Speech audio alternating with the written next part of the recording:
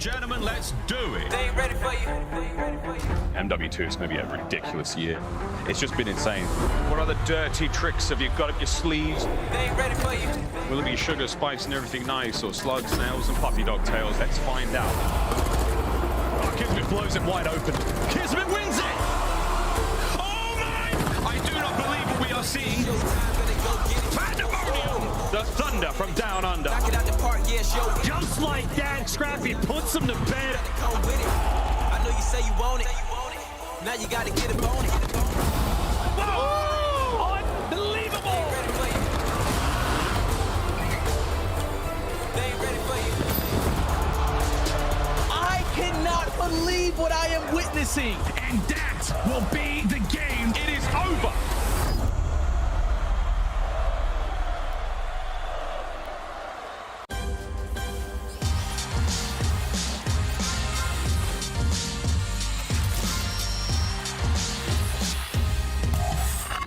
Ladies and gentlemen, welcome into headquarters. Shout out to all the early birds coming in bright and early, getting ready to get you some goodness. It's the Call of Duty League back with Puckett at the helm. I've got my desk with me, the greatest analyst in the game. We've got iLLeY Cat, we've got Nameless, and we have our first 4-match day of the weekend coming our way. iLLeY, a lot of good series today. Before we dive into what happened last night, what are you looking forward to most on day 2?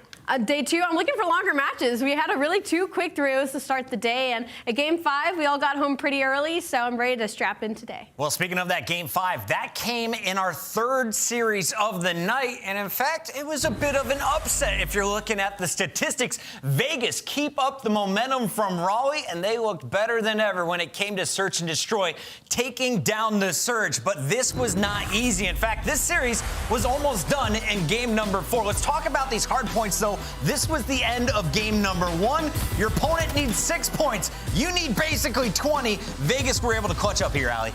Yeah, and honestly, it was really close. It was really down to the wire, and we talked about this series. If any of the respawns were going to go Vegas' way, we thought it was going to be that opening hard point because Game 4 was Seattle's map. They were #1 on almost all categories, probably their best hard point to date, and Vegas stole it away out of the clutches of Proloot and Tep in that final Tin Hill and push it to that Game 5, push it to that search and destroy where Vegas Legion has looked unstoppable. Yeah, Nameless, I noobed it there. Sorry, Seattle took the first search. This was the one that I remembered. That Game 4 that forced that Game 5. That set up a second search and destroy. And we mentioned at the top of the show, Vegas looking ferocious in this game type. You got the sniper in the hands of Clay. You got the in-game leader scoring aces like this. Everybody was popping off when it came to this game mode. Yeah, I mean, the search and destroys were just clinical on the side of the Vegas Legion. I mean, these guys clearly know what they want to do in that game mode. They're #1 across the board. When you look at search and destroy, like going into the series, they were #1 in terms of win-loss percentage, and then they just extended even further.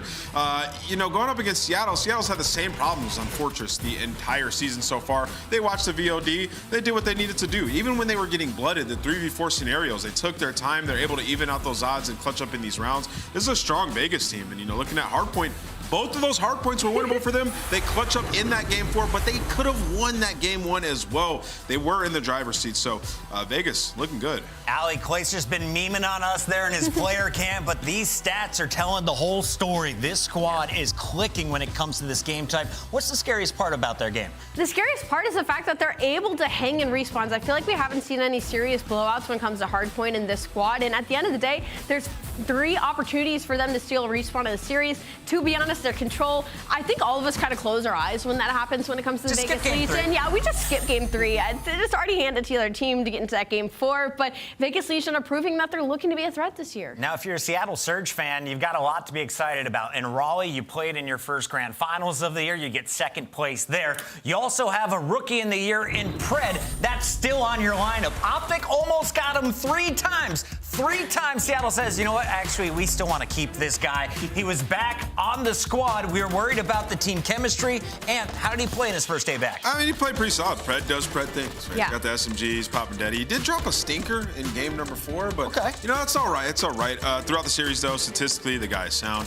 For Seattle, though, a little bit closer hardpoints than I would have expected, especially losing that game 4. They had a fantastic setup. But, you know, in the search and destroy, it's the same thing over and over. These guys are 0-7 7 online in S&D. So regardless if Pred's going out there and giving you bloods in search and destroy like he did a lot in that game number 5, they're still not winning these rounds. A little bit of frustration after this series. Pred took to Twitter saying, GG's Paris, we lost 2-3.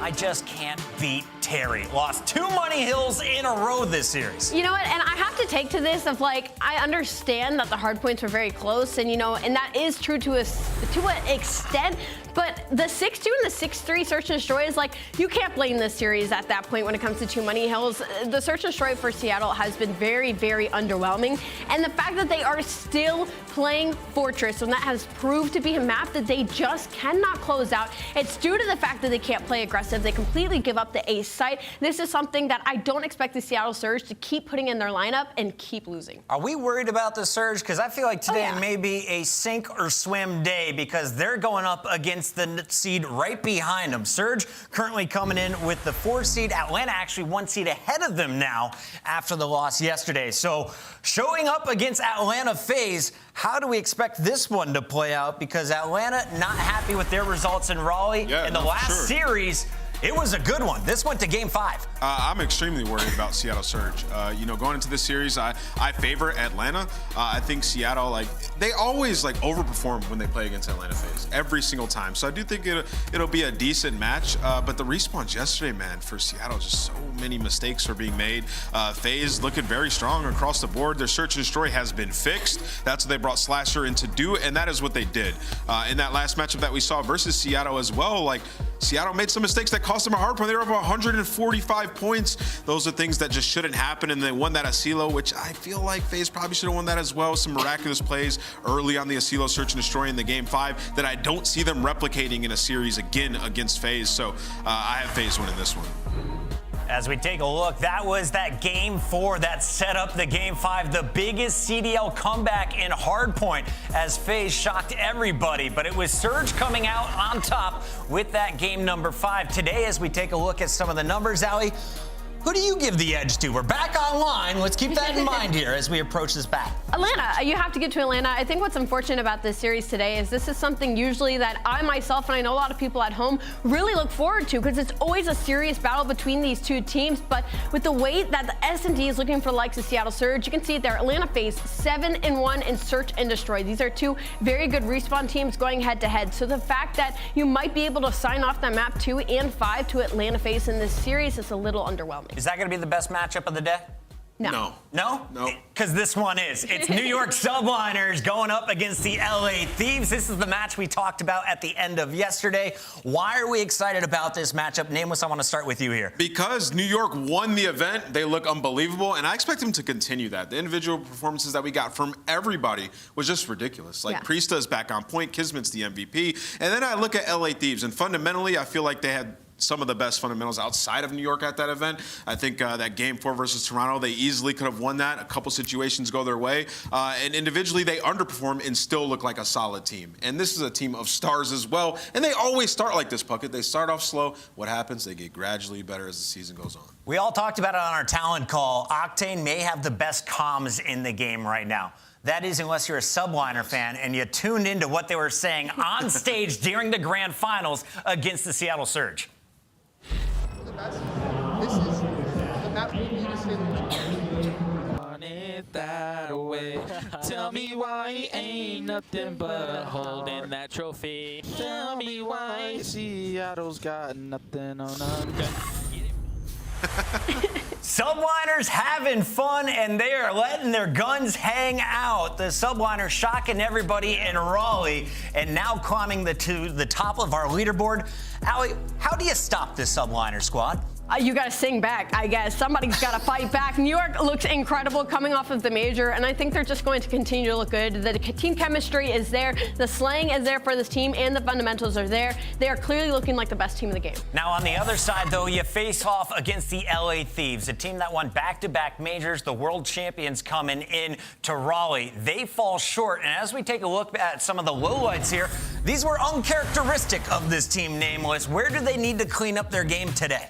Like I said, I think fundamentally they're pretty sound, Pucky. Like when I'm watching them, they're not making too many mistakes. I think, Kenny even came out and said it. He was like, it just wasn't the best individual performance out of me. Okay. I think Kenny can definitely be the guy that turns the tides for the squad, but everybody, like I said, this is a team that gradually gets better as the season goes on. They have a good understanding of the game, and they had some bangers of matchups. Like this Toronto game, you could see these hardpoints were just so close, both of them.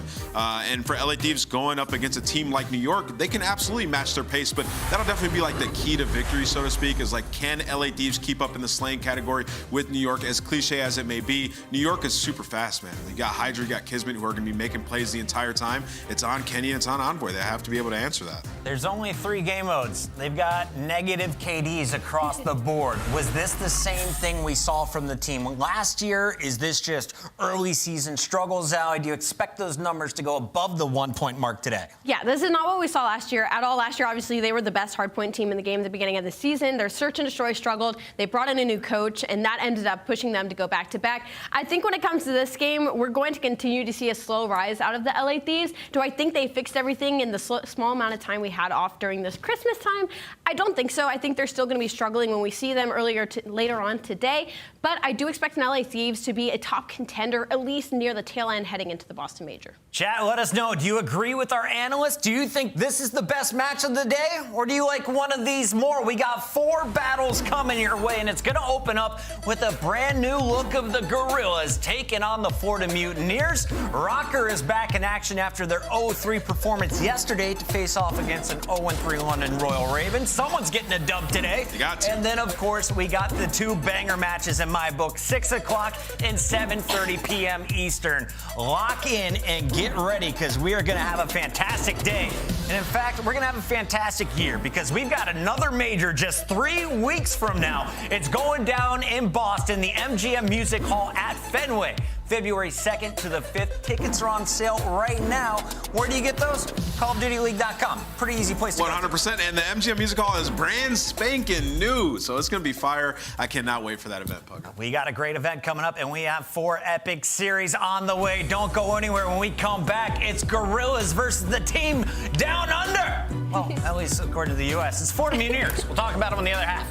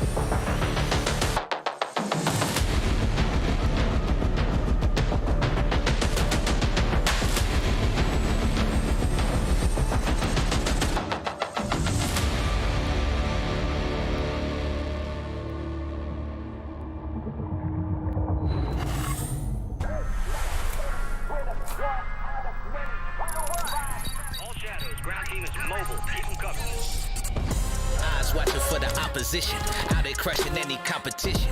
Long range, yeah, I got the vision. When I'm in the trenches, anyone can get it. I'm with the team when they need me. Or out on a dolo mission. They get rocky riding on this road to riches. If I catch you slipping, then it's over finished. War, ready, crew, coming through heavy. Aim steady, lights out, it's the Guerrillas. Not any winner, one out of many. 5 talents, empty, lights out, it's the Guerrillas.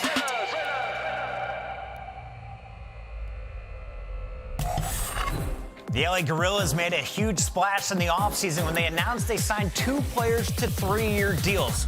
One of those is in a starting lineup today. The big man, Alec, is back on his AR role, and he's ready to lead a new squad. And we got to talk about what's been going down here with the Guerrillas, because they had 2 teams make it into our top 16 groups back in Raleigh. Yep. the challenger team is in the starting lineup today. Yeah, and for good reason, I guess. They look at their team underperform the original LAG roster. They go down and they look at their academy squad, who had some big matches, right? They went up against Atlanta, FaZe, and won 2 hard points. Could have taken that series. They had a bad draw. They played Atlanta and Seattle, right? They could have very well went further in that tournament. Played 2 extremely good teams, but they deemed that their performance was good enough to bring them in place of the 3 players around Arcety's on this team. And Joe Thieves has been frying as well. He's probably the player that has the most hype from this academy squad, so I'm excited to see him out there going up against some of the pro teams on a consistent basis. We were just dropping our jaw watching Joe back in Raleigh. I'm excited to see him playing with Arcety's, though, instead of DiamondCon, as he normally did in Raleigh. Now we got to talk about their opponents, though, because at that same event, you shocked OpTic not once, but you hit them with the worst timing possible for OpTic fans. Florida Mutineers getting it done in 5. aLLeY, tell me about this squad, because I kept saying the name Brack on the desk. Do we expect to say his name again today? I feel like we will. I think Brack and Havoc are the 2 players to watch when it comes to this series, when it comes to the Florida Mutineers, because the biggest issue for them right now is they're going against a team that they do not know what to expect out of. I mean, that is 3 new players plugged into a roster that the Florida Mutineers isn't used to, except maybe Vickle playing them in challengers. But again, the Florida Mutineers has been struggling in Respawn as of late. It's been search and destroy kind of pulling them through. So I'm hoping with this time off, with the 3 weeks that we had, we will hopefully see a new team out of them in Respawn. Yeah, for Florida, they're just like one of those underdog teams that come out, beat you in search and destroy. They're also a solid control team. It'll just be hardpoint. Can they ever win hardpoint? I mean, they have the worst rotation percentage in the entire league, so that'll be something I'm looking at. And then also, somebody's got new hair. Is that Major Maniac doing a back massage too? His seat's empty, Brack's getting a little shoulder rub, and Vickle rocking the fresh cut. He's coming home. See it. Florida feeling good. How will they feel at the end of this series, though, is my question. aLLeY, I know you've been digging into the numbers. You've been looking at all of their game modes. We don't have a lot of numbers here for the Guerrillas, especially with Arcety's on the lineup. But looking at Florida, how do you see this one playing out? I mean, in that Fortress S&D, that is probably their best search and destroy map. So if they can push it to a game 5, it might be almost guaranteed. But again, the issue is, it is a new LAG team that is good at Respawn. That's going to be the biggest problem here, Ant. Yeah, I mean, just looking at the maps, like, to aLLeY's point, CeeLo and Fortress, they've never lost either of those for search and destroy. So, like, they're pretty solid at those. So this one will get interesting. It'll just come down to hardpoint, the improvements that they've made. We know LAG Academy at the event, they were great in hardpoint, so. As you all know, we've got pick'ems on pick'ems.callofdutyleague.com, and I'm forcing my desk to make their picks right now. I'm going to kick things off here. I'm not feeling purple today. I like the teal. The Florida Mutineers. My guy Havoc causing chaos. It's Florida Mutineers with a 3-1. I'm feeling purple. LAG, I'm going with the new roster. I think they were struggling in Respawn, so what they do, they bring in the Challengers team that they were actually heading into the Pro-Am 3-0 in Respawn, and that was their best game mode, and I feel like they're still going to be solid at search and destroy, so I like the moves you made, LAG. West Virginia born 69 says Florida's going to choke. Do you agree with him? Yeah, I think LAG wins this one. They're not OpTic, so Florida will not win. So. What? Y'all wrong. Slusha J and I are right. It's going to be all Havoc. We're heading to a quick commercial break. When we come back, actually, you know what? We got our casters ready. Dang. Let's go into the games. Bryce, What's Tyler, good? they're back again. Speak to us. It has to be said, this is going to be a great series, Bryce. It certainly is going to be a great series, and that's why we're going to get it going as soon as possible. But no, lots of questions to be answered in this one. Obviously, LAG pulled the parachute out early, 3 weeks into the season. They've dumped 3/4 of their roster. They've brought in their challenger team, and they're hoping to make a bit of a better run. Realistically, if you look at the overall standings for this year so far, both these teams in the bottom 4, hoping to change their fortunes, son. Yeah, and I think both of these teams would have looked at the opening fixture for Stage 2 and said to themselves, right, okay, yeah, this is a very winnable game, but I absolutely agree with the desk when it does come down to it. We really need to see how the hard points are going to play out. LAG Academy over in the Major look really, really good at it. Last time we actually seen them play this map specifically was actually up against FaZe, and they went on to win it. Obviously, the record for LAG full stop, the normal team, is 0-1 on this map. So expect that to change up. I'm really interested, though, if they can carry over what they were doing so well into the CDL. Let's see how things do break down. But yeah, Search and Destroy has to absolutely be paramount here for the Mutineers, Elliott Guerrillas. Well, you have to win the hard points. It's as simple as that. See whether or not they can do it. Obviously, the first kill's going down at the moment. All LAG, they look to try and get into P1 and shut it down, but Vickle will be there. and just holding position at the moment. That positional play will come in pretty soon, though. You can already see Mutineers looking to rotate. Deceives is going to be that player, just trying to get in their face, causing havoc. And here he is stepping out. We'll find one, will immediately get traded. He's here, ready and waiting. Just a stat whilst things are kind of calmed down. On average, for the old LAG roster, they were on average scoring 169 points an hardpoint, which is terrible, absolutely horrible. LAG Academy at the major, 235 on average. And bearing in mind some of the teams that they played as well. So it's a huge, huge difference. iLLeY's obviously slotting in. He is the difference between those two teams. Not a bad difference to have, of course. Let's see how they can find a break here. It's a long rotation run from Exceed. He set up the pinch here for the rest of his squad to push on through from the front. Well, here you can see a little bit of a pinch coming through. They're trying to get this one. Keep an eye on Brack, though. He's try and split the difference already. Kills going down for Florida, and they have managed to push through. Exceed and nice. Trying to hold the line. Exceed with 2, though, will make Florida just take a step back in hesitation. That pinch was set up nicely, but your teammates don't win it from the front, but Exceed and aBeZy's doing all the work towards the back. Break is going to come on through, but Mutineers probably happy to choke that one up. They may well have another stab at it, though. 30 seconds remaining. Maybe a little bit over the top, but here we go. Assault. A little bit of bad timing there. He is going to find Vico. Will get traded, but the rest of LAG, are you there? Yes, you are. Eventually, will shut havoc down. The rotation starting to come in. Great start for the Guerrillas. It's a lot of points on the board already. Big fight's about to go down over towards tennis courts and coming up towards top kitchen as well. Major Maniac needs to lock this in. At the moment, you see Mutineers are ready for this. They know they're going to try and make this time back here. Already a stun coming through, but Vico has a kill himself, taking down aBeZy, and that means LA Guerrillas are waiting. They don't have the position they want to be in, and Brack takes down a soldier as well. Right now, LAG don't have anybody in a position to do anything. Joe Deceives could try and challenge on stairs, but it is a dangerous proposition to do so without a trade. Needs his teammates to get no position to help him do something. He can go for this challenge, does, wipes havoc off the face of the map, and there you go. Here comes the push, wonderfully executed by LAG. Really nicely done. As you can see that Joe Deceives was just sitting there, waiting for the moment. He finds a kill, as does his teammate, and all of a sudden it's a snap. They run on through. 30 seconds left to play for here. Generators as well. They're going to pick up every single second. Rotation heading over towards the office is looking quite nice as well. You got aBeZy towards the back. Yeah, he's going to be the one here, Bryce. This is huge. Big kill. But he picks wrong, and again now we're seeing LAG get this rotation.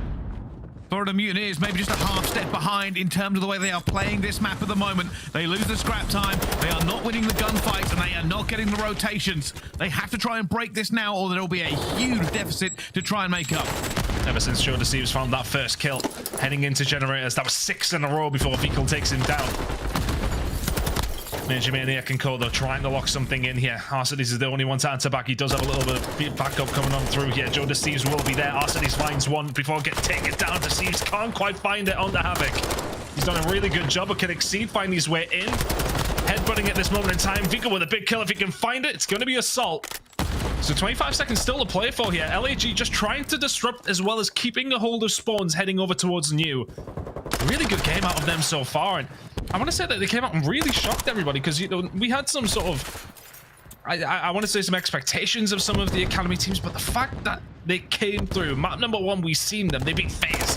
I mean, everyone was like, okay, attention, let's pay it right now to this LAG academy team, and they're translating that over towards the CDL here as well. Joe Deceives 13-7 to kick things off.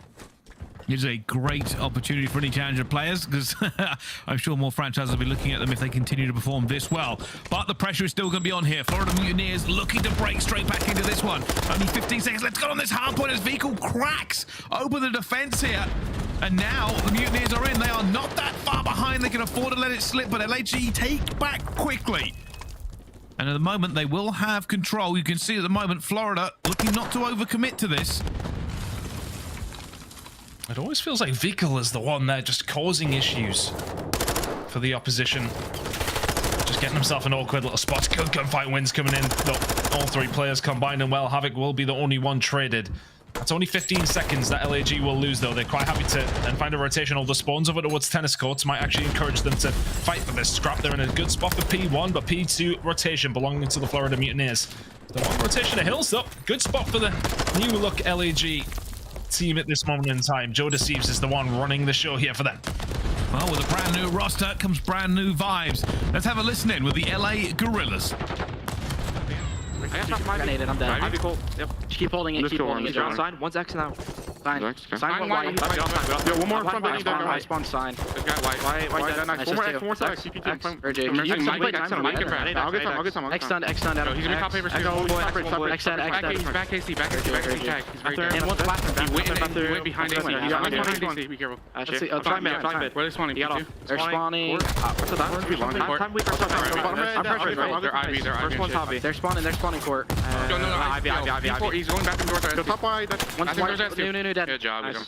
Oh, they're gas control. Deep on Mars. Okay, you can pitch hold. I am. I'm going top. I'm pitching. I hit him with an A back here. Joe's pitching too. Joe, go hog. He has across one more. Top cat. Yeah, I'm gonna go from P4. Give me a second. So back P2. On top. Yo, one doggy on me, no doggy. I get time. Doggy there. I don't see the guy. One more P4. In the back. I don't see him. He's back on me. I'm back door. I'm one shot. Actually. H2 absolute. Using a crew. There's a trophy on camera, Joe. That's quick. There's a trophy on camera, Joe. I'm trying to do. S2 that killed him. I'm still up. Back P2.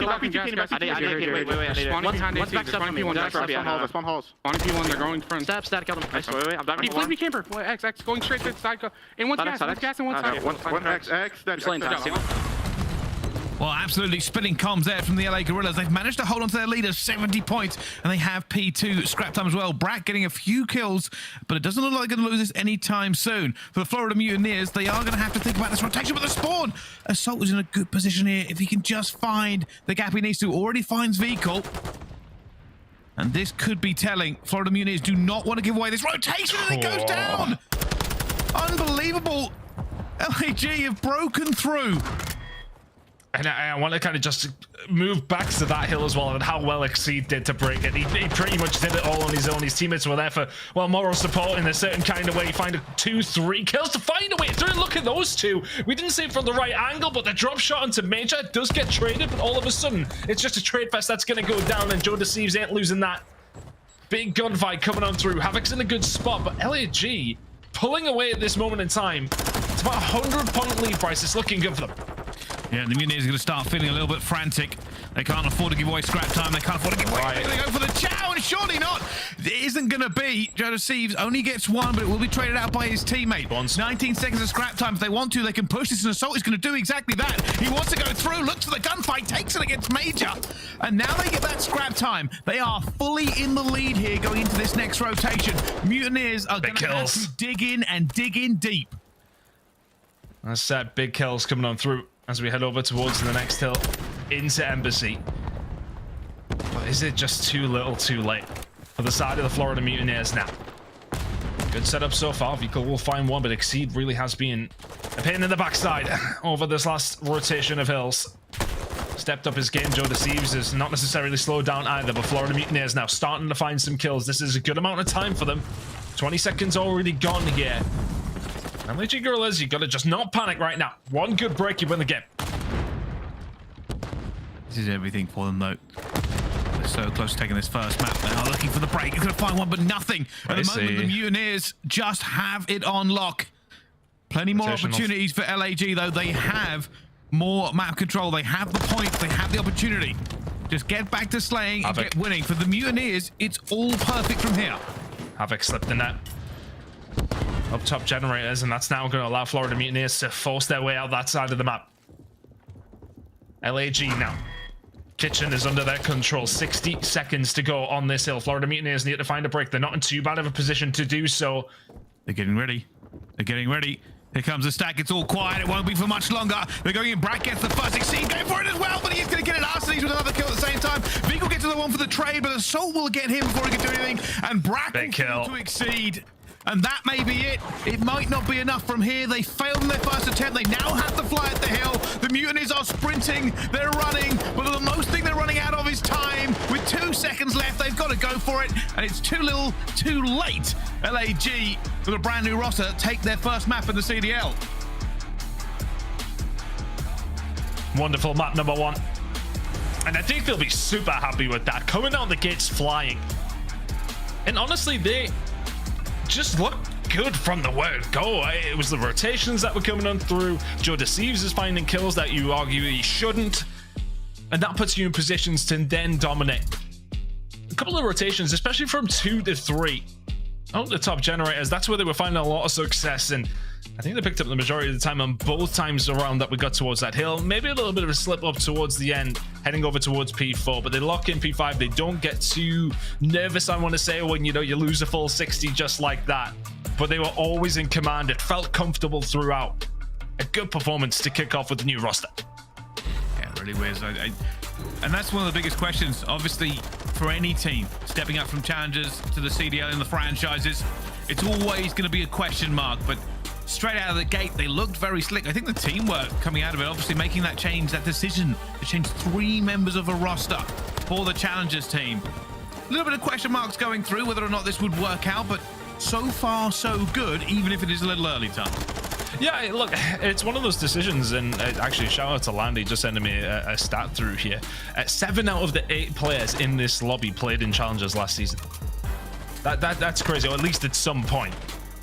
So a lot of these players will know each other and know their game. I think we kind of alluded that it may be a bit difficult for the Florida Mutineers, but they know about these players. They know how they are going to play against each other. So this is a real showcase of what some of these challenger players can do, but one side of things, definitely the stronger in this game. LAG have taken a risk, and well, if you base it off one map, it's looking good so far, but there's a lot. They're winning champs. I'm just going to put it out there straight away. Let's just get really over enthusiastic about it, but no. Great debut for there. I know there was a lot of talk about Joe to see, so I really wanted to see what he could do, and it was a very good thing here. But this series, it's 5 maps long, Ton. There are 4 more left remaining if we go the distance. How do we feel about Florida's chances? We still feel good about them. Look, their Search and Destroy is some of the best in the game.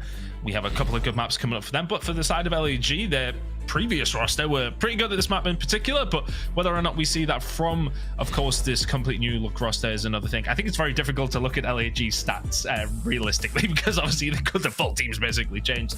I think if we're going to go and delve down, LAG Academy over in the Major and Raleigh, S&D was arguably their weakest game mode though, and I think that's something we can really play into a little bit. There's 3 out of 4 of that team on this roster, whereas you have Varsities in here as well, who will help these guys maybe overcome that side of things. So yeah, let's see what they can do to Search and Destroy. They will definitely be looking at the respawns as their bread and butter. If they can possibly get those maps, they should be looking good for a 3-1, but Search and Destroy has got to be the scary option. Will somebody get asked that he's a blanket? I mean, man, looks cold. I mean, he's bobbing his head, but he looks cold. And has a hoodie on, he has a top on. He is snuggled in, I believe. But in terms of the rest of this team, Ton, I agree with you. I think it's probably like the biggest morale boost you can have, right? It's slightly controversial when you replace a franchise team for the majority of it, and then you got to come in because you know that people are going to be looking and saying, "Oh, that was a terrible decision," or any kind of scrutiny that these teams are going to be put under. It's going to weigh heavily on them because there's so much more expectation when essentially the rest of those players are now playing in challenges. See the Marky B trademark there. I see Exceed doing some breathing exercises. Obviously brought that over from north of the border, but. Look, I think put in these kind of players, and this is like the risk that you take. You've got challenger players who are typically always playing at home. Yes, okay, we did have the lands for them last season, but used to playing in that scenario. Now you're putting them in a situation where you are then in your facility. You've got the whole thing around being a professional player as well. And how do they adapt to that is the question. That's been pretty good so far, but Search and Destroy is really the big question mark here. We kind of had an inkling that LAG would be looking good in Hardpoint based on how good LAG Academy had looked on Hardpoint, and we got a good example of that just there. But we know that Florida Mutineers on Search and Destroy looking very solid. The number on the left-hand side of your screen, a 2-0 for LAG. Kind of take that one with a pinch of salt. Of course, completely different roster. 2-0 though for the Florida Mutineers. There's nothing to take away from that other than that they are very solid on Search and Destroy. Let's see how they look against this new look LAG team. Yeah, that's what we're looking for here. Florida to bounce back, take this S&D and move forward. Right now though, already, it's going to be a stun check on a Joe to Thieves. He's going to be a little bit weak. Could be a chow here from Havoc. But he plays patience in the corner. Joe Thieves going to check. I don't think he is. It's going to be easy clean up there for Havoc, but the trade comes through, Ton. Classic Havoc. Get your teammates to throw a couple of stuns. Throw a couple of shoulders. I'm going to run down the middle of the map and sit in the corner. It's such a nuisance to play. He does it on so many maps as well. I think Mikado is like you've got somebody watching over from Sniper through the middle of the map, and he'll just find himself a little route on through. Vehicle gonna have to back on down. Versus 3, of course. So that trade did come through onto Havoc. Bomb in hand here for the side of LAG. Contemplating a B hit potentially. Not going to happen now. Brack finds a kill. Big from Brack, but unfortunately his teammate does go down. Bad time to get away from it. aBeZy is hunting. Will he be able to take this fight versus Brack effectively? He's now left alone in 1 versus 2. He has to turn around for it. Vehicle actually goes for the chow. aBeZy is trapped. He can't find a way out. He won't win the gunfight. Florida will take that first round. Rock and a hard place comes to mind with that one. That's unfortunate. aBeZy goes for the challenge and the push kind of comes through. The ships in the night almost downfield side, and then aBeZy's, unfortunately, your teammate dies, and then you are inevitably stuck in a horrible, horrible spot. Good start for the Mutineers, though. Havoc, as said, always playing that awkward little spot. You always know that he's going to be aggressive, get himself up in your face. If you can find a kill, great. You will often find a couple. Well, let's see if they can continue. Florida Mutineers looking for their attacking round now. Might be aggressive actually going into A, but aBeZy's already going to find vehicle. It shuts down the push. And now Mutineer with a man down will have to rethink this. Can they find a trade somewhere? Can they find a gap? Almost. LAG forming a battle line across this map now. I like this aggression. I like this aggression from Exceed. Calling his way up. He's like, yeah, I've got aBeZy. Watching my 6. No problem. Good shots from Major Maniac, though. Now in a 1 versus 2. Technical 1v3 coming up potentially. Exceed and Joe Thieves. Happy to sit tight, but Major Maniac popping the dead silence, and well, Dolphin diving into nothing, finding some shots though. He's going to be trouble now. There's 2 of them waiting for him as well. He's going to go down. If he'd got that first kill, it was plausible. Isn't going to happen. LAG strike back straight away. Now, someone Exceed, by the way, really combining to get the trades on their side.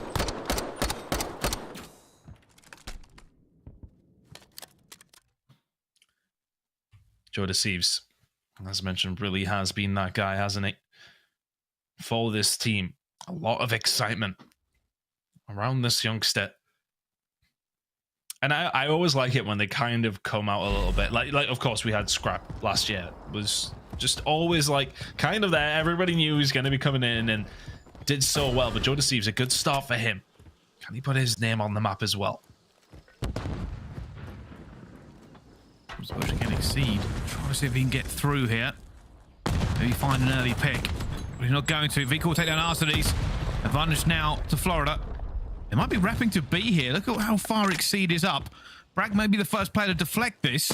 Not seen anything yet, but there are players swarming through. Exceed finds a kill. Bragg is trying to backpedal, but Assault pushes through as well. The aggression from LAG has opened this one up. The information they got from Exceed pushing that side of the map has given them back this round. It was a stun check that came over as well on the back. Havoc's just running through the front door, just giving him the check, and all right, yeah, chase me. Oh, his teammate goes down though, so Havoc has to do it all on his own. Not going to happen. Really nice round from LAG. It said the stun comes over. That's information for the team. They know that Brack's going to be making his way over. He knows that stun's there. He needs to check it. He needs to do something about it. And then all of a sudden they get aggressive. They know they can then push that together. They have the numbers to then counteract against Brack and find the kills on the way as well, just to make things that little bit better. Another round over towards LAG. Honestly, if they could take this search and destroy, this series should be theirs. They're feeling so good about themselves right now. You can see they're all feeling confident. 2-1 up. A lot of Call of Duty to be played, but I'm liking what I'm seeing so far, Bryce. It has looked good, obviously. aBeZy's not really found anything quite yet, but again, aggression. Joe Thieves hits the dead silence. I wonder if Florida are waiting for them. They have been pretty static here. He sees them as well, but the movement gets him out. And he's going to be chowed as well. Just takes the gunfighters. Thank you very much. Looking for more. Florida were waiting for players to push, and Joe Thieves did exactly that. He's now on a 4 streak. He's dolphin diving everywhere, but he's putting himself in the lead. Oh, God, I would hate to play against this kid. My reaction time, even when I was 20, it was probably not good enough to keep up. Never mind now. Joe Thieves setting a 4-1, getting aggressive, getting out as well. Sometimes you can find, I want to say maybe young players as well, they find that kill and they'd be like, yeah, okay, let's go and find another one. Finds it, gets out. Smart play coming from him. Number advantage, LAG. Not just in rounds, but in numbers in this round as well. Exceed was actually inside the bomb site there. Brack will find aBeZy though, now a 3v3. Be careful, Havoc looking for this kill as well as the lay down. He's going to try and challenge around the corner. There's no trades. And that bomb is down. It goes back down to a 3 versus 2. Florida Mutineers have found something, but Jonas Thieves is not able to get away that time. It's now Assault in a 1 versus 2. Bomb is going to be down. He does not have the time. His dead silence is active and about to run out. Oh, it's a bad time for her to run out. Maybe hearing him stomping all around. Vehicle, easy kill. Florida Mutineers tie things up. I felt like LAG were in a really good spot there, and as soon as that first kill comes in, I think it's over towards the middle of the map. Just gives them that little bit of room, that little bit of control inside the bomb site. Bomb down, and all of a sudden, you got to just try and find the kills. Havoc with an important second pretty much solidifies the round for Florida Mutineers. Really good start for both two teams on this map, answering back all the Florida Mutineers. Things getting a little bit scary. Not looking too bad now, though. 2-2 all of a sudden. aBeZy sitting at 0-4, as he pointed out in the previous round. Needs to step it up, especially on this map. ARs, round field. I think it'd be somebody who's caused an issue here. The worst part is, I don't know if it's my memory failing, I could have sworn he got a kill earlier on, but I must just be delusional. Jonas Thieves, though, opens up proceedings this time. He has the first blood. Major Maniac looking for something with his sniper, but at the moment, nobody has shown him as much as a shoulder. And LA Guerrillas, are they going for an outside push again? And I thought he had it, but no, aBeZy will take down Brack. 2 versus 4, but they have all gone outside to this sniper. Major Maniac, can he turn this around? With this sniper in hand, he might be able to, but they've already sit him, they've already made him weak. It's going to be a very hard retake. Nice. Vehicle makes it a little bit easier. I like that from Vehicle. Gets the kill, gets out. Waiting for his teammate to now contemplate a potential 2 versus 3 here. The setup is just very, very tight. Assault, big kill coming on through. Vehicle dead. And all of a sudden you got Major Maniac with attack in his hand, also dead as well. LAG aggressive towards field side. As soon as they see that sniper, they're just jiggling, just moving up, getting into a position where you can't do anything about it. If you're inside the bomb site, you ain't doing anything with the big boomstick. Good shots coming in. Like, when he had it, he was in a really good position there for a second. And I want to say it's usually Brack with the sniper for them. Yeah. I just think maybe a little bit of COD timing could have gone his way. Yeah. You know, you think about this, LAG have pushed outside field, they've gone all that way through. It's basically what he was looking for. Unfortunately, when he looked both times, there was either nobody there or they were already getting into cover. He could have slowed down that push massively. It's just a little bit unfortunate. But right now, it's 3-2 to LAG as they try to hold this defense and go 4-2 up. Not something we usually see from Major. Specifically on this game, at least with the sniper, and I'd imagine we may well not see it again. Didn't work out that time. I said the timing not quite there, but the timing has been there for Vehicle. He's found a way through. That bomb is now down. Major holding the angle. aBeZy will get taken down. The trade is there. Joe deceives to find it. 3 versus 3. Now where do they find the squeeze? Dead silences are being popped. Assault has his on already. Looking for this one. He's checking the corners. He's going to find Brack, but Brack finds him first. They're going for the trade. Jonas seems really want this, but he has been stun checked. The chow comes through. Brack stays alive, and Joe has to get out of there, but there's 19 seconds left. They basically have to go straight for the bomb. Gotta be fast. Gotta be fast. You gotta win this gunfight. He does. But his teammate going down. No time. Is gonna make this very, very difficult. Yeah, there's no point even jumping on it. Just looking for the kill. Already weak. Havoc will take that nicely. aBeZy's not having a good time so far. As you can tell, he looks pretty checked. Maybe just having a bit of a bad day, but teammates still playing well. Still a lot to go in this S&D. Florida are fighting back every step of the way. And I think they've made the adjustment where they've gone a little bit more passive on this to try and catch some of that LAG aggression. And it can work out for them. Not every time. You've got to remember a couple of rounds ago that Jonas has managed to get a kill even with them doing that. But he is 8-3. He's having a really good game. Let's see what they can do on this attack, though. Jonas in again. This time has the bomb. Nobody here for a trade, so I don't suspect he'll push too far. Kind of feels like the London game yesterday with the Seam. Like just dropping so many kills. The rest of his team not there to necessarily keep up. Exceed will be the first to drop, though. Havoc again. It's a couple of first bloods heading his way, and it's no surprise to say that. Curious position here from aBeZy, though. Even if he finds a kill, Havoc's going to be on him. I wonder if LAG maybe try and make a play around aBeZy's here. Do they wait for him to maybe find something and then they can make a play elsewhere? I think. Curious one. 40 maybe seconds. LAG look for a plant, or they do what they've done before. They might actually do this. They're going to go for the rotation out towards field again. Havoc's going to see them. Oh, Braxton Arcees might have to move and help out his teammate. He finds Havoc first, but both players are now weak. They are running out of time, Ton. That is the biggest issue. Arcees going to pop this dead silence as well. They're going to have to commit. It looks like they're swinging back towards A fast. We got to go over towards Vehicle. He's going to be the one that can maybe do something about this. Oh, here they go. They're going to start making the move. Yes, Arcees with the positioning. Major Maniac is there, though. 2v2. And they are going to go back to back in this room. He's looking for the gun. He wants the Vaznev. He's opened the door. He hasn't get it. Nade going in. This is going to be huge. Bounces it off. He's going to bait for Brack. Josephs gets the first one as well. It's the second. Get me that replay production. What did he just do?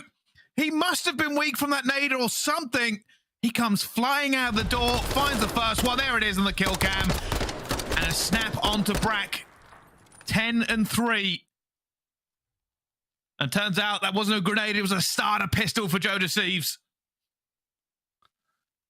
And that's one of those moments for Florida. When you've got the sniper in hand, it's, yeah, okay, you're trying to find a pick, but LAG know that. Arcees is just being taken down through the middle of the map. You ain't peeking it. There's no chance. In the end, it's the pressure that comes through, and now they have to go on to peak.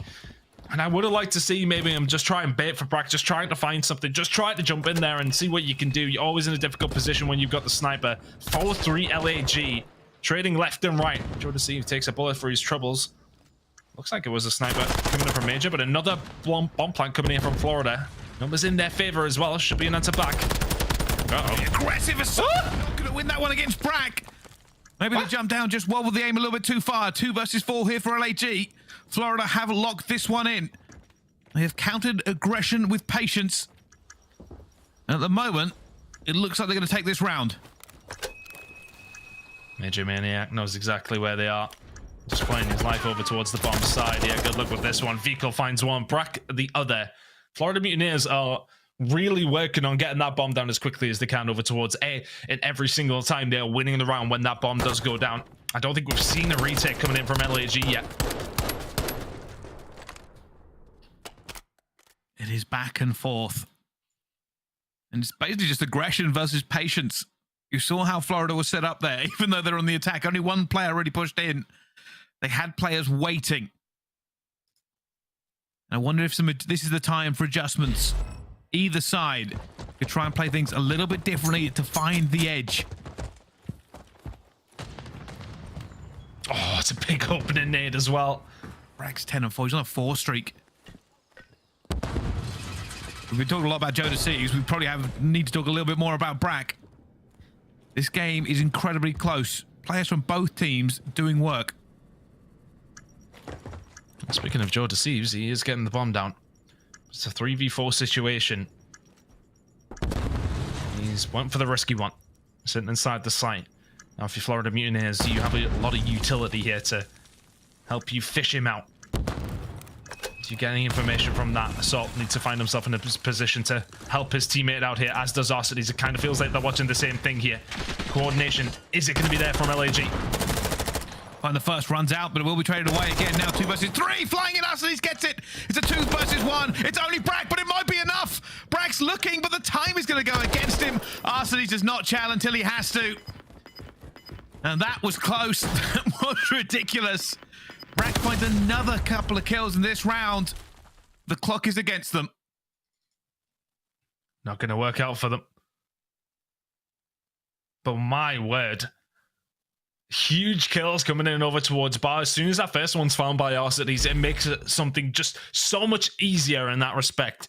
Josephs finds a big kill inside the point. I think it may have been Havoc that was challing.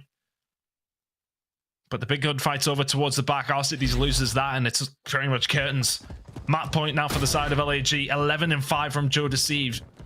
Brack's 12 and 4, and it's just a big hit into towards the A site, and they're trying to counter what Florida been doing so well. Now, what's Florida's play? Well, once again, they are playing a bit slow, but this is it. This is what they've done so many times. It's going to be countered. They found it. It has been the adjustment. And now Florida Mutineers weren't in a position to trade either. It's only going to be Havoc who's inside looking for the players. But that bomb is down inside A. The rest of LA Guerrillas are going to try and hold it, but Major Maniac finds Arcees back down to a 3 versus 3. Keep the aggression up. You need somebody to make the hero play. If you're Florida Mutineers. Major? They just gone all the way around. Is he up top? Yeah, he is. He may well find an angle. Looking to where Assault is. He's not going to have any cover over towards that side. So Havoc is just waiting for his teammates to maybe find some. 30 seconds to go. Havoc opens things up. 2 versus 3. He's going for the second player as well. They're looking for... Oh my God. It's now only Assault in a 1 versus 3. And he's looking for it. He tries to wall back and he's going to get one. They don't line up. They don't line up. Florida with the patience and the ice to bring that one back. First blood to LAG, but the round to the Florida Mutineers. And they are probably shocked that that happened. Brack is now 13-4. Like Atlas holding up the world, he is not letting this go.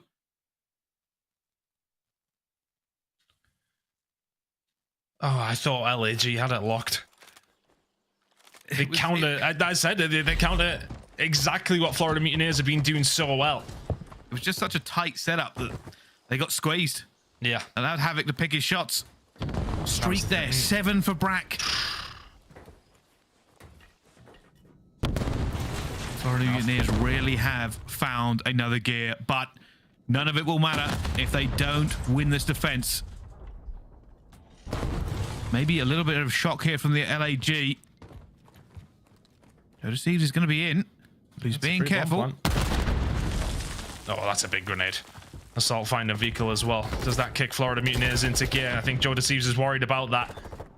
He's worried about the fact that they might have to do something. It's Havoc the one doing everything. Finds 2. Thieves now with his teammate in a 2 versus 3. Brack going to be calling in this cruise missile momentarily. 2v2 on the map. Major finding Thieves, exceeding the 1 versus 3. Trying to curve it around, but he's found Major, but it's not going to be enough. It's not going to be enough. The Mutineers will walk away with it. Havoc and Brack combining. And that is ridiculous. When Brack wasn't there, Havoc was. And even with 2 first bloods, they had the first blood LAG in 5-4, and they had the first blood 5-5. But they could not convert. They could not hold it together. Unbelievable. And honestly, the missile coming in is inconsequential, but the Havoc 2-piece towards the back is not. If he finds one, gets traded, yeah, it is what it is. But the fact that he finds the second puts his team in the advantage position. 9 and 7 from him. It's a big damage game, and he was always there for the side of Mutineers, who find themselves 6 first bloods. And it works out, well, in the end, being what helps them along the road here. 6-5 to tie the series up. That was actually arguably a little bit closer than I thought it was going to be honest with you. LAG still had their moments there. Florida Mutineers, their clutch up ability is something to behold, and they tie the series up 1 apiece. Ice in the veins for the Florida Mutineers. They bring it back after essentially losing the last 2 first bloods, but it doesn't matter. The scoreline matters. It's 1-1. We move into map number 3 right after this break. Don't go anywhere. We'll be back with more Call of Duty League.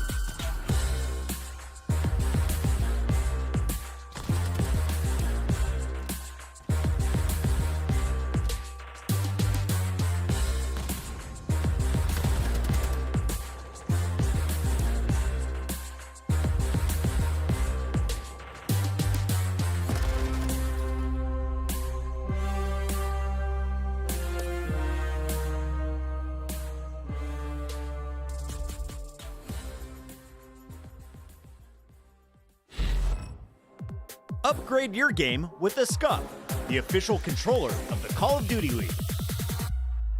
The Call of Duty League is presented by the GMC Hummer EV Pickup, the world's first all-electric super truck. Ladies and gentlemen, welcome back to the Call of Duty League. We are in a game, LA Guerrillas versus the Florida Mutineers, currently tied up 1-1.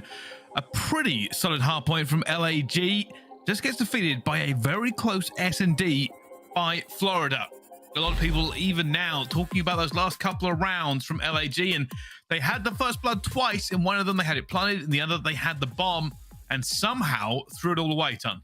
Yeah, that's a tough one. That's you want to at least close out one of those situations if you're legit. Honestly, I think round 10 for me is the one.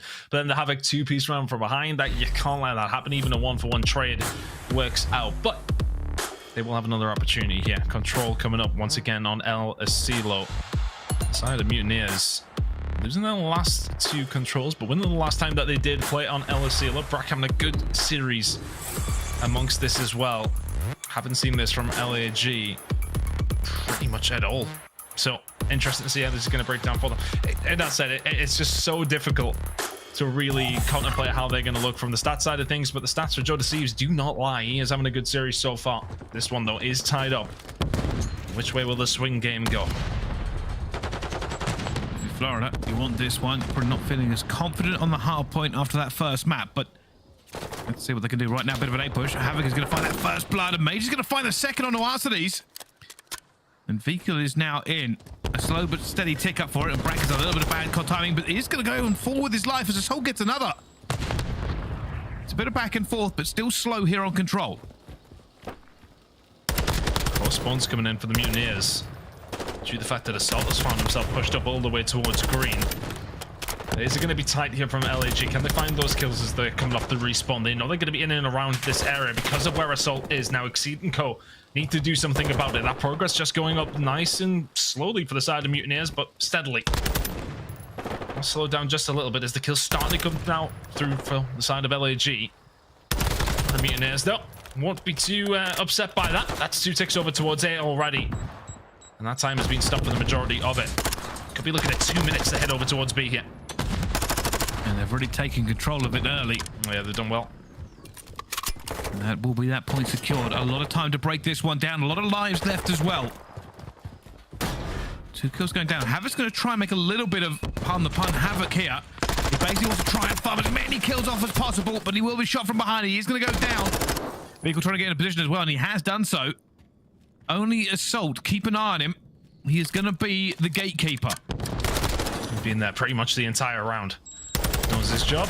Will try to play a good angle being held. Brack will get taken down. 3 in a row. On the side of Assault. He find a 4th. He's playing this really well, and honestly, his positioning was kind of hurting LAG over towards A because obviously it was spawning Florida Mutineers so close to it. Has slowed them down over towards B. Those 2 minutes that they did have is, well, nearly halved. Lives, though, on the side of LAG. They'll be happy about this. Defense should be won by them, but still a lot of work to do. Well, they've managed to burn a minute off so far, but they are going to be up in lives, LAG. You see, just playing cautiously as well. You can see at the moment Florida Mutineers tentatively trying to get through field. They're looking for this outside by green. They're going to go for that push. Only one player going to be inside, and Nastie's just heard him below. That's why he spun. He knows that player was close, and now he's going to go down for it as well. Havoc's going to find him regardless. The rest of the players are trying to... Havoc gets a second. And now LAG have got to be careful. Joe Thieves is throwing bullets down there to try and stem this tide. LAG have got reinforcements coming through. Brack gets another kill. And that was Assault flanking. So he was in a good position to slow this down. He's now dead. Exceed and Co. Gonna have to try and find a break back here. That is going to start going up very, very quickly. There's a couple of Florida Mutineers members around. The grenade is good from Assault, though, as is the gunny. Havoc is there to answer back, but still purchase here for the side of Mutineers. Havoc again. Why is he alive? I don't understand how he's got that far, but at the moment they're going to try and take fight with a very big trade. 26 seconds left to go. Florida looking to get back into it. Vehicle already gets that first kill going down. There needs to be more Mutineers here to try and challenge this one. He's going to try and stop the clock. Down he goes instantaneously again. LAG are setting themselves here. They do not want to let this slip even for a second. Havoc just waiting for a moment. 6 seconds. They've got time to get on it. Another kill would maybe spell disaster here for the side of LAG. As Brack finds Exceed. Oh, you gotta get on the point. You can stay on the point. Stay on the point. God damn it. Oh, we're going to stay versus 3. Big win. He gets back on. He goes for a chow and he is going to go down. And a little bit too eager, maybe. Goes for the spray. Ends up paying with his life. Now, obviously, Florida were not in a good position regardless. They didn't have the numbers. Oh, but maybe a little bit of chaos in the comms. Possibly. I think Havoc thought he had somebody on the flank. I would have to see the end of the round just to clear it up. Nonetheless, I think that's one of those. Look, you can see the comms are kind of coming through. That looks frustrated. I'm not a body language expert, but he doesn't look too happy. Well, LG, hold on. Probably not as cleanly as they would have liked, hun. Could have gone wrong for them, but a round is a round. Beat hit. First couple of kills are big, yeah. Big could do with staying alive. He's done even better than that. And found Exceed. He'll get traded. Assault really just loving green right now. He's just chilling back there. He's been there the majority of the game for his team. Now finding the transition over towards this side. It was actually arsonist back there this time, but nonetheless. LAG now finding this push through over towards A. The experiment is done over towards B. Big win. And now Brack looking for these players he knows are around him. Finds Assault going up towards Radio Tower. Isn't doubt before he can do any more here. A slow but steady progress onto A for LAG. Florida probably won't commit too much to this. Brack is going to have a look, see if he can make a pick. But at the moment, no one there ready to trade. Havoc is making a move forward as well. They might try and retake this one as well. They're going to do it. Brack finds one. Havoc finds another. Only Jodeci's left. And here comes a swarm of Mutineers players. RC's Jodeci finds the first. Looks for the second. But no bullets, no life. And it doesn't matter. Gets the kill as his teammate goes down. And A will be secured. That's disaster. That's disaster for the side of Mutineers because now they've been spawned out. If Exceed can find even anything here would be huge. But LAG, you've got so much map pressure now. For Florida Mutineers, you've got nobody mid. Well, you've got one player up towards mid-map and Havoc. Of course, he's going to try and find the flank, but nobody pushed up in field. You need Havoc to do some damage here. He's dead. That's 2. This is bad. It certainly is. You can see the rest of LAG going for it. You might actually see Arsenes try and farm players off of that rotation, but Brack finds 2 as well. Assault still holding the line, looking for Major Maniac, who stays alive as well. Assault coming under so much pressure, but just throwing bullets left, right, and center. 20 health, 4 bullets. Arsenes eventually comes through and helps him out, but somehow this place... Big win. Major Maniac gets 2 and shuts down the pressure from LAG. That was a ridiculous fight. It just seemed to go on for about 40 seconds, didn't it? Both two teams really going at it down the field side. Exceed now trying to make a bit of a flank work here for Jodeci will clear out the A side, though. These next couple of kills are crucial for the side of LAG. Unfortunately, stunned as Major Maniac may well have been taken down there, but it's a slow and steady progress down the A side of the map. So now on a flank as well. Spawn coming in will probably give the information to Mutineers. Yep, they know the push is coming from this side. That's unfortunate. Assault has called that wrong. When he pushed, the original spawn got him behind truck. They turn around waiting for them to come through, and he's got it slightly wrong, but now he's in a good position. Finds the first one. Major has to turn. Doesn't matter. Going to go down to Arsenes. Assault now going to looking for any reinforcements that come through. They're stacking this. They're stacking this. They're stacking this. This is going, Bryce. It is. It's going to be too late. They're already on. LAG is saying, all right, if you're not going to be here, we'll get for it. Vehicle contest. Vehicle gets to the spot. He goes for the challenge. Going to go down, surely. And it will be Assault. Eventually, they jump on. But the stack was critical, Ton. You were right. They stack, and it takes away everything from Florida. And it's only a play from Assault. He's so patient. Works his way around the sneaky little beaver. And all of a sudden finds 2 over towards Tin. And it's almost pretty much curtains there from the side of Florida Mutineers in that situation. Because then he's there to cut off the reinforcements as well, which he does brilliantly. 2 kills coming on through. And Florida Mutineers an absolute windies. Yeah, this is not looking good for them. Well, let's see if they can win this attack. It's all still very plausible for them. They did come close last time. Doing a very good job of flanking and causing problems, but last time Florida Mutineers went straight away, got it pretty easily. B was the issue.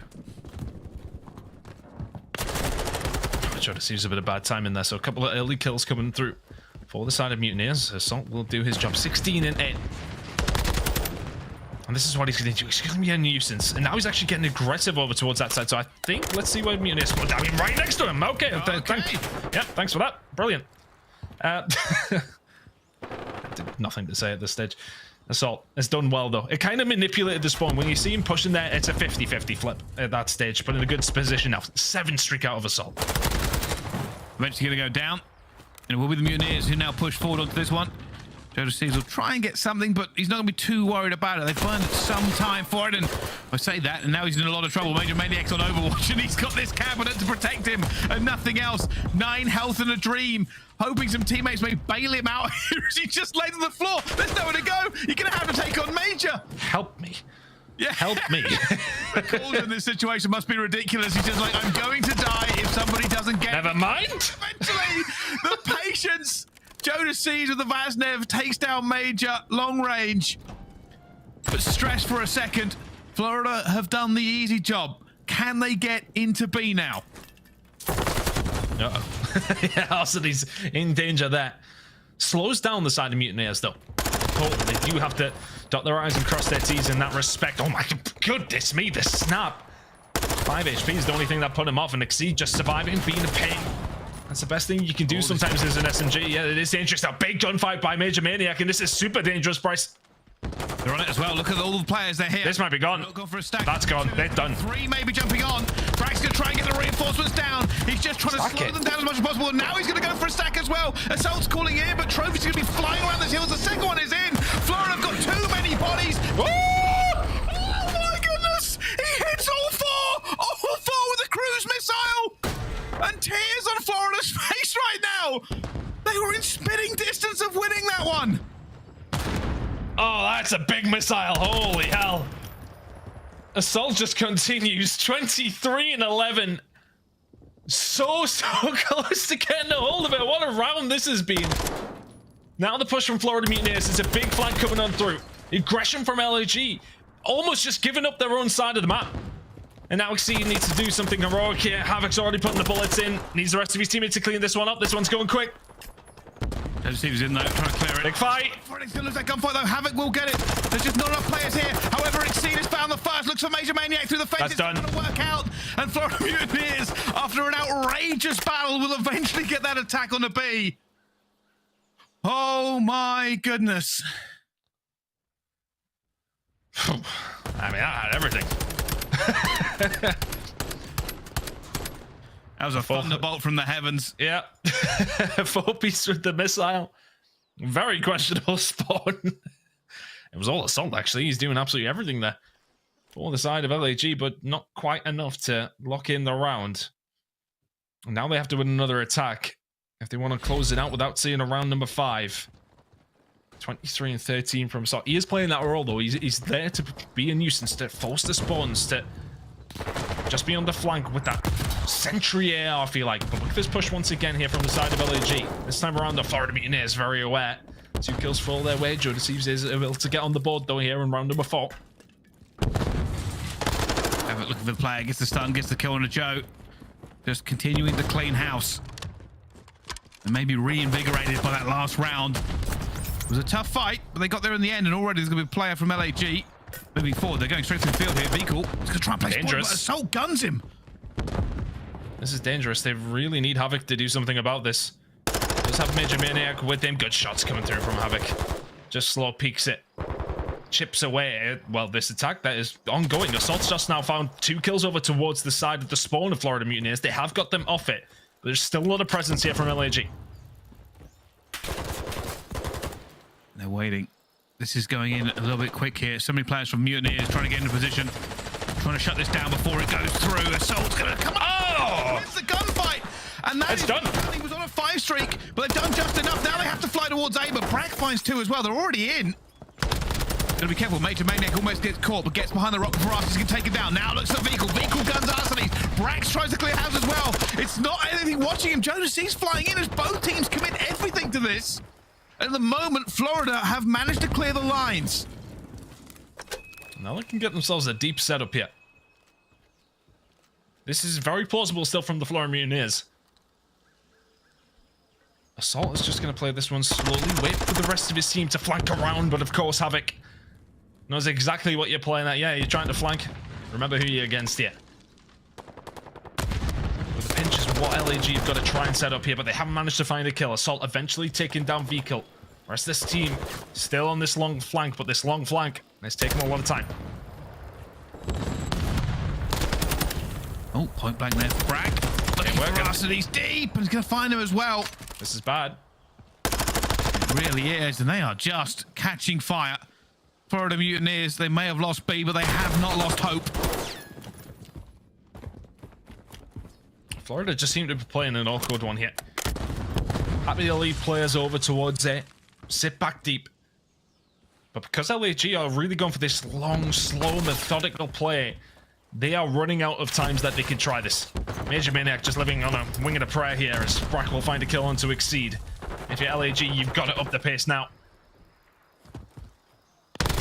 Running out of lives. Big win. Time. Can't find a push, can't find a kill. That's the round. Havoc's 32, 32 and 22. It's stunned himself. Maybe one last roll here for LAG on this round. Havoc's going to continue cutting them down. They haven't found any teamwork. They haven't found any ice.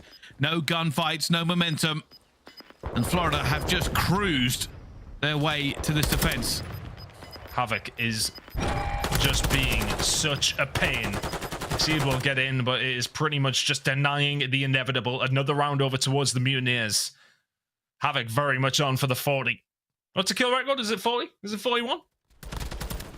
I don't know off the top of my head, funny enough. I feel like it's 40. I think it was scrap.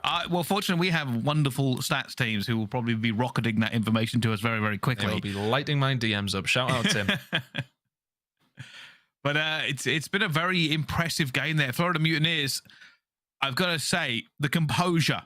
Think about what's happened to them. 2-0 down. They've come back. They won an attack after being 4-pieced by a cruise missile. Then they lost B on their defense early and held beautifully. The men of this control, it has gone back and forth, but it is remaining with the Mutineers now as they are on defense. Surely is in their hands right now. This big flank coming in from Havoc, though. He wants that 40 bomb. He may well get it as well. There's another 2 kills. Just choke it up. 35, 36. Oh my word, Havoc. Just snapping on everybody. And yes, we have had it confirmed. It is 40. I bet my mortgage on it being broken here. Let's see. Let's see. Still a lot to go here.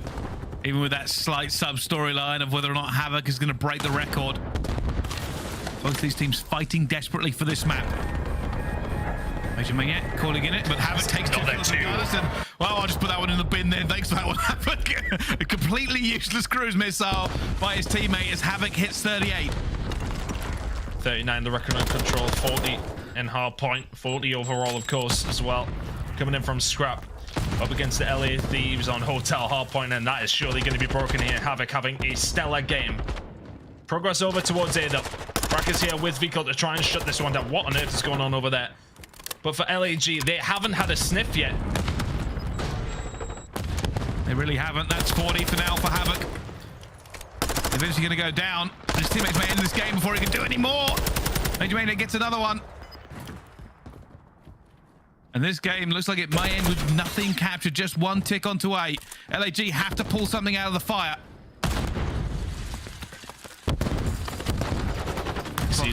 Seeds finds one. Six gets the second. That first tick is going through, but Vehicle finds it as well. Exceed chooses to get off. Is he going to rotate? I think he is. He's going to go for A instead. I mean, Florida have just played this so well. Alex still sitting on the 40. I think he'll be really annoyed if he doesn't break this yet. I don't think he's going to either, you know. He's not going to break it. That is absolutely disastrous, but amazing from Vehicle. His teammate. Oh, I can't believe it. Come on, somebody pay it for me, surely. Scumbags. Florida Mutineers will find map number 3. A dominant defensive display. Yeah, you won off the record though, son. You could have, come on, you could have found another kill, surely. I believe that's the new control record. Yes, it is. Yes. That's the new control record, is Havoc's with 40, but it isn't going to beat the overall record because the hard point is also 40. And that's the crazy thing. Realistically, if LAG had captured anything, they would have had it. But what a ridiculous game from Florida. It's one of those mini reverse sweeps, down 2-0 on the control, then they come back with a vengeance. Havoc 40 and 26, Rack 31 and 21. An outrageous game that has put the brakes onto LAG. But I think as well for LAG, they had a hold of B on the previous attack in round number 4. And it was just such a great hold for Mutineers. And look, we seen that LAG were trying to be slow and methodical, just trying to set up a pinch, find some pick, but you gotta find a couple of kills. They found nothing. You expect to maybe find one on the flank, and then all of a sudden the players over towards the front can then step on the gas and get themselves forward, try and cause some havoc around that area, and then you can pinch. Then you can maybe set up for something. The fact that you get B so early and then they didn't even get a sniff of it, they didn't even see it. I was trying to figure out exactly what happened, because was it LAG falling apart and breaking down, or was it a new level from Mutineers? And I think it was that horrible combination of both. LAG could not get anything going, and Mutineers just hit the afterburners. Havoc was going berserk, just finding kills left, right, and center. LAG got flustered. That's the only thing I can think of. They just weren't able to really do anything. A wasn't being captured, B wasn't being captured, the kills weren't coming through. And you'd think after that, after the cruise missile, it'd be Florida who fell apart, but they did not. And that's those kind of moments where you find that just to hold on as well, and you don't close out the map. We're gonna see what the mental of LAG is really made of here, because that's 2 maps now that very well, this could have been over. Yeah, I'd argue actually it should. You think of the final 2 rounds in the search and destroy, you think of the fact they were 2-0 up here in the control. I think LAG will be happy to see the back of iLLeY. Put it that way. That's potential breakdown in those last couple of rounds. Florida Mutineers, though, will happily take a lead in this series. Heading into another hard point. They know they've got another search and destroy at least to look forward to if they do lose that. Florida in a really commanding position now. They certainly are, and I think, you know, if you're LAG, at least you can take some solace in the fact it's a hard point next. You are right, sick, just sick after those last 2 games. You got to remember, they could have had that S&D. They had the first place in the last 2 rounds. They had control, and one of them, they had the bomb down. In the other, they had the bomb away from the attacking team. Lost it. In the control, they looked good. 2-0 up. There were multiple opportunities for them. Almost took down Mutineers on their attack. Didn't happen. Almost captured B early and went straight away. Nothing towards A. Just slayed completely off the map in the final 2 rounds. Wasn't even close. But it could have been. And now Florida Mutineers are sitting there with a frustrated LAG, and they can put this over the top. That's got to be a massive frustration for them. But I think, you know, something you can say is the fact that this team is very new, and they're still getting through some of those teething difficulties, because honestly, they played a good game, and then it's just those small moments that you need to be maybe a little bit more clinical, a little bit more decisive. Whereas Florida Mutineers, well, they've got Havoc, so he just goes and does Havoc things, and then you can get yourself out of this hole that they are suddenly in. So good plays from Florida Mutineers to find their way back, to find those clutches. But LAG will be wondering to themselves how this series isn't over, how they're not already talking to Puckett, and how they have to listen to us for, well, a minimum of 1 more map. Interesting thought. It is, and here's the thing, all right? Let's talk a little bit about the bigger picture here, Ton, right? Realistically, both of these 2 teams are sitting in that bottom 4 at the moment in the standings, not had the greatest run at the major. For the rest of it moving forward, it's not just about improving, it's about being consistent and trying to get those points under their belts. They don't want to be in the same situation that they were last year, fighting for scraps at the bottom of the barrel. That's why we've seen a big change come out of LAG. But Florida Mutineers, apart from taking out OpTic, haven't shown us too much to say, hey, this is going to be a top 3 team this year. And that's what we're looking at for both of them, right? Let's be honest, this is one of the most competitive seasons we are going to have. Everybody looks good. if you don't find some significant improvement somewhere along the lines and figure it out and improve your map pool and get rid of those weaknesses, you are going to fall further and further behind those teams who have already figured that part of their game out. Yeah, I think as well, when it comes down to it, specifically for LAG, I feel like this squad should probably be afforded a little bit more time than the first way. I'm not saying it was a bad decision to change things up. It was clear that the team was not working out. But I think this team, with the way that it's been brought into things, with, of course, you know, the Challengers players coming through. I mean, Assault is literally a world champion. So, I mean, he has been here before and a long time. He should be able to have that experience to help our cities out, to help Exceed, to help Joe Deceives along the way. And I think this team will be afforded plenty of time. Yeah, I think so. Again, it's so difficult to judge here. And don't get me wrong, right? Obviously, it's our job to kind of figure out exactly where this is going with this team. I will say, LAG, I think, have put on a very, very good show. I would like to see them not only after Florida, but the rest of their games, how they are dealing with some of the other big teams in this league. But by the way, we're going into Mikado hardpoint, and make of these stats what you will, Tom. Yeah, it's hard to. Of course, Mikado hardpoint not looking good for the side of Florida. They have had some close games, I know that. With LAG, there's nothing you can really read into. With this, their hardpoint map number 1 was very good. They'll need to be very good here if they want to see a map number 5. We'll be heading over towards Fortress if we need to. Florida Mutineers record on that one, though. Having a quick look.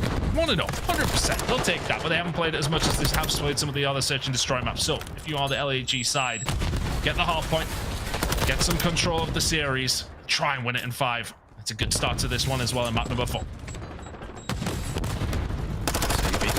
Chow Mein is going to get it as well. It was a little bit cleaner than I was expecting. It's always horrifying as a player to jump out into this mid street, knowing that ARs like to set up both sides. Quietly reminded that I now owe a few people on Twitter my house. The Havoc didn't break the record, which is a little bit unfortunate. I'm not coming to live with you, at least, anyway. But here we go. LAG locking things in here for P2, but a big kill coming in from Major Maniac. Gets himself a little bit of presence here on the side of Mutineers. Over towards Cantina. 2 big kills coming in from Havoc. He really is having his way with the last few maps. I always fancy him on Mikado. It kind of just seems to suit his playstyle a little bit, and at the moment they're doing a good job. They have this rotation. They have it. Major Maniac having to back up, but he will be calling that this pressure is coming from back alley. The rest of the play's not got it. There is a stat coming through, but here we go. LAG hitting with 4 down the back alley. A huge push from them in the end, but can they get the trades to come through? At the moment, it's 1-on-1, but push is coming in from Vehicle as well. Exceed lays down, but he gets the kill. And LAG have pushed this one so aggressively, but at the moment, it's got into a stalemate. And I don't like the push, to be honest with you. I don't think it's one that often works well. In the end, they'll get through. 25 seconds remaining here. 25 big seconds. To put Mutineers in a good spot. You've checked the wrong corner. Assault, though, can't quite get the job done. Attack in that situation, never going to be the best, but Exceed through the front door has done so well to find Major Maniac so quickly. He's got a couple of teammates here with him, but a sneaky little vehicle's upstairs. Surely they check this, right? Surely they check this. They don't check it. How's he got out of that door in time? And Brack will get that one through as well. Florida Mutineers looking very good on this hard point so far. They have tin control. They've gone from P2 to P through fantastically. And now you can see they're just trying to hold this one. Let's find out what's going on with the Florida Mutineers then. And at the moment you can see they are coming under a little bit of pressure as now LAG comes swarming in for them. And they get that one away from them in the end. Get it back from them, but I think they'd be disappointed with the fact that they were first there instead of, and it's literally Fico breaks it all on his own. Can't let it happen. Joe Deceives now on the rotation. That's a big kill coming in from him. Can he find a second here on towards Barbershop? Not going to happen. Havoc really has been there and been a pain to the whole LAG team, but that's who Joe Deceives has really got to go up against. That's who he's got to match. Final 5 to 10 seconds going over towards LAG, but it's looking like a good setup here. Brack's the big player for Florida Mutineers, heading over towards Cantina and needs to stay alive. They are doing that. Brack is going to be here, though. He knows they're going to push him. He's waiting so patiently, and he accidentally drops off. And eventually will be taken down. It gives an opportunity for LAG. They're going to try and get down this back alley. Vehicle already finds Joe Thieves. Major Maniac with the long gun. And Arcees now has to try and thread the needle. Look for the player he knows is going to be here. Did Brack see him? Did he see Brack? No, Brack will get the better of that one. It is a good setup from Florida. They are not letting anything move. They're doing well. They may well have lost Brack towards Cantina last time around, but they find the gunfights where they need. Now it's all about rotation. Arcees already here. And this is going to be a hefty, hefty lead for the side of Mutineers. We'll be sitting at around, what, 70, 80 by the time we get over towards P5. LAG, last time we were over towards 10. Didn't do enough with it. That's really what swung this game. It was a 30 points that they should have had. It would have put this one a lot closer. Can they get much time here? Over towards the courtyard. Cruise missile coming in from Havoc. You'll do well to find 4 like Assault did last time, but it's going to definitely help your team out inside the point on the side of LAG. Doesn't get anything. Now Florida Mutineers have wasted some time here. Better with a fast never than with a cruise. Can they break through here? Havoc is going to go the first one in, but he instantly gets gunned down. Good time. Assault just waiting for him, and all right, this is very good time here from LAG. Florida Mutineers looking like they're stacking for one more go at this time. Big go. Cross gets taken down by his teammate. This has been, for all that the rest of the map has been so good from the side of Mutineers, somewhat disastrous, but eventually they will find a little bit of a break on through here. It's not done yet though, as Exceed will find 2 as almost a perfect ult from the side of Guerrillas. I want to say at least 50 points there. So we now head over towards Cantina once more. Up top this time, Brack and Kodo dug in deep. This is going to be hard to break. It is Havoc already getting that first one here. Opens up tunnel just a little bit. Push coming from the back as well as the trades come through, but the trades actually end up benefiting LAG because now they are making a move through this as quickly as possible. Bit of a spawn out from both sides. The spawns are wild. Thieves breaks in here for LAG. They are fighting back. They can hold this. They'll get this right back into the game and may even take the lead. Oh, they've done so well. Havoc was the first one to die. He's actually ran all the way through mid-map. Arcees will find 2 though. It's so scrappy. And the team able to pick up many points, but to be honest, that kind of suits the side of LAG. You weren't the first ones here. I mean, it's damage limitation to a certain degree. And not just that, it's points on the board. It's a break for LAG, who've really come alive over the last 2 hills. And now, heading over towards the car park, Vehicle's all alone. He's going to find 1. And probably won't expect Assault coming from this side. His teammate's going to be surely there to find the trade, though. Is Assault going to be ready and waiting? Yes, he is, but not quick enough. Good time though from LAG. Last 2 hills, they've really brought this one back. What was sitting around, what, an 80-point deficit or so is now down to just 25. Time has tightened up, but Joseph's not able to make the miracle play. Exceed staying alive here. Waiting for what he knows is coming, and the FNC he has been tagged up and will eventually go down. Havoc finds 2. Joseph's trying to push this one as well here. Right now, LAG not really able to get the bodies where they want them. Joseph's eventually comes around the corner. That's a huge kill for him as well. Surely not going to gun Brack. And there's an unfortunate team kill on the LAG side, as it will be the Florida Mutineers who continue to hold. Both teams getting good chunks of points on every single hill here. The holds are coming through then. They are picking up solid time. 1 big break, you find some more solid time. This one's still too close to call. It may well be 60 points, but we've seen some swings already. And there are huge things in play for both teams. Mutineers looking to hold on the lead they once had. Let's find out how they are doing though. With the Florida Mutineers, listen in. Dark's open. Here's the dark. I'm only dark. I get 1 DPD. I'm play L there. I don't have your dark. I'll look your L. I have your dark. I have your dark. I'm holding the DPD. Got me. He hit long. I'll chop me cut. I'll chop me cut. So, nice time. So, Mike, soak off time. Soak off time. Trust. Go tunnel. I have your dark. I have your B cut. One's on me. I'm looking your deep. Look your deep, Poppy. One's on me. Guys, I have. Help me. Right truck. He's going carpet. Let's hold from this side. Javi, they're behind you. One scan shot, headshot, don't kill me. I go stunned. I have your head shell. Same breaks. I went deep. Alright, all good. One's in time, contest mode. Try to get test mode. Weak. Where's Yo, we get kills, they spawn out. Bridges down. Down time with me. Come help me. Tunnel, not weak. And one's tunnel dead. Hang time down. Nice, that's 3. Anchor. Yes, I'm One's gonna be long on you, Coming from long. I spawned out court. They're spawning One's top or low. I get one total. I have your low. I have low in chairs. I'm leaving you. Top. Weak for you. Try to get him one. Nice. One more top, Joe. One more carpet after that. Okay. I'm trying to get the top. He's on the staircase now. Mike, on the staircase. One shot on the staircase. Another one, Arcees. Alright. Well, we're going to P2, and the comms from Florida have been magnificent, but they haven't got this rotation. LAG want every single second here to bring this game within biting distance. They did so well on this rotation round, but they just get wiped off the map by LAG, who come back in force. It's been a good hold so far. I like the setup as well. Exceed that. Ready to clean them up as soon as they start rolling on through. Finds one, can't find the second. Brack can find his though. The trades though working in the favor of LAG, who are locking down every single second here over towards P2, but it's going to be a foot race now over towards P3. It looks like Mutineers are going to choke it up. It's going to be about a 10-point game by the time we get over towards Elephant again. It's still too close to call this one, Bryce. We've seen some really big breaks and some really big holds. Who's going to pay off with this last couple of hills coming up? Well, for Mutineers, they've been ahead pretty much the entire way, Tunt. They will not be liking the fact that it has come down to this. They are locked in the tin.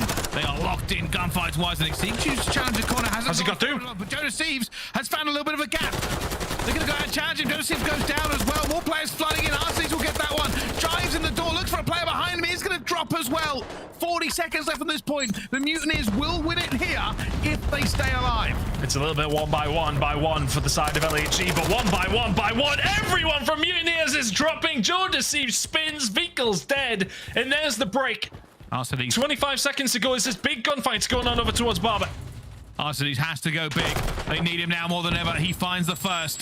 The rotation is underway for both teams. They know where Arsees is. He has reinforcements from the rest of them now. He's going to go up top. This is technically out of bounds, but if he makes the kill, it'll be huge, but he doesn't. Bragg takes him down, waits for a soul as well, says no thank you very much. He goes up, he goes down, he gets the kill, and it will be the Mutineers now in control once again. LAG have done so much on this, but they just cannot get that hammer home. Still 10 points is only the deficit for LAG to try and catch up.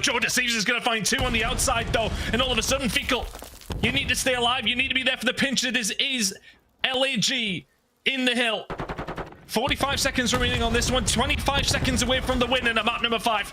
Here they come, the Mutineers. They know they have to move and win the next couple of gunfights. They don't know he's here.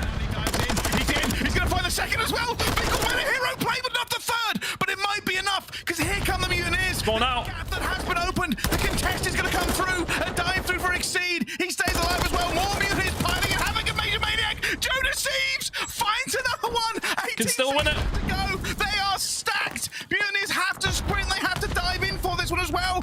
Brack is going through the door. Assault is firing. And it is coming down to a... Havoc! Eventually gets it. Rotation. The rotation again. Exceed now is here. It's a 1 versus 1. Exceed has to try and win this. He finds the first, but no, he's stunned. They go for the chow. The rest of LAG are pouring through back alley. They need to get into this one, Ton. What is going on? LAG and Havoc are still fighting. It is an absolute slugfest. 10 seconds away from the side of Florida Mutineers. Arsees 1, 2. Assault finds another. Map number 5. We eventually go. What a game 4. 3 hills. 3 hills we were holding on for. It doesn't come down to finesse. It doesn't come down to composure. It comes down to a heavyweight slugfest. Both teams threw haymakers over 3 hills, and LAG walk away. Florida Mutineers threw that game in the bin. My goodness. I need a minute. I'm sweating. I think you were speaking for a solid minute because nothing stopped happening. It was just crazy it was all the way for about 10 minutes. The longest 5 seconds in COD history. It's Havoc makes the hero play over towards Barbershop where he finds 2. And then all of a sudden, I think thought of which way they should be pushing kind of goes out of the window, and both 2 teams just go, screw it. Let's just meet in the middle and headbutt. Here we go. I mean, look, LAG look like they've got it locked here, and Florida Mutineers actually send players over. You'll see after this play, they make the push through, and it was actually the spawn out from LAG helps them out just a little bit come in, and that's Thieves who did spawn out. You can see Mutineers now starting to think about the rotation, thinking, right, okay, well, we need to rotate, irrelevant if we can do anything here. Brack doesn't find anything, and Havoc somehow kills both of them. And then from this point on, I am gonna clip. It was just madness. I mean, I could really watch this a million times, right? Like, Florida Mutineers had bodies, they had the rotations. Havoc makes a huge play, and somehow LAG get away with this. They did not have the numbers here to begin with. The trades are ripping through in every single direction. Florida Mutineers grab this again, and somehow don't get it. Arcees gets a kill, Assault gets a kill, Arcees gets a second, and they walk away with that game. You can break that down 1,000 times. It's a big grenade from Arcees comes through, helps Assault out, and then he finds another kill to pretty much secure it. Oh, that's a stressful one. What a series this has been, by the way. The last 3 maps especially. 6-5 under the seal, 3-2 once again in the control. I am going to clue. We were talking about the ending in 10. It was ages away. We're like, oh yeah, this could end here. Went all the way to Barbershop. Nobody could end it. Nobody could end it. Neither team. There was breaks from Vehicle. Havoc made big plays. Assault managed to get in. Havoc was there. They just kept going so back and forth. They squeezed every single second out of the last 3 hard points. And Florida were leading the entire way. And then they had the rotation and they still lost it. I think they were leading until literally LAG found that break over towards 10. But honestly, after that, I am going to clue what goes on in map number 5 right now. I'm going to clue, but I'm very excited to see how it plays out. Yeah, me too. Well, we're going to take a quick break because, let's face it, we need to, and I think you probably do too. We end this on a map 5. Coming up right after this, more Call of Duty League.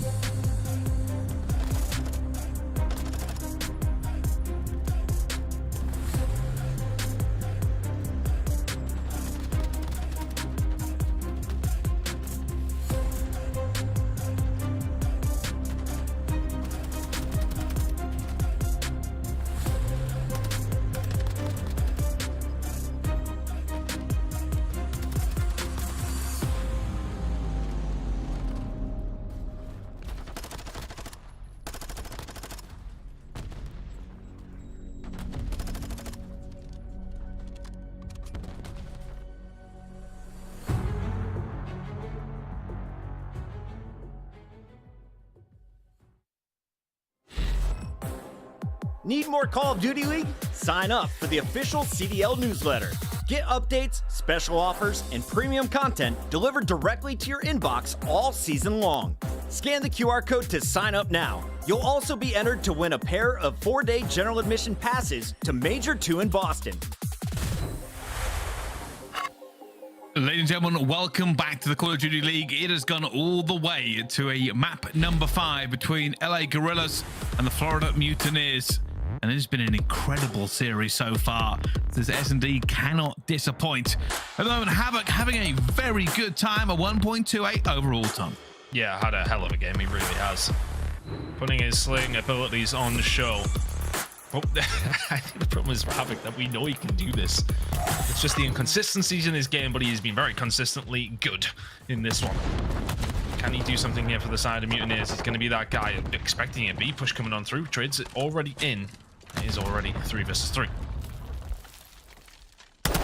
Oh, Arcee's going to look for that kill there, but he's giving away his position. Going to try and get out of it. The knife comes out for a little bit extra speed. And he is alive, but that bomb is now down at A, and Florida will have to retake. It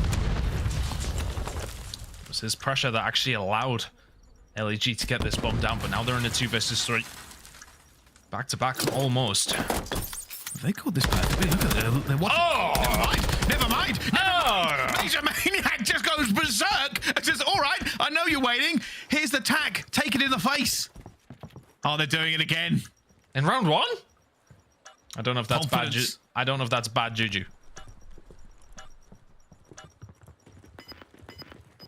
Well, that's a very fast retake.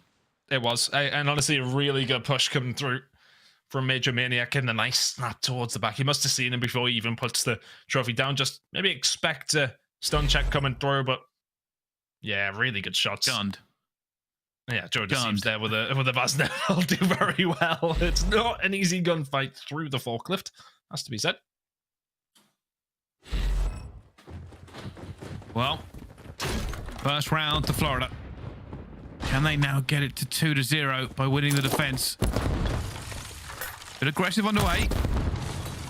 Trophy's going to be down as well. And they have bodies stacked here. Very fast A plant from Florida now. There's some confidence from them on this map. Quite happy to just go through with a completely blind plant. Havok, though, just doing what he's been doing all game long. That's another 2. You got no health, Havok. You got no health. That's another 1. 28 health. Oh my God! Let's slip the dogs of war. Havok gets 4, and he's as shocked as we are. 28 health, and all 4 host of that. Oh my goodness. That's not fair. Doing the pull-ups so he can carry this game for the Florida Mutineers. This has been insane. Performance levels from Havok.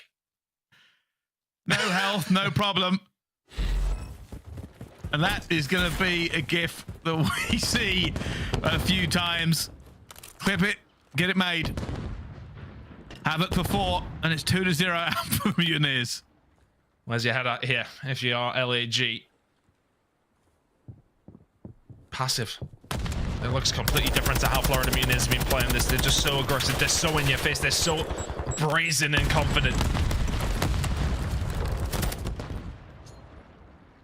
Steady the ship if you're Assault, though. Kill onto Major Maniac. Now all of a sudden, can you maybe make the play here? Havok is sitting back over towards top green. Good position from Assault here. Oh, he misses the jump. That may have just let them through, but now on the flank, he's going to see Havok. Havok gets away. And just a series of unfortunate events here for Assault. And he is going to die to Havok as well. Exceed in a 1 versus 2. That's a rough one for Assault. His daddy runs out at just the wrong time. And time may well be running out for the side of LAG in this series. 0-3 now. Florida Mutineers looking so dominant. You know, if Assault just is a little bit more deady, gets a little bit better timing, it's a very different round. It's a very different scoreline. Florida Mutineers absolutely cruising here on map number 5.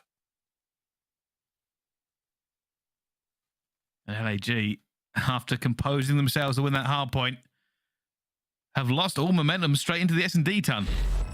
Oh, completely. I mean, Havoc is... You can't comprehend that kind of moment. I said Assault gets a little bit unlucky as well. They're saying to themselves, this could be a very different scoreline. If Assault finds another kill, it's all of a sudden 2-1, which feels so different to a 3-0. Here we go again. Mutineers aggressive. Also, is able to do something about it this time, though. It will be a 4v3 retake in favor of LAG. So they might push this for the front, but they're going to try and get a flank. There they go. War on the side. Like I say, I expect somebody for the pinch around the front, but they actually have a different idea. They're going through. Brack's going to try and get one as well. Should be dead. Moves forwards. Oh, it found the first. He's going to try and get the second as well, but no, he's going to get that trade going down. 2 versus 3 now. Oh, Major, yeah, tough spot to be in. Just using their numbers very well. LAG eventually will get themselves on the board here. Honestly, unfortunate not to be in a better position here. I said that play from Assault on the previous round is something that might hurt them when they look back at it. And looking at how close he was to really shutting down everything for Florida Mutineers, but LAG now do find themselves somewhat back in the game. Steadying the ship because they were capsizing, but still alive.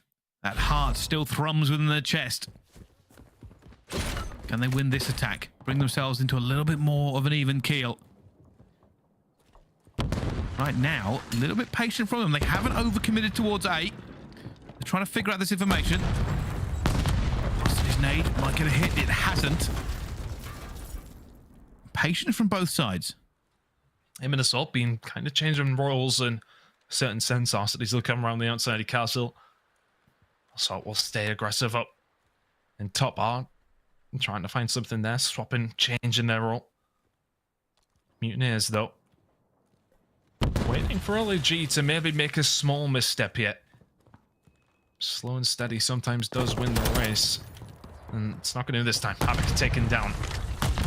There's the Enigma on the other team taken care of. Now can you get rid of the rest? The Major Maniac will even things up. 3v3. Looking for it. Vehicle trying to just bang away. Not going to find anything, though. This has been a very tense S&D round. Are they going to go for a B push here? They've got no time. LAG have burnt this clock completely. Major Maniac's going to find the first one. Next goal's huge. Maybe called. He's going to be seen as well, but he gets away with his life. And that slows down LAG. They've left themselves with no time and no hope. Assault finds the kill, but Major Maniac can play spoiler.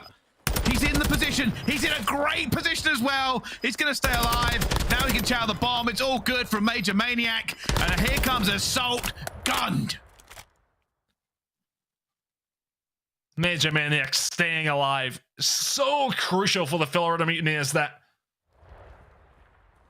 And he's the one that tidies things up. The first two are the important ones. So wonderfully done. Just time, as you said. Not on the side of LAG. In that scenario, they're kind of trying to play for the pick, but Florida Mutineers were not giving them anything. You find that first blood, you kind of got to make a move from there. It's just a little bit too hesitant. Against a team like Florida Mutineers, you cannot do that to them on Search and Destroy. They will punish you, and they are punishing them a lot here. 4-1 up. This bomb's nearly already down over towards A. LAG, you need to answer very, very quickly. Oh, not like that. Not a good nade. Not a good nade. It's 2 versus 4, and it's going to be 1 versus 3. RC's alone, outnumbered, outgunned. And Florida are strutting their way towards a victory here on the S&D. It's clean. Is it cold in the vent? Yeah, it looks cold. Only thing cold in that venue is how LAG are playing right now. It's like, yeah, well, can Monkey B get me a heater here, bro? Like, right, how's this happened? Oh. Not good. Not what you need at this point. And why is the nade there? Has he picked up the one that was thrown at? Well, I did think that was a possibility, but yeah. We'll find out, because at the moment, what matters most is that Florida Mutineers are 1 round away.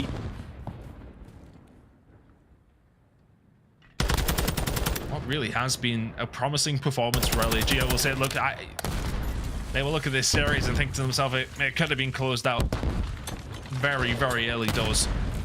3-0 wouldn't have flattered them.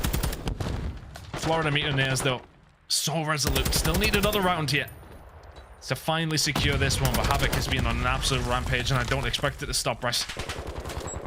Neither.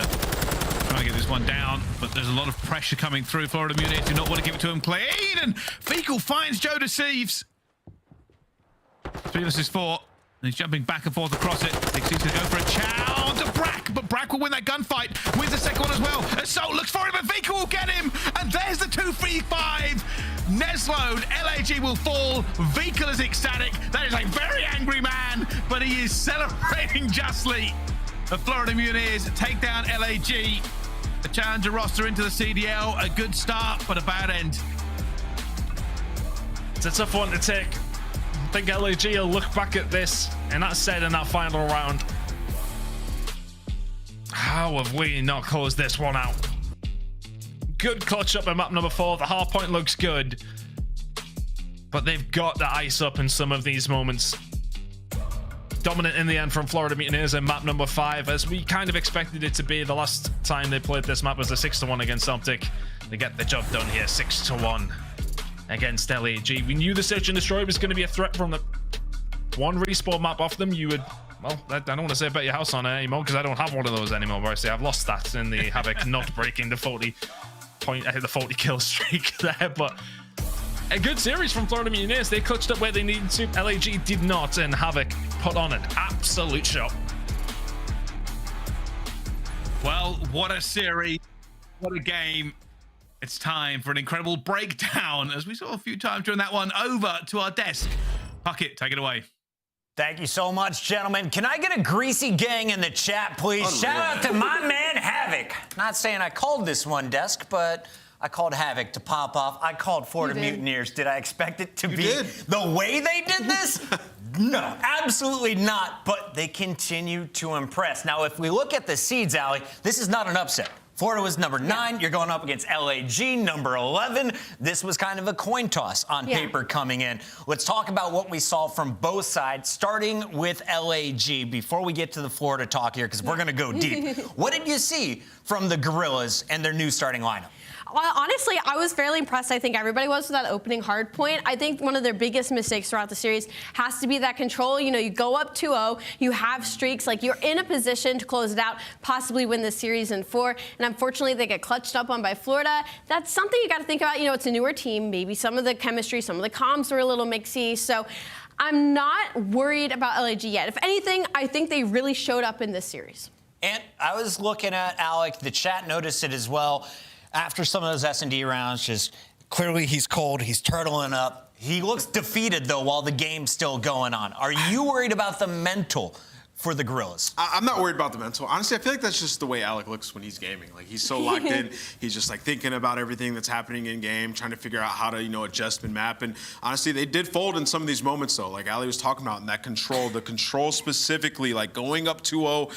You had Assault who was popping off there playing so well, and then he just let Havoc get pushed up behind them and terrorize them within their base. Yeah. It was frustrating, man. But this is a team, like, this could be a problem going forward, this 2-3-5. We saw it at the LAN, like when they played FaZe, LG Academy, they won both hardpoints. In the end, they lose 2-3-5, so gonna have to fix some of those woes.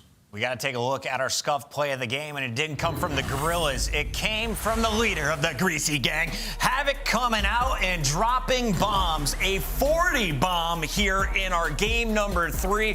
What a performance he had. We were watching him on the mini-map, and it was 2 players looking his direction. Somehow he's coming out with the W in those fights, aLLeY. Yeah, the thing about Havoc is he's just a player that he can just turn it on whenever. And when he's on, it is literally unstoppable, and it is consistent throughout the rest of the series. And I think that's something that LAG just wasn't able to counter. They weren't able to change the game plan mid-series. Because again, Havoc just started going off, and I feel like it really started in that control. He was just finding 2 and 3 pieces again and again and again, and LAG just did not have an answer for his aggression. Our scuff play of the game, 40 kills in game number 3. Now that brings all kinds of momentum, right? Your team is fired up after that victory. That come from behind, because you were down 2-0 in rounds before he finishes that game.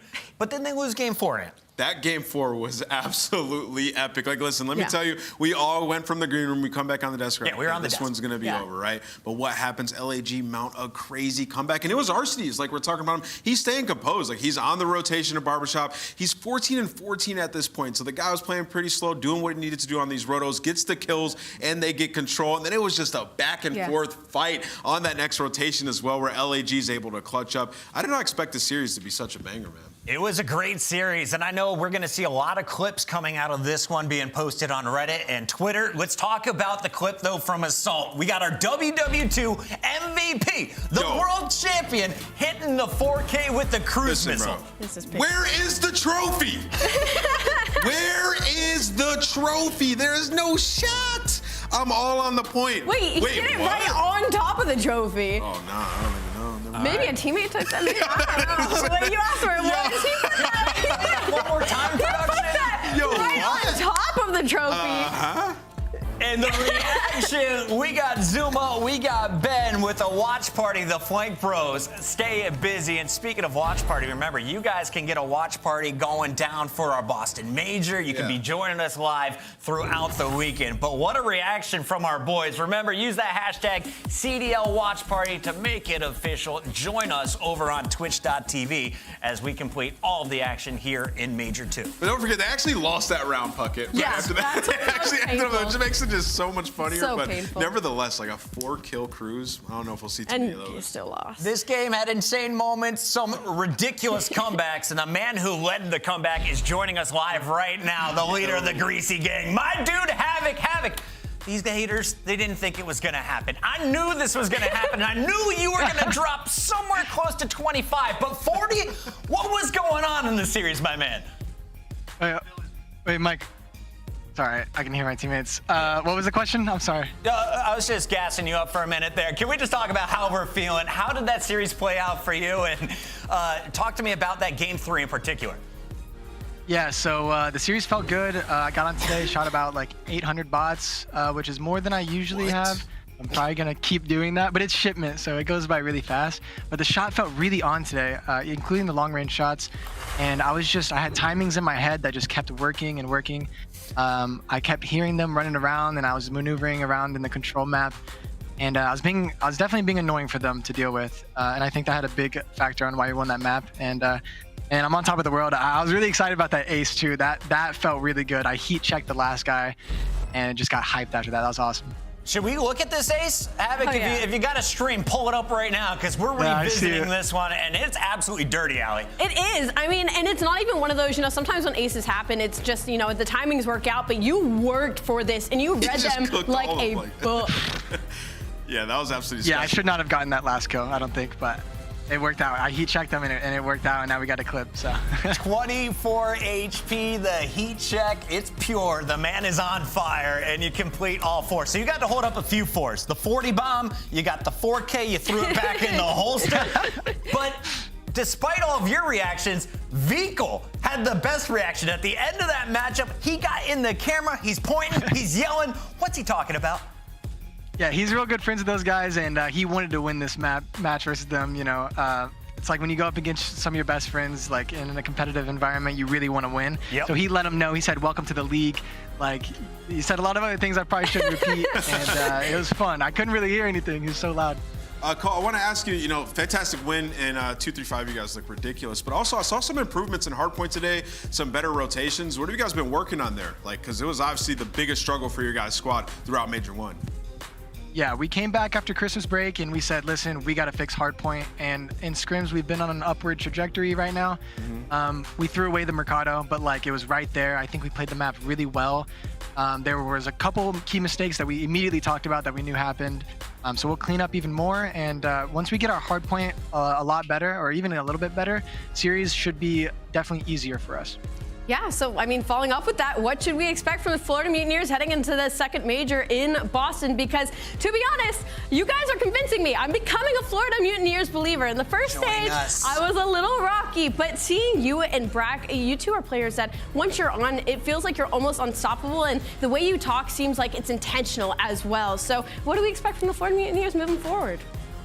I mean, our expectations are to win the event. I know a lot of people are going to doubt that. I know a lot of people are going to say whatever they say. There's a ton of good teams, but realistically, like, we want to come into the event knowing that we can win the event and prepare before the event, mainly on hardpoint, but just everything we can do to hold a trophy. Like, we want to win every event here, just like every other team. Last question for you, Havoc. What are you doing to celebrate tonight, my friend? Well, actually, it is our coach Willett's birthday, so I think we're gonna go out to dinner with him. Nice. And we're gonna go over some stuff for Toronto match. But happy birthday to him. We're gonna go out to dinner, hang out, and prepare for the Toronto. Chat, you know what to do. Throw those HBDs up in the chat for the big coach from the Florida Mutineers. They're celebrating big tonight. Colt, we'll let you go. Thanks for joining us. Thank you, guys. Peace. One of my favorite soldiers picking up another W as Florida continues to impress, or at least entertain, on stream. We've got 3 more games to go as this opening battle went the distance. Don't go anywhere. When we come back, it's match number 2. Who's getting the W? Is it Røkkr or the Royal Ravens? Chat, let me know. We'll be right back.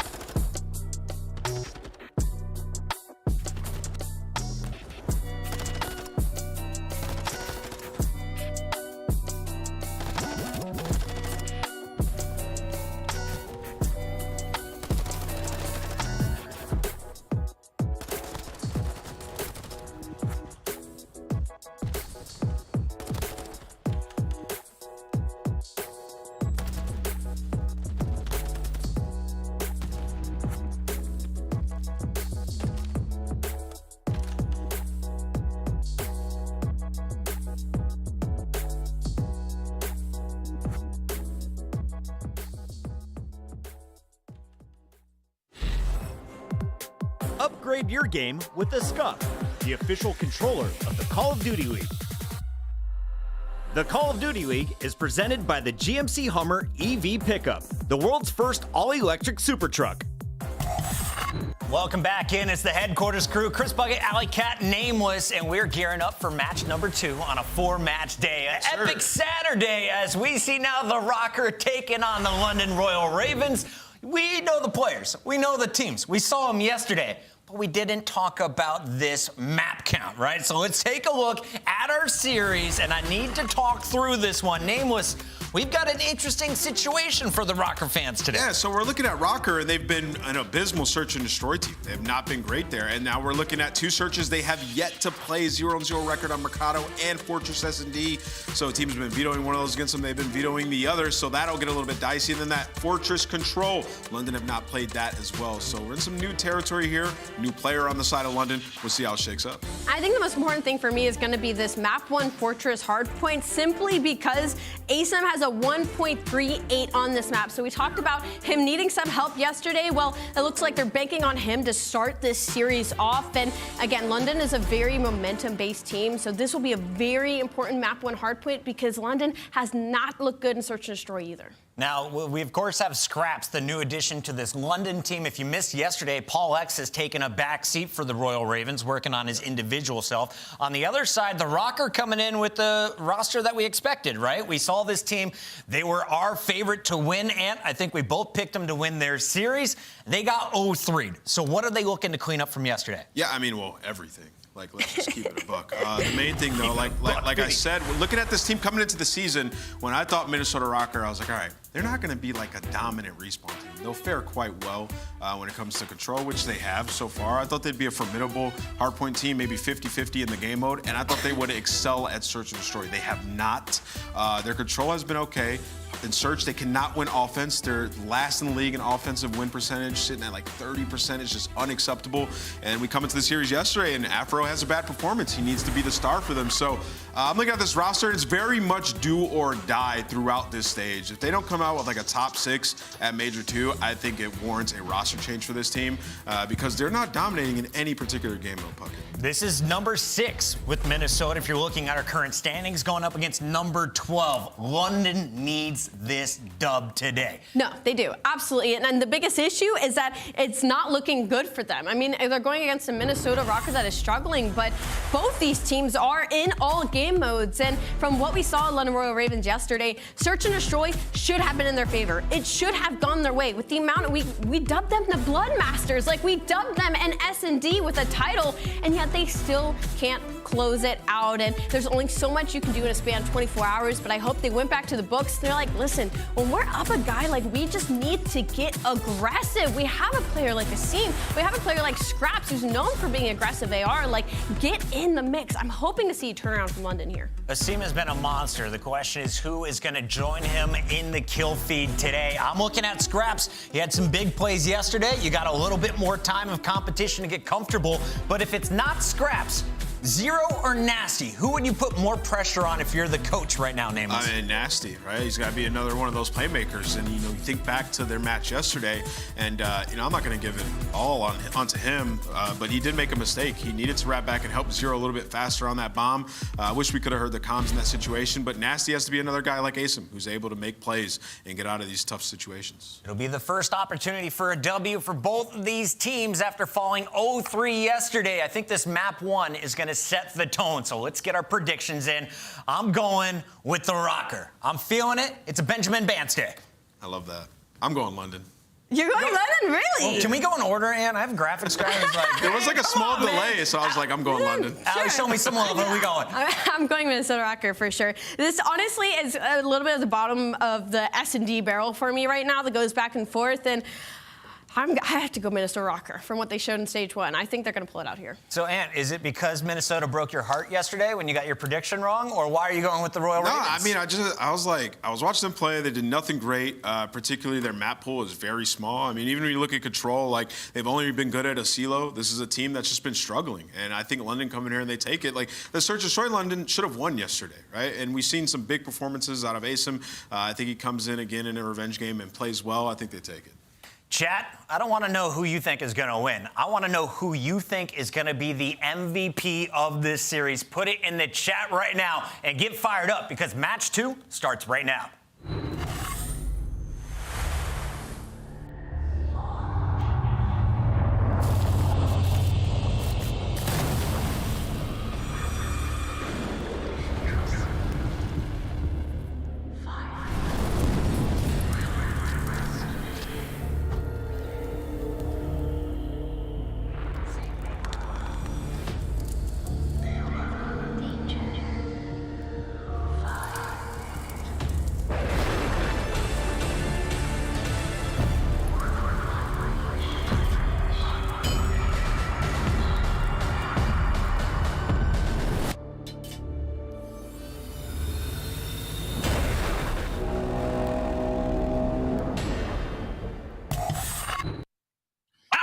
Welcome back to the second series of the day. Leto Study here on the cast to break down what should be a very interesting series between London and Minnesota. Jay, not great performances from either of these two teams. Somebody starting off 0-2 here in Major 2. Yeah, that's the thing, man. Both of these squads had some tough draws yesterday. Obviously, for the London boys, you're coming in off of this stage with the roster change. You're bringing in Scrap, taking out PaulEhx. We really hope PaulEhx gets back to himself so he can try to get back into the league. Definitely. They fall short yesterday versus Toronto Ultra. Toronto just looked like a more complete team. And then on the opposite side for Minnesota, they played up against a really, really hot Boston Breach squad. Like, that was the Boston Breach we were expecting to be at the major with Owakening. Awakening was a man on a mission versus them yesterday, and obviously Afro and Cammy did not show up to play yesterday. This is a battle between both of these guys, like you said, trying to avoid that 0-2, and you really just don't want to start 0-2 in this stage if you are either one of these squads.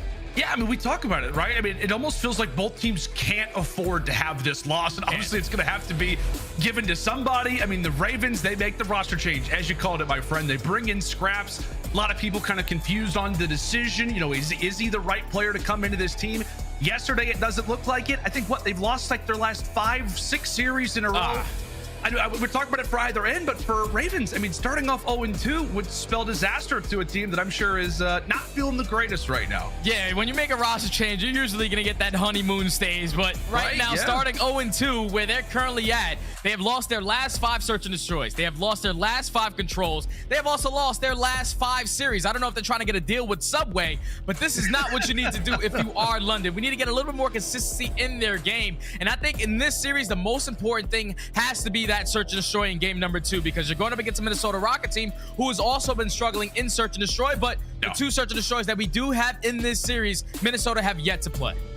We're talking a lot about eating fresh. I think for the Ravens, they gotta forget the multi-grade and go for the regain. They need some bit of composure today, as you called it, my friend. They just looked a little bit lost, I think it's fair to say, in the series versus Toronto. A little mistakes that ended up causing them some issues, but on the other end, I don't know if it feels this way for you. If we're talking about importance, both teams need to come away with a W, but there's a lot of expectations on this Røkkr team. I mean, Ants even talked about it on the desk for a minute. If they have a slow performance here just in Major II qualifiers, maybe even when it comes down to tournament time, we could already be talking about the potential for a roster change with this roster. That's the scary thing, man, because in the beginning of the stage, in the beginning of the year, this team looked like one of the best teams in the game. Their search and destroy was one of the best, their control was undefeated, and their hardpoint was basically 50-50. But I don't know what has happened over the Christmas break, or even at Major 1, they have just been struggling in search and destroy. A majority of that comes down to their first bloods. Once they don't get first blood, in 3v4 situations, they only have a 14% win rate. That's not going to do it. And then if you're not playing aLLeY control, where they're currently sitting at 5-0, both other control maps they haven't been really good at. So this map number 1 is basically a square up. It's going to be all about this fortress. I think the biggest hard point for both of these teams is going to be that P3. Both of these squads have 100% hold rate when they're fully set up, and that is going to be the turning point. Whoever's able to take that P3 is going to be able to walk away with map number 1. Okay, you've heard it from the man himself. P3, you gotta look out for it here on Fortress. Røkkr v Ravens as we jump into game 1 here on some good old Fortress. London starting things off with the more preferred side. When we talk about that next hardpoint, but into the games we go. And something to reference to, Jay, is that Minnesota is off of a loss on this HP. What do you want to see them do differently here versus London in comparison to what happened yesterday versus Breach? Well, it's definitely the slang. Afro and Cammy had like a 0.7 and a 0.6 throughout the entire series, and Afro really struggled on this map, number one. So starting off on the bad side, you don't want to allow London to get a good chunk of time off of this. P1 attached finds 2. The stick is going to come in for scrap. That's not the way you want to do it. And now you pay attention to those spawns. Look at your mini map. Spawns are starting to flip now for Minnesota. Final 10 should be theirs, and they should have rotations towards next. Yeah, we oftentimes check in with the comms for sure. Scraps in that moment was, my bad. Sorry about that. Okay, hopefully we can hold on to spawns. And well, they do handle business over at P1. The final few seconds trickle away. The only problem is that you've got an Afro in your base. We'll see how they look to try to handle business. As we know, SMGs on Fortress, especially in these two different buildings, can absolutely cause a world of problems.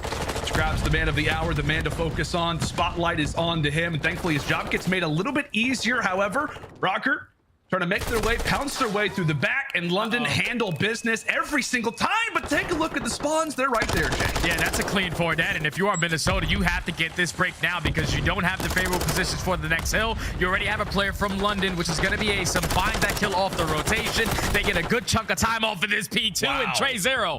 He finds the final 2 to get this remaining 20. Every single kill in the feed currently going in favor of the Ravens. That's going to allow them to get a hefty lead going in towards P3, where they should be fully set up to grow it even more. Hefty. Yeah, you had what, like 2 different big team fight situations that were going down, and for the Ravens, they walk away with both. They get a majority of the time over at P2, and as you said, the most important hard point between both of these teams starts now, and London look to be in the driver's seat. Yeah, London are fully set up, 50 seconds still and counting, but it's looking like a lot of pressure from Minnesota, at least trying to come in through the front. They're able to take him off for the time for now. Bance finds his 3rd kill so far of the map. He was sitting at 0-7 to start us off, but they execute the break. Big plays coming in for Minnesota to not let this game get away from them. That's going to be 3 dead in the feed. Last player up is going to be 0. You just want to try to focus to at least get as much time as you possibly can off of this P3, and they're doing a great job of doing so. Well, how about that, man? Bance finally gets on the board, and Røkkr, well, they break. Definitely helps when you've got everybody firing, as he will eventually join us here on the map. And with that, the Røkkr break, and they look great to grab our final 15. Now it's time for the race over toward new. Cannons is going to be our next hard point, and right now it is Scraps trying to lock things down toward the back. A big 1v1 versus attach. However, he's got to know that Cammy's got to be around here somewhere. Oh, the play calls, player counting is going to work out there for London. Well, they did unfortunately allow for the break to come in over at the last hard point. They are setting things up quite nicely. By the way, Jay, aBeZy, another hot start, 11-4. Yeah, this guy's been going off as of recent for the Ravens squad. He was a cutoff man. Eventually, with him getting taken down, now it's going to allow Minnesota to get out of that trap.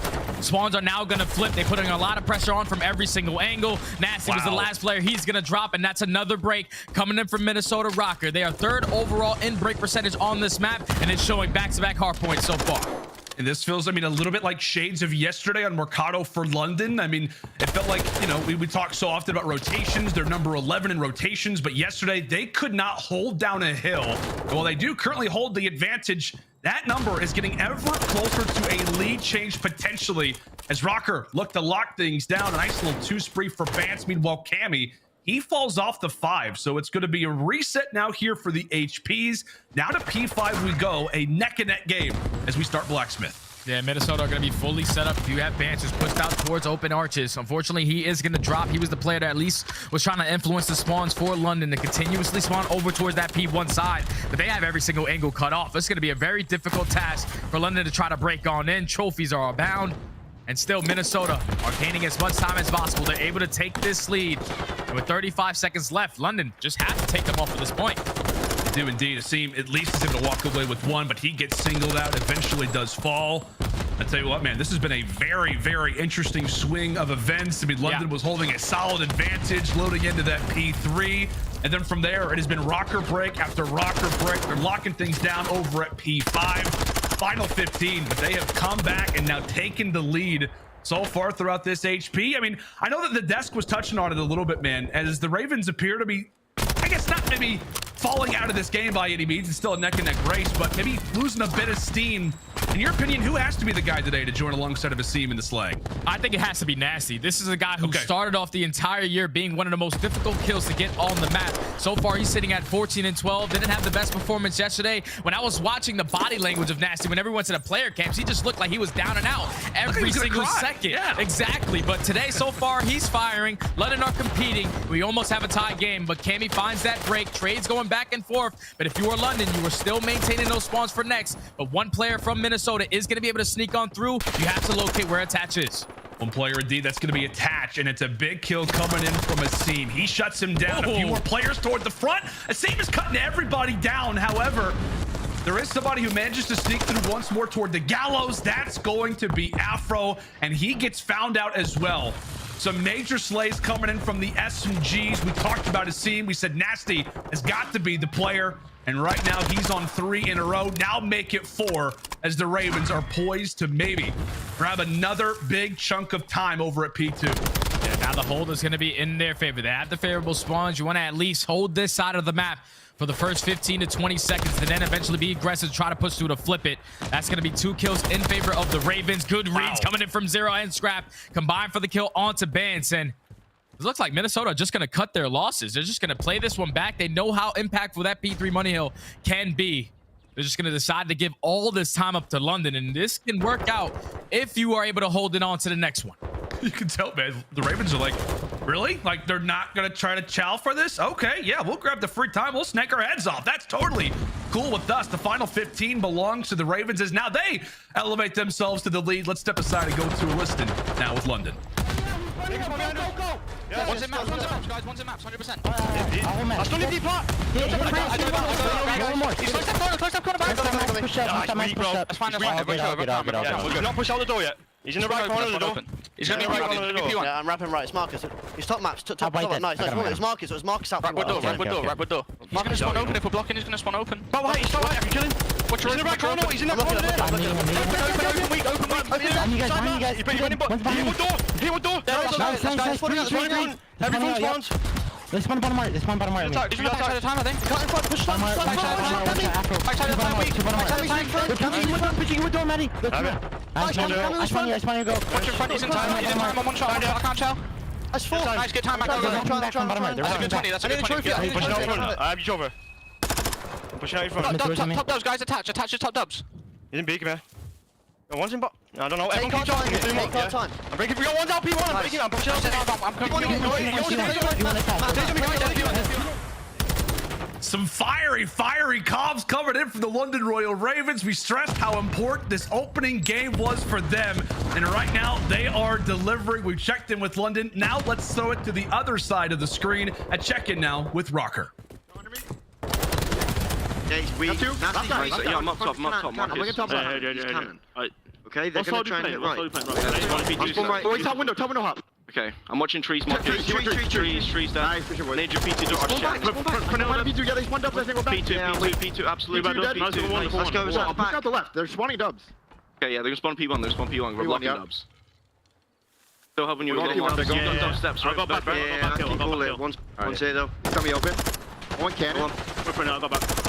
Top balcony. Front door. I'm trying to block Claire. Front door arch, challenge you. Back door, nice. I'm wrapping right. Don't see him. Play on new whoever's here. Back door. Good boys. I'm playing P2 to help, too. Okay. Someone needs to look at my pinch, though? Yeah, maps 24 still. Someone needs to look at my left. Oh, you got it? And the communication right there from Minnesota was firing as well. They had a great money hill right there on that P4 to get this game right back into their favor. They're able to take control of the lead, and now they're going into a P5 where it was very difficult for London to break the first time around. Minnesota have the potential to not close this one out here, but get to that 249-point mark. London have to find a break. Yeah, you gotta find a break. You cannot allow for Minnesota to walk away with this time as Bance explodes for 3. Cammy will walk away with the 4th, and now panic begins to set in if you're Ravens. definitely does. You have to at least flip these spawns. You don't want to get trapped in towards the back. Even though Minnesota cannot win on this P5, you want to get them off of this time and at least force it to a P2 where you find a lot of success. That's going to be 3 dead in the feed. A little bit of a contest does come on, so it's going to allow Minnesota to get to about 245, but they're doing a great job of just trying to pick up kill after kill. Right now, the trap is not going to be in. London are finally able to get them off of that time. They're winning a gunfight after gunfight. Now that's going to allow them to get fully set up for P1. Okay, Jay. Now, if you're Ravens, you've got the setup for the moment. You got to be thinking about spawns. A lot of players here on Fortress can, at times, sneak through the setup. As Cammy's able to find one in the back, what do you want to see here from London as the streak rolls through? Cammy finds 2. If you are London, you have to just stay alive. You cannot allow Cammy to make plays. He's the only player that snuck through all the way through back hard. He's staying alive. He allows them to get out, and Minnesota are able to flood out through doubles, but trades are going back and forth. This is going to be a photo finish. Clean 4 dead for London. Oh, clean 4 down. As the Ravens are going to lock into seconds. One player has made it in through Gallows. That's going to be Cammy. Aware of those top side spawns, the Ravens have got a lot to think about, as now they've got to deal with a second streak. As here it comes. How do they avoid it? How do they manage to stand strong? And they will. Great work to lock things down for the moment as Røkkr continue to fall, but that's going to be 2 in the feed. Nastie's got to stay alive. Minnesota flip a neck-and-neck game. Here we go. Back and forth. These gunfights are going to be so big. Bance versus Nastie. Bance is able to take down the first. aBeZy finds a trade. More players in from London. They get the break. aBeZy, he's able to break it, and now it's all onto the Røkkr from the front. 4 left to go. Here comes Røkkr. 2 end up dropping, but a few more seconds. Oh, it's back and forth. It's back and forth. Nastie's going to win the fight, but there's one more player here. It's Bance. Bance holding it down. Bance V0. Benjamin takes it. aBeZy is here. Trade after trade, and aBeZy hands him a triple and will hand them the loss. As my God, what an end to that hard point. As aBeZy puts him in the dust, puts him in the dirt. What a game. What a game indeed, my friend. I thought London were in a pretty bad spot because Minnesota, they got good time off of that P5. They only needed about 15 to 10 seconds at that P1. But then when trades go back and forth, Raven were able to get a clean 4 dead. Cammy gets a spawn at stage. He eventually finds 2 to allow Minnesota to get out. Once again, it falls down to the SMGs. aBeZy and Nastie find a couple kills when they need to the most to secure the remaining time of that P1. Then it all comes down to these gunfights going over towards P2. They found success after success on that P2. We got to see it again. We got to see it again because I'm telling you, Minnesota, they were spawning out. They were spawning in the back. Right here, it's a 3v2 situation. Trades are abound. aBeZy does a great job of just staying alive. He finds 2. Only 10 seconds away from London to win this game. You see all of Minnesota spawning out towards the front. You have one player in Afro trying to attack in towards Art. They find the opening 2 kills. Then they find 3. That's going to be 3 down. The last player up is Nastie. He at least finds 2 to stall enough time for his teammates to get back into the play. Once he does that, it's all left up to Bance. The remaining players from Raven are just flooding. But then it all falls into the hands of aBeZy. He finds 3. You see the young man roaring. That's the way you want to come out if you are the Ravens. Oh my God. What an end to that hard point, man. I mean, it felt like both teams had their moments where they started to go on runs. Advantages were going either which way, but that break at the end is unbelievable out of London, and another incredible hard point there from aBeZy. I think it was aLLeY who touched on. He's got a 1.38 coming into this Fortress hard point, and Jay, he goes 36 and 23. We talked about it break after break. He helped go for like 3 off the start. He finds 3 at the end. An incredible start to this HP, and or rather to this series. A hardpoint W for London, and that has got to feel good.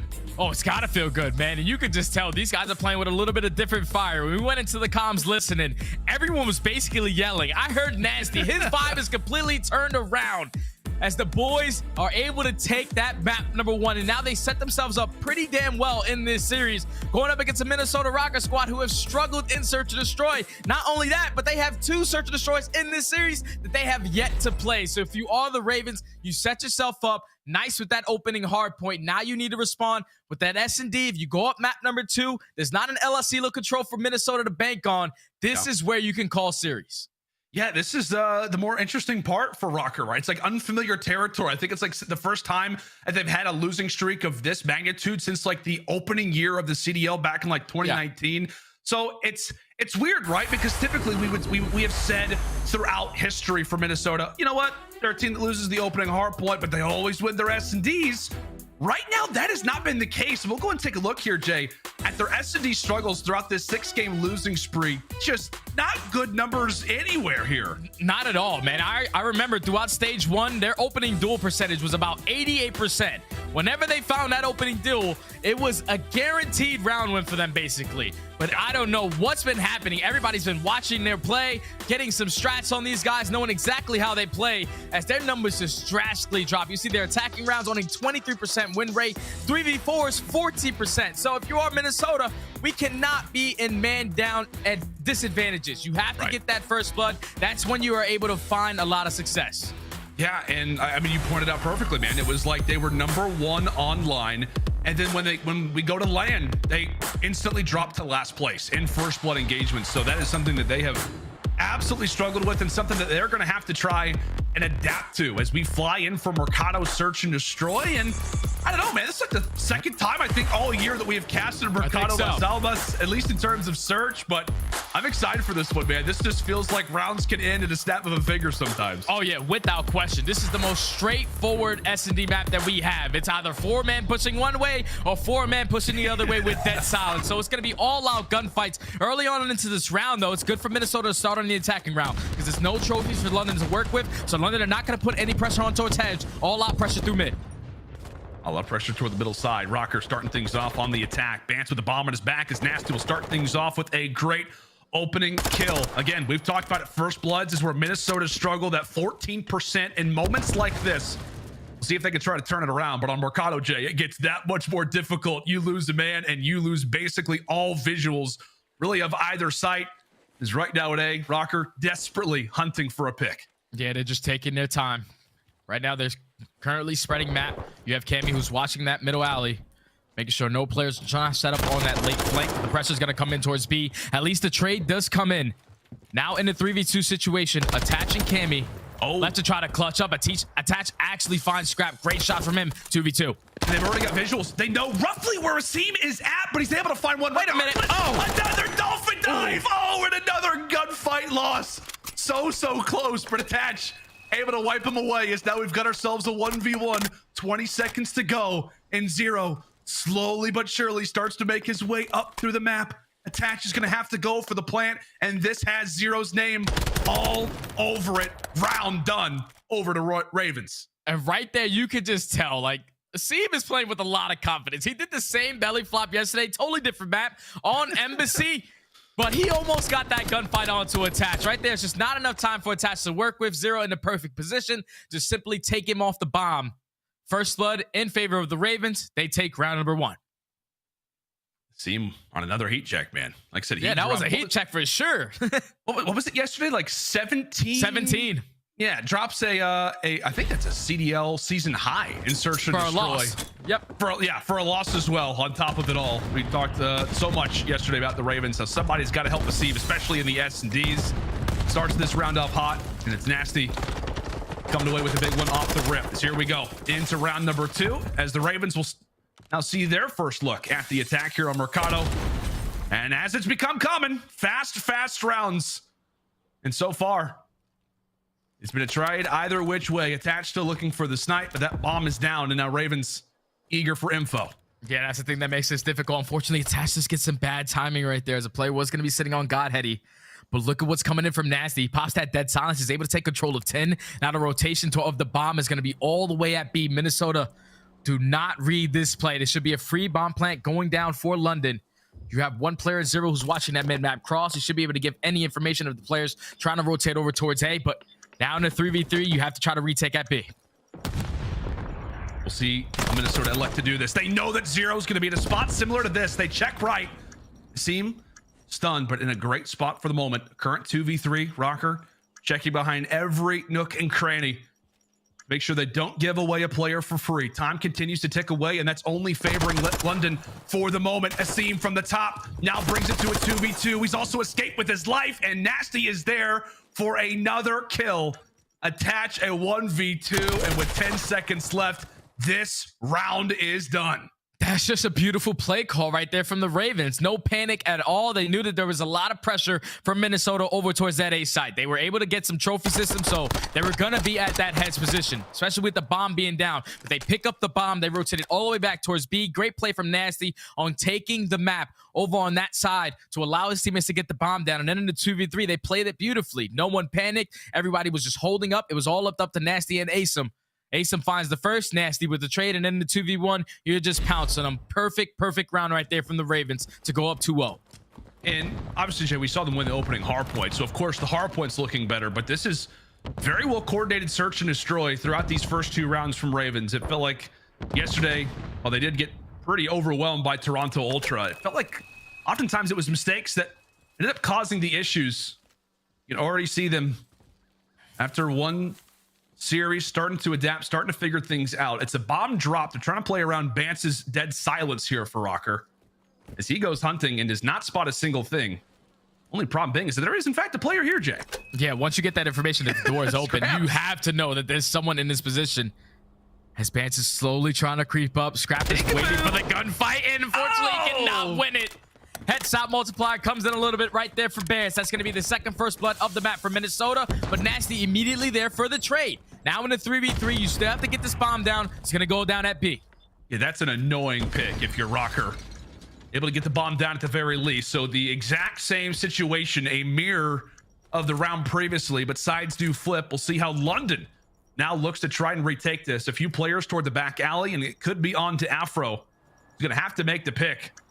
Big spot for him, facing off against the old roster, the old SMG duo, and Nastie. Can he come away with the gunfight?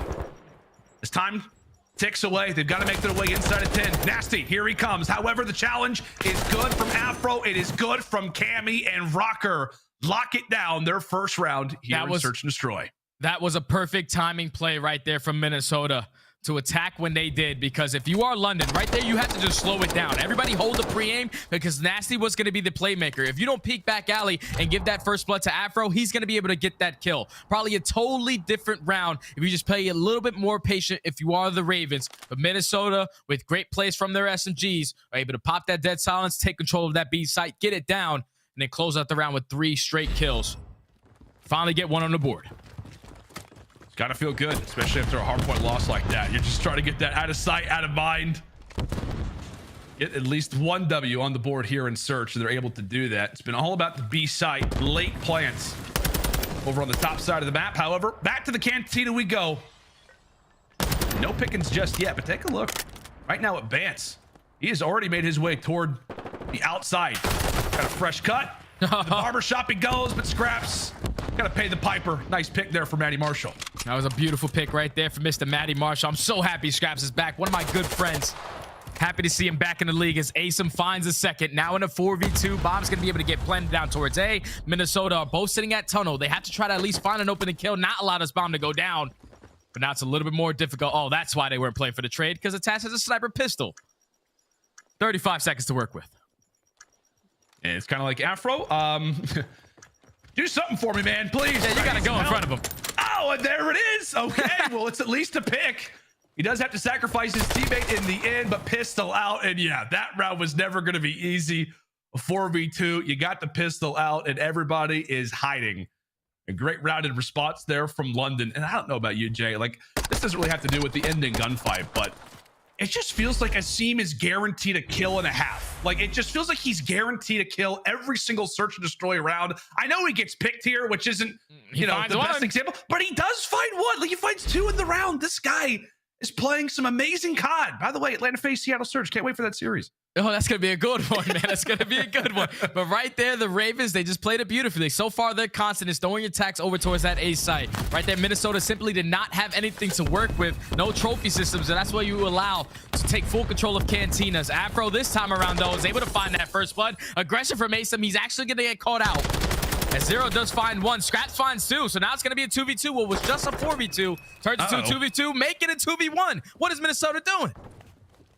When it's all on to Benjamin. Very familiar with the two guys that are on the other side of the stage, by the way. All three of these guys coming up around the same time. A lot of history here in a much needed round. We talked about the weight on Minnesota's shoulders. They need a W today, and in rounds like this, it can mean everything. A big 1v2, but Zero able to cut him down. He's getting hype, and London continue to elevate their lead.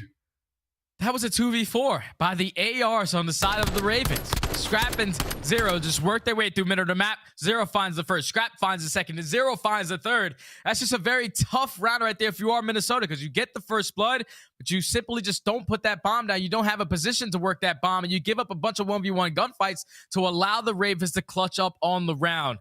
This map is starting to get away from Minnesota. Ravens are looking a step ahead so far in the search and destroy. Now 2 rounds away from going up 2-0 in the series.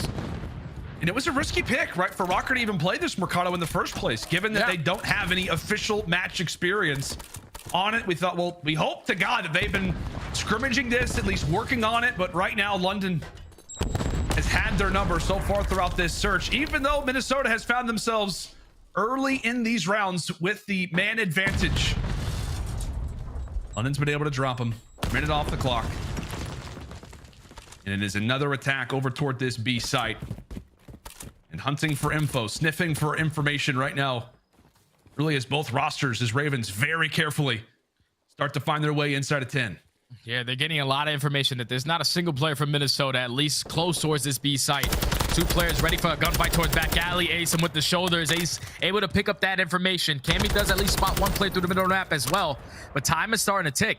Benjamin Bance is the player currently sitting at A. I would love to see him hit a late flank, but Nastie, he finds the first blood. Hoping to see him. He's able to stay alive. He's got the information on Attach, and without really having a ton of teammate support, Attach has to back up. Bance gets traded on out. It's on to Afro and Attach now to come away with this. Afro does have sight here onto this bomb, but Scraps with 1, Scraps with 2. Welcome back to the CDL. Maddie Marshall putting another nail in the coffin here in this search and destroy. Another crucial moment and another big time play. And he's laughing, Jay. He's feeling good. He's feeling great, man. I'll be feeling great too if I'm up 1-0 in the series and up 5-1 in the game 2 search and destroy. They're just completely outclassing Minnesota right now. Right now, Minnesota don't have anyone playing over towards that B site. They're consistently playing for that retake, but the Ravens are not rushing the bomb plant. They're playing for their kills. Great work from them to put themselves at game point. Minnesota now had to play flawless search and destroy to try to take this one back. And the way that London are playing super confident, once again aggressive through the middle of the map. Over to that, surely he's got a guaranteed kill. Yes, he does. Shuts down his scene, but this is a tall mountain to climb, my friend. You're down 5-1. You're on a map that, again, as we said, they have no experience on in official CDL matches. But they do start things off with the first blood. Again, who knows how valuable that really is considering all the statistics, but a nice little trade ends up going either which way. Another pick in the back there for Attach. He also puts a few bullets there into Scraps as well. So information found, and there is surely no way Røkkr lose this. There's no way. There's no way Røkkr should lose this round. 3v1. Scrap doesn't have dead silence. All right, the trade is there. 2 people were ready for the gunfight. Minnesota get the first blood. 3 kills on the round for Attach. Great player to watch that flank. And then it rotates back towards that RV side, towards back parking lot. Jumps up on a little car. Finds that angle to cut down 2 players from the middle of the map. That was a great round right there from Minnesota. Now they just have to find an answer on the defensive side. London are just keeping them on their toes. Super aggressive towards A1 round when they're using their attacks. And then dead silence popped over towards B. If I'm Minnesota, I'm at least sending 1 player in towards 10. You got to get a trophy down towards Hedge. Have 1 player watching towards mid and just try to be aggressive in towards Cantina. Just pick up some information right here. See if we can find the intel. Dance the first player forward. Eager to cross that 50-yard line. And as he does so, dead silence pop. We get some information. Nice tags there onto Nastie. The great team shots is Bance. Play. Able to find 2. The great coordination there for Røkkr. They work off the info. They play off the dead silence, and it's about to be 3 for Bance. He at least gets the assist. All on to Scraps. Another clutching situation as Røkkr carefully starting to stream their way back into the S&D. Scrap. He's so delusional. A teammate does come in. Oh, that could have got scary. Could have got scary. He had the first guy at hedge, one shot. He picks up the second kill. A team kill comes in. It could have turned into a 1v1. But Minnesota able to clutch up on the round. Great trophy system placement over there towards hedge. Allows Bance to get pushed up towards Cantinas. Jump up on the window ledge. Finds 2 kills. Almost 3. To eventually secure the round for Minnesota. Slowly starting to fight back. Starting to understand this map a little bit more, it seems. It seems, right? It seems that they're like, okay, this is how Mercado works. We want to play off Denny. We want to try to play for picks over toward the top side of the Cantina. But now back toward the attack they go. And well, Bance, at least for our side, or rather for our side, just decides to headbutt a wall. Jay, he is a man on a mission. He's not messing around. And there you go. Afro, another early pick. You got to see him off the board. And that is a great sign if you're a Minnesota fan. Great sign. Another first blood going in their favor. So now you have the man advantage. You can potentially work towards this A plant, but you still have attachers watching that late flank because you have one player in Scraps committed with that dead silence. Does he check the spot? He does, but attach wins the gunfight. Cammy finds a third. Bomb is getting planted. All of the Nastie to 1v3. Whoa. 1v2. Starts off after the 1v4, but now he has 40 seconds to work with.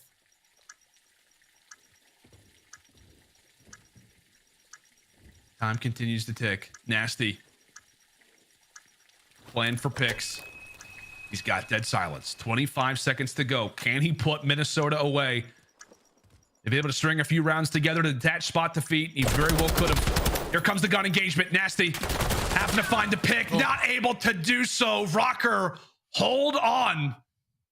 As Nastie gave it his best effort, he's at least able to take away 2. But you can see it on his face. Nastie is not happy. But how many rounds that they've allowed to go the opposite way from 5 to 1 now to 5 to 4. Jay, if you're the comms for London, what are you saying right now to keep the guys composed? Let's all 4 hit A. That's literally the game plan right here. Everyone throw your attacks right on over. Let's try to at least blow up their trophy systems because they're only going to have a maximum of 1. So blow it up. Hit 4 towards A. Let's get this bomb down. Let's win the trade gunfights. Let's close it out right here. Ravens, listening to you.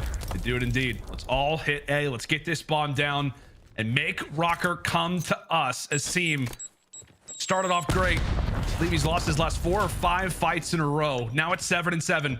Can he be the difference maker? Maybe to jump over from the top side of the roof. His bomb gets planted onto the retake. Go Røkkr. All 8 players still alive. And Røkkr, it's looking like they're gonna have 2 players trying to attack through barbershop. It's gonna be all on 0. He gets the information on 1. He's able to at least spot the second. He finds first. So you want to do is play your life, get the trophy down. Unfortunately, this nade is too strong from Benjamin Bance. At least makes it a 3v3. Now the trades have to come in. Asim does find 1. 2v2.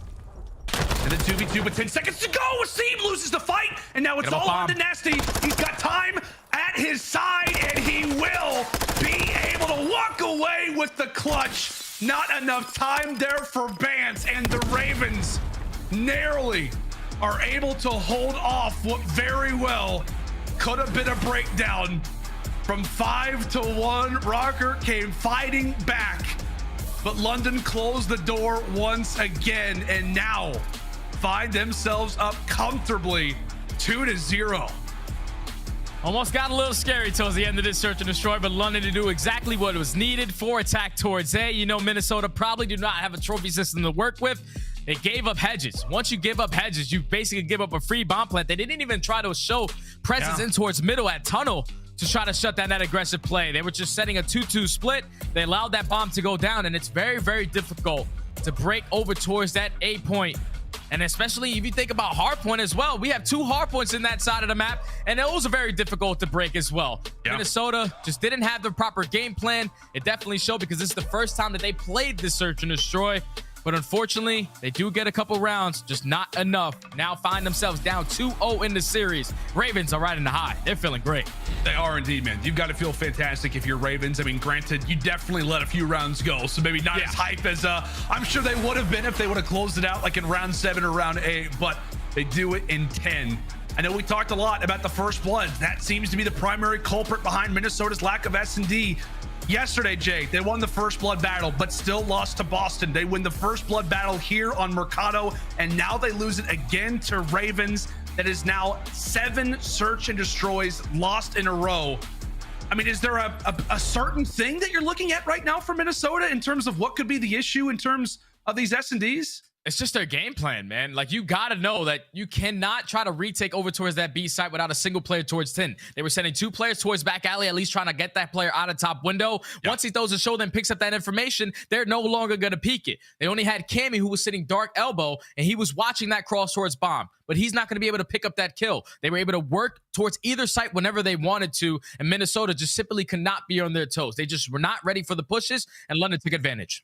They take advantage, and now they're flying high coming into this game number 3. Up 2-0 in the series. Will Røkkr wake up in danger of going not just winless through week number 1, but maybe mapless when it comes down to their opening week here in Major number 2? Make sure to stay with us, folks, as we're headed to Fortress Control for Game 3.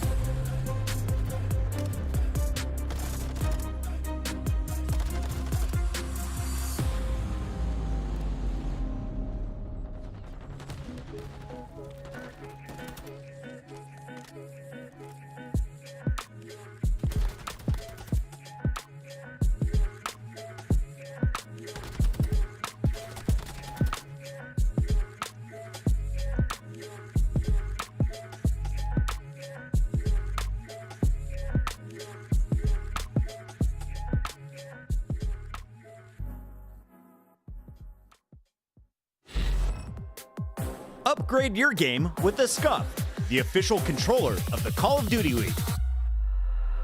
The Call of Duty League is presented by the GMC Hummer EV Pickup, the world's first all-electric super truck.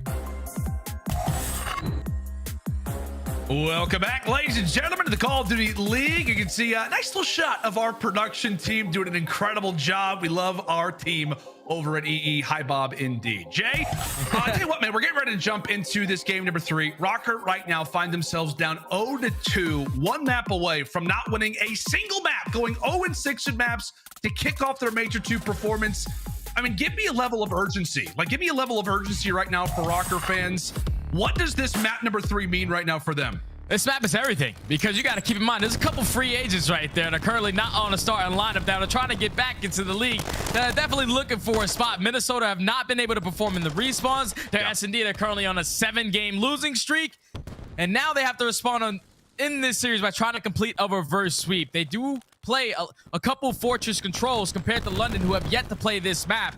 But already London off to a good start. They're able to get out of that trap. Almost first ticket A is about to be complete. I mean, if Ravens as well are able to get off to a great start, walk away with this opening attack, that could be dire. Not just a must-win series, a must-win map, but a must-win round potentially already for Røkkr as London continue to chip away over at that A zone already. Right now, it's Nastie and Zero, the longtime duo here on Ravens, that are now able to put the second tick away as well. And here come the reinforcements from the Ravens too. Scraps now here to join alongside. It's the great trade that ends up working again for London. Zero still here, and this is about to be a cap. Oh, it's about to be a cap unless Benjamin Bance has something to say about it. He's able to at least find to relieve some of that pressure over towards that A point and not allow that time to extend by a minute. Minnesota, they get the break. They only allow 2 segments done. So now if you are Minnesota, it's all about playing for this trap. All of London trying to break out towards the left side of Stables. They're fully prepared for it. If you're London, you just have to at least find a couple kills to get out. So just trying to get inside of maps, like get a little bit of a checkpoint, but Afro, a position where he absolutely can see a ton of success trying to get going versus his old roster as well. You got to talk about it. Spent the opening or the end of a season on Cold War, the entire year Vanguard with this franchise, trying to show that he is up to bigger and better things. However, he gets cut away. Regardless of that, Bance finds himself on the 5 spree. Lives are up and life is good right now for Røkkr. 15 seconds still to go. London, one last good push potentially. Yeah, one last push. They have to just try to get out of their base, try to touch over towards that A point and try to close that one out. But Minnesota, they have it on lockdown. One player is going to be able to belly flop on out, make his way in towards bottom arc, but it's only 3 seconds left. You have to at least stop that clock by getting on the point. aBeZy might have just made the play. aBeZy and Scrap are able to get out towards doubles. That's going to be 3 dead in the feed. A is going to be done and dusted. London, they get out. How in the world did they just pull that off? And Nastie, okay, I was going to say he is already over at the gallows. aBeZy just made the play, and now he's got the knife out as well. Oh my goodness, he is going hunting right now for the Røkkr as they do eventually cap that point. Zero's going for drop shots.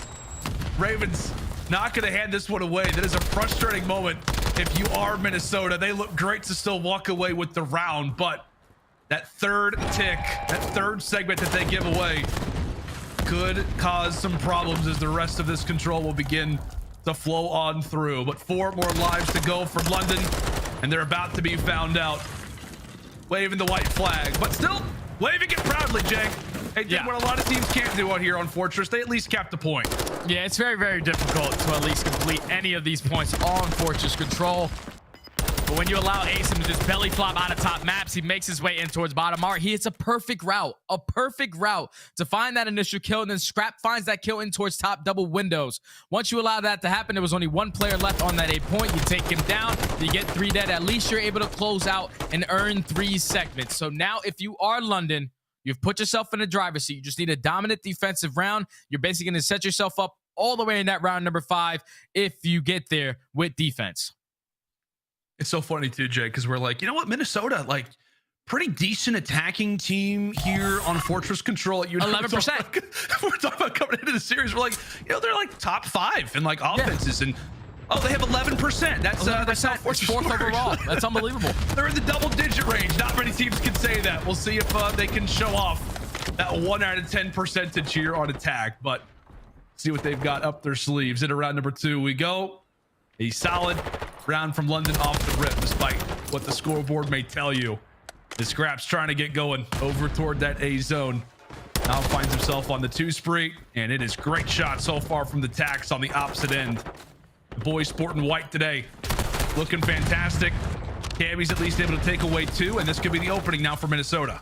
This could be the opening, but you still have one player in Scraps who's watching that crossover towards that B point. 2 players are able to push over towards close arch, so it's going to be on aBeZy. He's going to be super aggressive, and he actually gets picked off. So now Minnesota able to slow down that time, stop that time, and get over towards that B segment. You have all of London spawning on the opposite side. They're just going to be super aggressive towards this side. They know how important these segments are in London. They're not going to give them up easy. God. That's going to be 2 dead in the feed. Attached last player up. Farthest pushed up on the map. All you have to do is just play your life. Just try to play a couple kills so you can allow your teammates to get out the track. Yeah, I feel like Minnesota did everything right. They're able to siphon their way in toward that B zone. They end up losing a few valuable fights, and so Attach is going to put the AR away and can put the Vazneb to good use. At least opens things up, but Cammy drops. And with 15 seconds left for Røkkr, this is now a bit of desperation time. It is. They've got to get going here over at A. Bance able to take away another. Off to a great start here on Fortress Control, as they will just manage to get that first capture in. Scraps puts away another 2. Attaches here. He will drop. Røkkr players, I don't think they're going to have the ability to get to either of these zones, especially if the scene has something to say about it. And no, they will not. Røkkr get cut away, and they only have 1 segment to speak of. Just a perfect defensive round from Ravens to not go a clean 3 to 4 dead. That's when you allow Minnesota to start roaming your base, being nuisances in your art, and playing for kills, but they always kept the kills stagnant. Great job from aBeZy, great job from Scraps to always find a kill when it was needed the most. They only allow 1 segment, so that still puts them up by 2. If you are the Ravens, what you want to do right here in this round is to simply try to close out that A point once again. You do that, you're going to guarantee yourself that round 5 defense. And just the way that they're playing right now, pure momentum all on their side. Up 2-0 in this series. Everybody's calming. Everybody's fired up. Minnesota need a dominant defensive round to respond right here. They absolutely do. iLLeY touched on it coming into this series. Ravens very much are a momentum-based team, and right now they are flying high. But what a round 3 would mean for them, at least to have a solid moment, grab a few more ticks, put this lead that much more out of the visuals of Minnesota. As here we go into round number 3. Cammy trying to get things going. A bit of a slow respawn so far for him at 9 and 13. Able to put 2 away. Able to assist on the 3rd. Røkkr quickly put them into full Nelson. Nobody yet to drop, and now Ravens in a very difficult spot.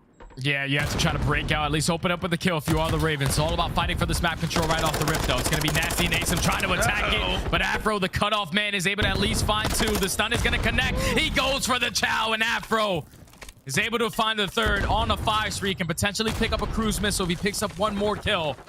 But Minnesota, a very, very dominant defensive round so far. Only 30 seconds left. Attached snaking all around the statue. That's another 3 dead in the feed. Nobody's it's died, looking Jay. like London. I'm not going to get out. Nobody is dropped. This is perfect. Nobody has died from Røkkr. Are we This about is literally to a see perfect flawless defensive round. Are we about to see if there's no way? There's no way that they somehow Don't let them get it. Don't die, Bance. Oh, for God's sake, they gave away 1 kill. It's spoiled. It's ruined. Not at all. That is picture perfect control here on the defensive end for Røkkr. 2 players die. That is it. And Nastie's about to shed a tear.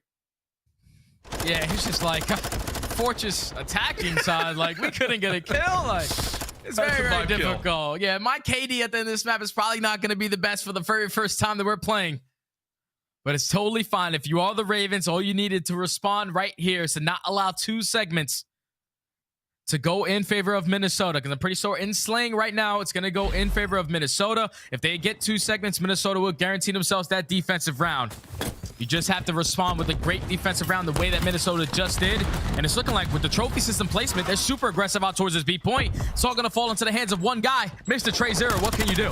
Treyboy Cardi, we'll see what he can do toward the back. Has a bit of assistance, and he'll handle the work just fine. Attach.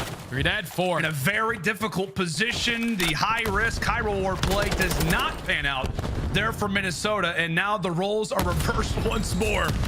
Even team kills happen to be coming in. Afro's taking everybody down. Jay, if you get in front of his line of sight, he's taking you down regardless of what team that you're on. But Ravens, a bit of payback now as they sit on the defensive end, Jay. Yeah, they have them in the trap right now. You have two players at least causing problems in towards maps. Simp finds himself on a 6-3. And with only 40 seconds left, now you have a cruise missile to work with if you are the Ravens. Just have to continue to hold strong for the remaining time in this round. And defense is going to be yours going into this round number 5. Bance at least finds that opening kill onto Scraps, and Afro finds a second. So this might be the potential opening for Minnesota. Oh, it very well could be. Only one player, I believe, escapes the carnage. If you are Røkkr, that's going to be attached. And really with his lane opened up, it is all about headed toward B. Scraps aware of the movement, able to cut him away. Røkkr with a bit of map positioning, though, are able to at least pause the time for the moment. As long as you got a foot in that objective, you can stop the time, halt it for the moment. And Afro able to come away with a great kill onto Zero, helping siphon his teammates now into that B zone. One tick give up the second Røkkr's still here. They're still fighting for it. In London, they've got to go if they want to try to break this. You got to go now. If you are London, you cannot allow this B point to get away from you, or you will have the attacking round going into that round number 5. Scrap does at least find 2. They're still gonna have a couple bodies here. Last player was attached, and at least Minnesota do a great job of just finding a couple kills and those 2 segments. So now it's all gonna come down to the kills. Whoever was able to outslay more in this map number 3 is gonna be able to get that defensive round number 5. I'm just thinking the way that Minnesota dominated on the defensive round, it was 21-13 at the end of this round. I think Minnesota did just enough to secure that defense. Should I flip a coin, Jay? Nope, I don't think so. If my math is correct, Minnesota got it. All right, I trust you. I trust you. No coin flip needed. I mean, who carries change anyway, to be honest with you? I Nowadays. do, I think. Do you really? No, I'm capping. No. I was going to say, like, prove it. Prove it. Prove that you got some pennies in those pockets. Nope, ain't got nothing, brother. There's no shot. There's no shot. Round 5, who's it going to be? Oh, boy. It is going to be London on the attack. Jay was right, and who could doubt him? He's a liar when it comes to change, though. That's all that I need to know. Round 5, into it we go. We have seen some unbelievably dominant defensive rounds. Can the Ravens, when they have to, clutch up and close out the series? All eyes on them and all eyes on the SMG superstar, the Phenom in Afro, as he's erupting right now versus the old lineup, versus the old roster. Trying to put a bit of concern in the back of their minds as London very carefully start to make their way through top maps. Gotta just find a couple kills, and aBeZy is the guy to do so. He's able to find 2. They still know that Afro is in towards bottom maps. The trade does come in onto Bance. They just have to take this player down. Afro is just causing them so many problems, just staying alive in this position. They're able to get on this 8 point, but still, Minnesota is slaying around the map, not allowing anyone else to get out of this trap. As the first segment is going to be done, London, they're doing a great job of at least putting a lot of pressure over towards Stables. That one player on A is at least stopping that time, and is doing a great job of just pushing out, trying to at least find a couple kills to get out. Yeah, it's almost like even if they're not even getting segments, just the pausing of time is incredibly helpful, but they are getting the segments nonetheless. The trophy's in, but good night to Zero. Oh my. His trophy at least managed to stay alive for the moment, but Nastie, the quick turn on, now able to pause the time again as London have got a decent bit of map control, specifically here for Asim, as now he's going to be on 5 in a row. That 8 point has been captured, another minute added on to the clock, and can once more Asim be the player to make the plays. Not gonna occur. Ravens 3 down in the feed and back to basics as they head right back to their spawn. They find every single kill. Now if you are London, you have to just try to break on out. Nastie finds 1, but the trade does come in. All of Minnesota are ready for the push through double doors. Cammy at least is able to find 1, but as long as you are Minnesota and keeping the trades going, you are setting yourself up to close out this map. 15-11 in lives remaining. That 2-piece might be the opening for London, but now you have to figure out where Bance is. As long as you stay alive, it's a great job, but he eventually gets traded. So now London, they're able to break on out. They are indeed 12-8 currently in lives. Minute still on the clock. Ravens, you got to be careful. Cannot give away any of these picks for free. And unfortunately, it's going to take multiple waves. Multiple waves. And attach. That could be the first. Ravens still continue to hunt for information. As they find 1 kill, they start to make their way forward. That second pick is going to mean everything. However, they've lost their information. They've lost their leading man. The scout right now for Ravens is out of the picture, and so is Scraps. 0 all by his lonesome as Røkkr return. And now it is all about holding on if you're Minnesota, and boy, do you look good to do so. 3 more players left. 3 more players left. There's no way Minnesota are able to choke this one. Oh, as the flank is coming in from the best SMG in the game. He just puts on an absolute clinic from start to finish of this control. London had a great first attacking round by completing that A segment. They hold Minnesota to only 1 on their very first attacking round. But then when you allow Minnesota in that final 30 seconds on their second attacking round to get over towards B, complete those 2 segments with the defensive round that they had with only 2 players dropping, they were able to secure that defense going into round number 5. Minnesota stay alive in this series. And look at that, 30 non-traded kills. Like, that is the most annoying thing possible if you're playing against that, because every single time that guy is either finding 1 or a 2-piece and no one can find a trade on him. That's unreal. Defensive kills. You know where all of those were coming from, which is over inside of maps. London not able to take down their former squad mate. As tell you what, man, I'm sure there's a watch party somewhere for Røkkr fans, and they just let out a giant sigh of relief at the fact that they're at least able to stay alive for the moment. The tears and the beers will at least hold off for the time. But it does feel like, man, I mean, Minnesota started to grab their footing. We talked yesterday about how, at least in the opening hard point, Afro was a little bit slow. Granted, I know it's on defense, it's here on Fortress. You expect for an SMG to go off, but he has a excellent performance. It felt like at times you saw Tatch go on sprees. Bance had his moments without a doubt. Could it be the moment? Could it be the moment where Røkkr finally wakes up and starts to get a bit of momentum flowing as they're able to lock things up here in the control? And now, Jay, I mean, tell you what, Hotel Hardpoint, things have changed up with the spawns. Talk to me about it, man. How do you feel about both these lineups coming into game 4?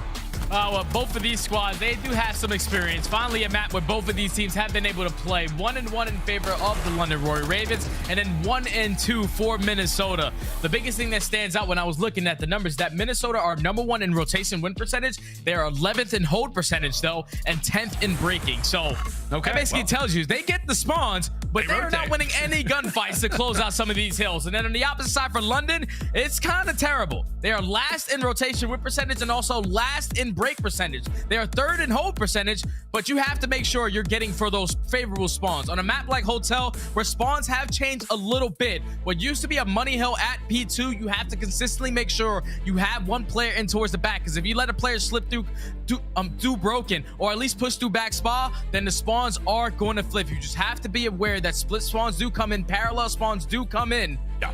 And this is going to be an absolute battle in this map number 4. I think Minnesota, I think they got some life, man. I think Minnesota are probably going to walk away with this game number 4. And we're probably going to have another game 5. I'm eager to see it, man. I really am. Like, I think for Røkkr, I would hope, I would imagine, right, coming into that control, you know, you did have a little bit of a commercial break on our end. The players had the chance to kind of sit around and talk about things. The coaching staff comes in and I don't know, man. I'm hoping that there was a decent halftime speech, if you will, to the team. Like, hey, we have to win this game for obvious reasons. They're able to deliver. I mean, if you're talking about a certain matchup coming into this hard point, players to look out for London, players to look out here for Minnesota, who should the fans be watching out for specifically? Oh, without question, it's going to be the battle of aBeZy versus Afro. Like, Afro's feeling great after that map number 3. We saw what aBeZy was able to do on map number 1. Those SMGs are going to have a battle for spawns, for cheeky corners, just putting yourself in positions to at least block a spawn or at least set up a pinch. Both of those guys are very, very intense playmakers, and whoever walks away with more plays at the end of the day is going to be able to take the map. Yeah, again, a huge situation for both of these lineups. We came in talking about how somebody's going to finish 0-2 to kick off their Major II campaign here in the qualifiers. Ravens off the roster change. They brought in a player named Scraps that a lot of COD fans are familiar with. At one point, one of the best players in the game. He's made his return, and now he's trying to put a W up on the board here for a franchise that he once played for back in the opening year of the CDL. And the other side for Minnesota, man, like, this would be terrifying. Like, if they come in, they win that control, but they just drop this hard point, we totally forget, right? We're going to totally forget about that last control that they just managed to take. And we're going to say, my God, Minnesota through the first week has only won 1 map. They've not won a single series. Panic is still there for Røkkr, and who knows, maybe it could be for Ravens if they allow for the opener of this HP to go a bit the other direction. But hotel we go, buddy. I absolutely love this map, by the way. Same. This is what is it best map in the game? Gotta be, right? I think it's pretty up there. I think it's, you know, so? we got 3 different game modes on the map. It plays pretty fluent on every single mode. It's very, very fun. But here we go. Minnesota are going to be starting off on the better side, so they're going to be able to get some good time off of this P1. London going to put a lot of pressure over towards Dash, trying to push over towards that Couch's side. If you are London, you want to make sure you maintain this side of the map, but not give up a lot of time to Minnesota. So they look to do that. Afro already strutting to kick off this hotel HP. He's been given the green light, and he is going to kick off game number 4. Cammy trying to do what he can toward the bottom side as he eventually does get taken down inside of P1. 20 unanswered points, but 3 do come away off the board here for London. They do have the more advantageous side when we talk about spawn. Scraps in a very, very big spot, able to come away with that victory as well. All signs strong here in the reply from Ravens as they back up for P2. That's a great response right there from the Ravens to maintain the spawns, especially the positioning right there from Scraps. He knows that they were going to be aggressive over towards bedroom, but one player is actually going to spawn out at bedroom. Minnesota were able to make their way all the way to the back, so now the spawns are going to flip. 2 players just trying to stay alive as long as they can. 3 players now towards the back. The pinch comes in from Cammy. Now, if you are London, what started off as a great start off, basically shot yourself in the foot by not holding those spawns. Minnesota in control of P2. Yeah, we talked about it, right? The new spawn update. Definitely things are a little different from time to time, especially on some of these hills. Already seeing shades of it. London held the advantage off the rip. Minnesota, they win a few gunfights. Now they've got the spawns. And the biggest thing is that they've now got that lane toward the top side of the map. Yeah, well, they do lose player number 2 in Afro. It is all about Cammy. London has got to break in and break in quick. They do so, but in doing that, Jay, they've now allowed for the next rotation to be in Røkkr's favor. As now toward the kitchen we go. Minnesota still very much in the driver's seat. Yeah, Minnesota so far in this game showing why they're number 1 rotating team on hotel hardpoint. So they can be fully set up for kitchen, but their hold percentage is not the best. Cammy at least finds the first. Cammy finds the second. Big 2 pieces. Shut down that pressure coming in towards the back. Bance finds the third. Now you're fully set up for that second wave of pushes. Because now you know exactly where all of London are trying to attack from. Everyone trying to push through the front. Trying to push right through Diner. Minnesota, they're fully ready for it. This has been a perfect setup so far to grow this lead even more. Yeah, shout out to the Hot Hands Lounge. Just the perfect POV to look at in that moment is Cammy. But however, Raven's still knocking at the door, and now it's Afro's turn. He's ready for the third. He thought about the knife. Asim still knocking, and now it's a 1v1. Cammy takes him down. It is Cam to start off, and it's Cam to close it out. Walks away with 4 over at the kitchen.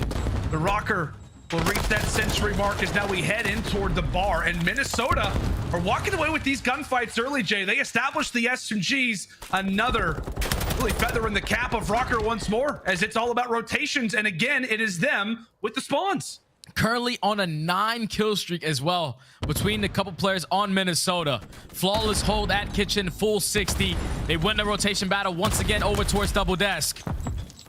You have 1 player in the back, which is going to be Afro just being a nuisance. He finds a kill. He's staying alive as long as he can. He's cutting off all the rest of the players, and London simply do not have an answer. This has been flawless hardpoint so far from Minnesota. Almost an 100-point lead.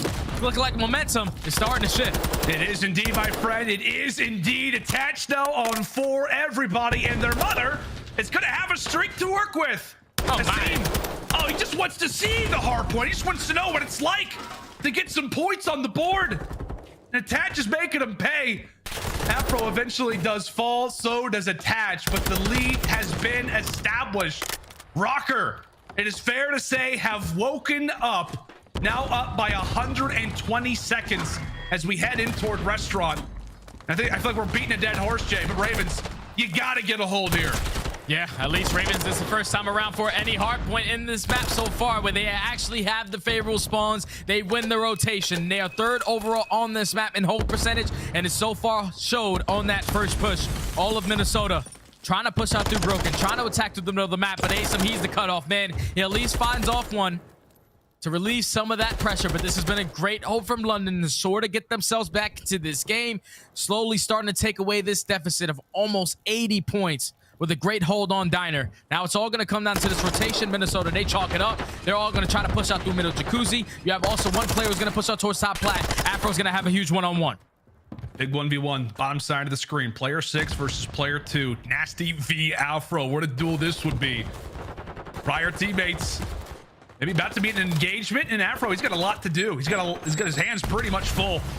His Nastie's there to walk away with the early seconds. Problem being is that one of the main pillars of this Raven setup did eventually drop. So aBeZy is going to be in the midst of a pinch. 2 players out of the picture again for London over at the kitchen. So looks like for Røkkr, well, they haven't had the man advantage. They've at least done a good job of getting the map positioning. Knocking on the door as Nastie now enters in towards 6 kills in a row. A cruise missile to earn. While things do get dicey, it looks to be another prime HP here for London. It could have been a prime HP, but right there, Nastie was sitting at back steps, just gave up the first 20 seconds on that point.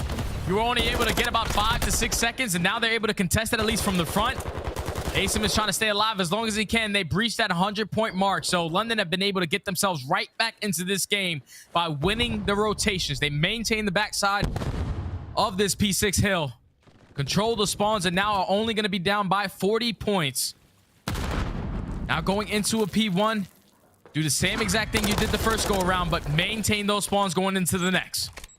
You can see Nastie and Scraps right now. Nastie and Scraps have been trying to work together. A few unfortunate team kills have come through to make this one that much more dicey. I mean, do your best. Do your best to try to figure out how the spawns are going to look. We got players all over the map. Okay, it's been decided. It has been decided. Røkkr put their foot down, cut down 4, and now have got themselves inside of P1. But a few of those pesky London players again try to force the issue toward the spawns. The battles continue, but it's Røkkr still with the lead. London cut down a few, and it's trade after trade after trade now, Jay. Both teams exchanging wipes as Cammy erupts for a few himself. It's big kills coming in from the Cam, man. Able to find all 4 kills in the feed for Minnesota. Now you see those spawns flip. Minnesota fully set up for this P2. Bance finds one. Afro finds a kill over towards Spy. Now this requires a break from the Ravens where they are dead last on this map. Gonna have a 2-2 split. This is where you have to invest this cruise missile. Hopefully no one has any trophy systems abound. Can he pick up a kill? Yes, he does. Might be the start for London to try to get the break.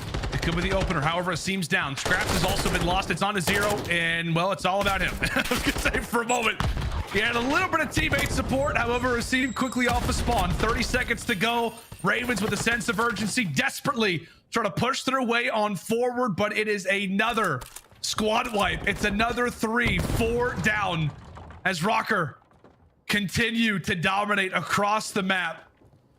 And Bance has got some intel there on the Scraps as well, trying to cause some havoc in the back of the base. And as long as he stays here, it is a headache and a half to deal with if you're London.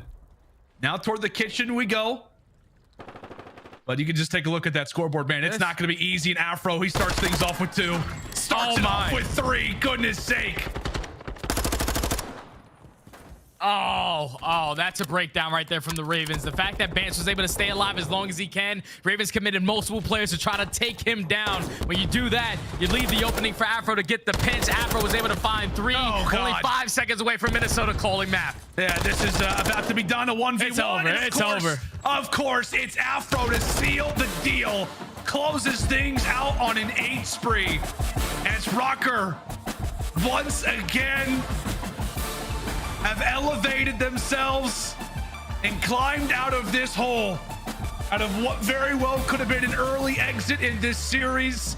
They've now won back-to-back, and we've got ourselves a game 5 again, actually, to kick off this day, Jay.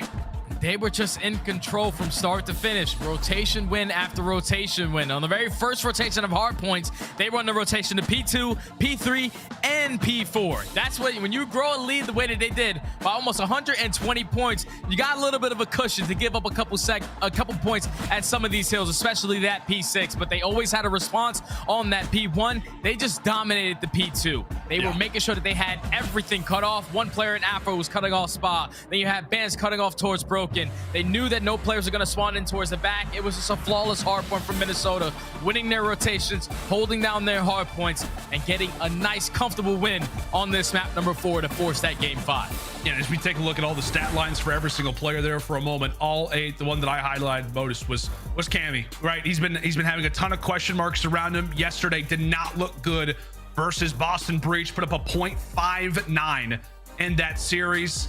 Played well in the Fortress control and plays fantastic here on the Hotel hardpoint. Had a number of different sprees, but specifically, I think it was that P3 on the first side, cuts away like 4 or 5 players in a row, nets his team another hardpoint rotation win, and helps elevate themselves to another respawn victory. Jay, you called it, man. You said, hey, coming into this map, I'm feeling Minnesota. And once again, my friend, you are right. Do you have a quick call before we throw it to a commercial break for this game 5? Anybody? I'm taking Minnesota. They end the 7-game losing streak at Search and Destroy. It's got to happen, right? It's got to happen at some point. London fans, it's getting scary. It's getting a little bit dicey. Both teams, both fan bases, absolutely terrified coming into this game 5. But for spectators like us, it's an absolute treat. We're going to go throw it to a quick little break. Fortress S&D when we come back after this.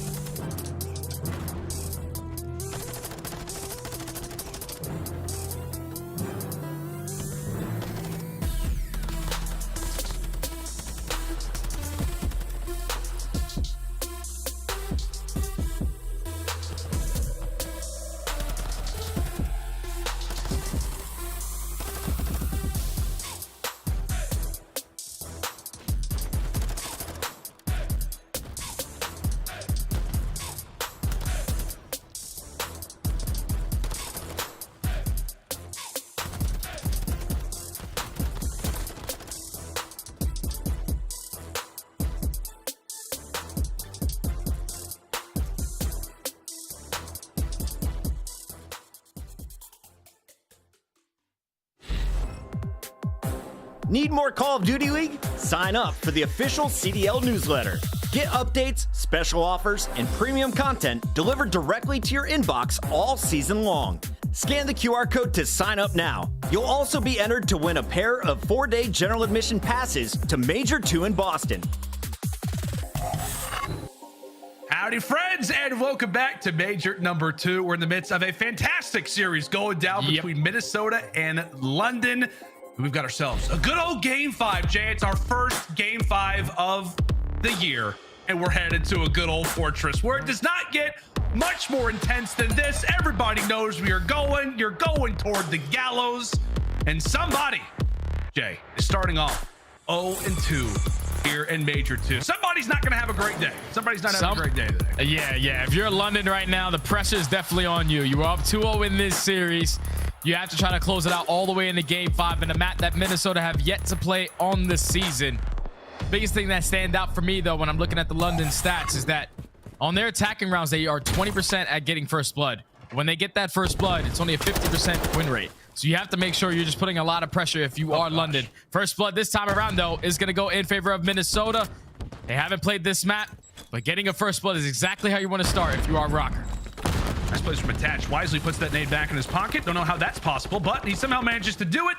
Tosses it away, and somehow Scraps manages to find that pick there onto Cammy. So a great little reply there out of the Ravens as we've got a minute to go. Still a lot of time on the clock, but quite a bit of information still to be found as everybody very eagerly stops their pace.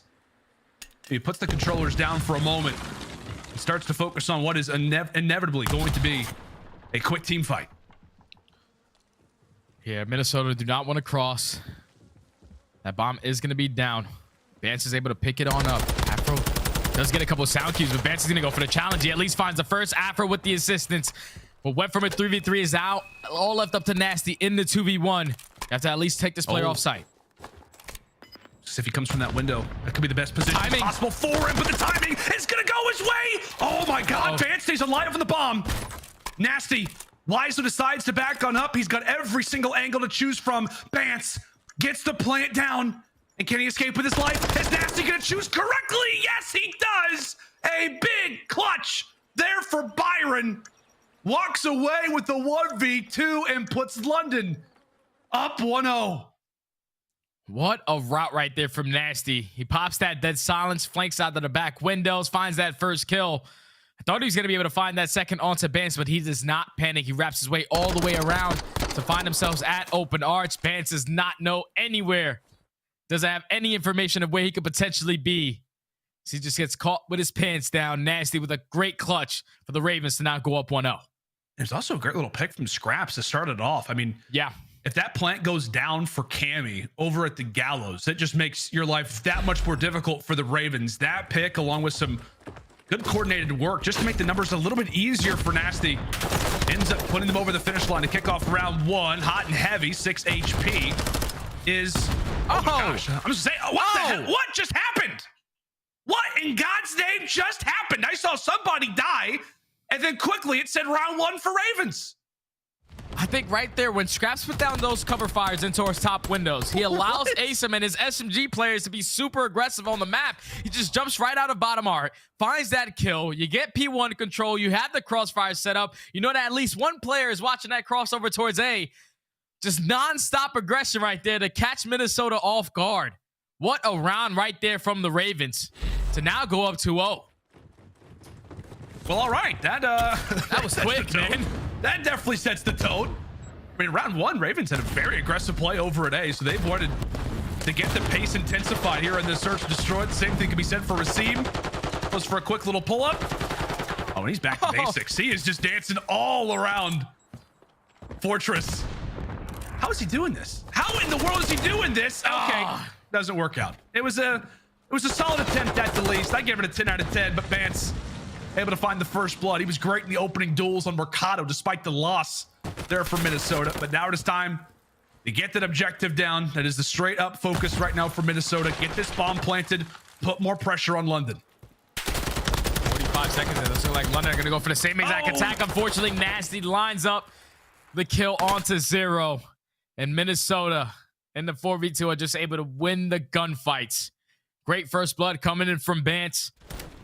The second first blood on the attacking rounds for Minnesota. This time around, they didn't let anything fishy happen. They had a trophy system also to work with, so no tacticals were going to work for the Ravens. Minnesota get one on the board.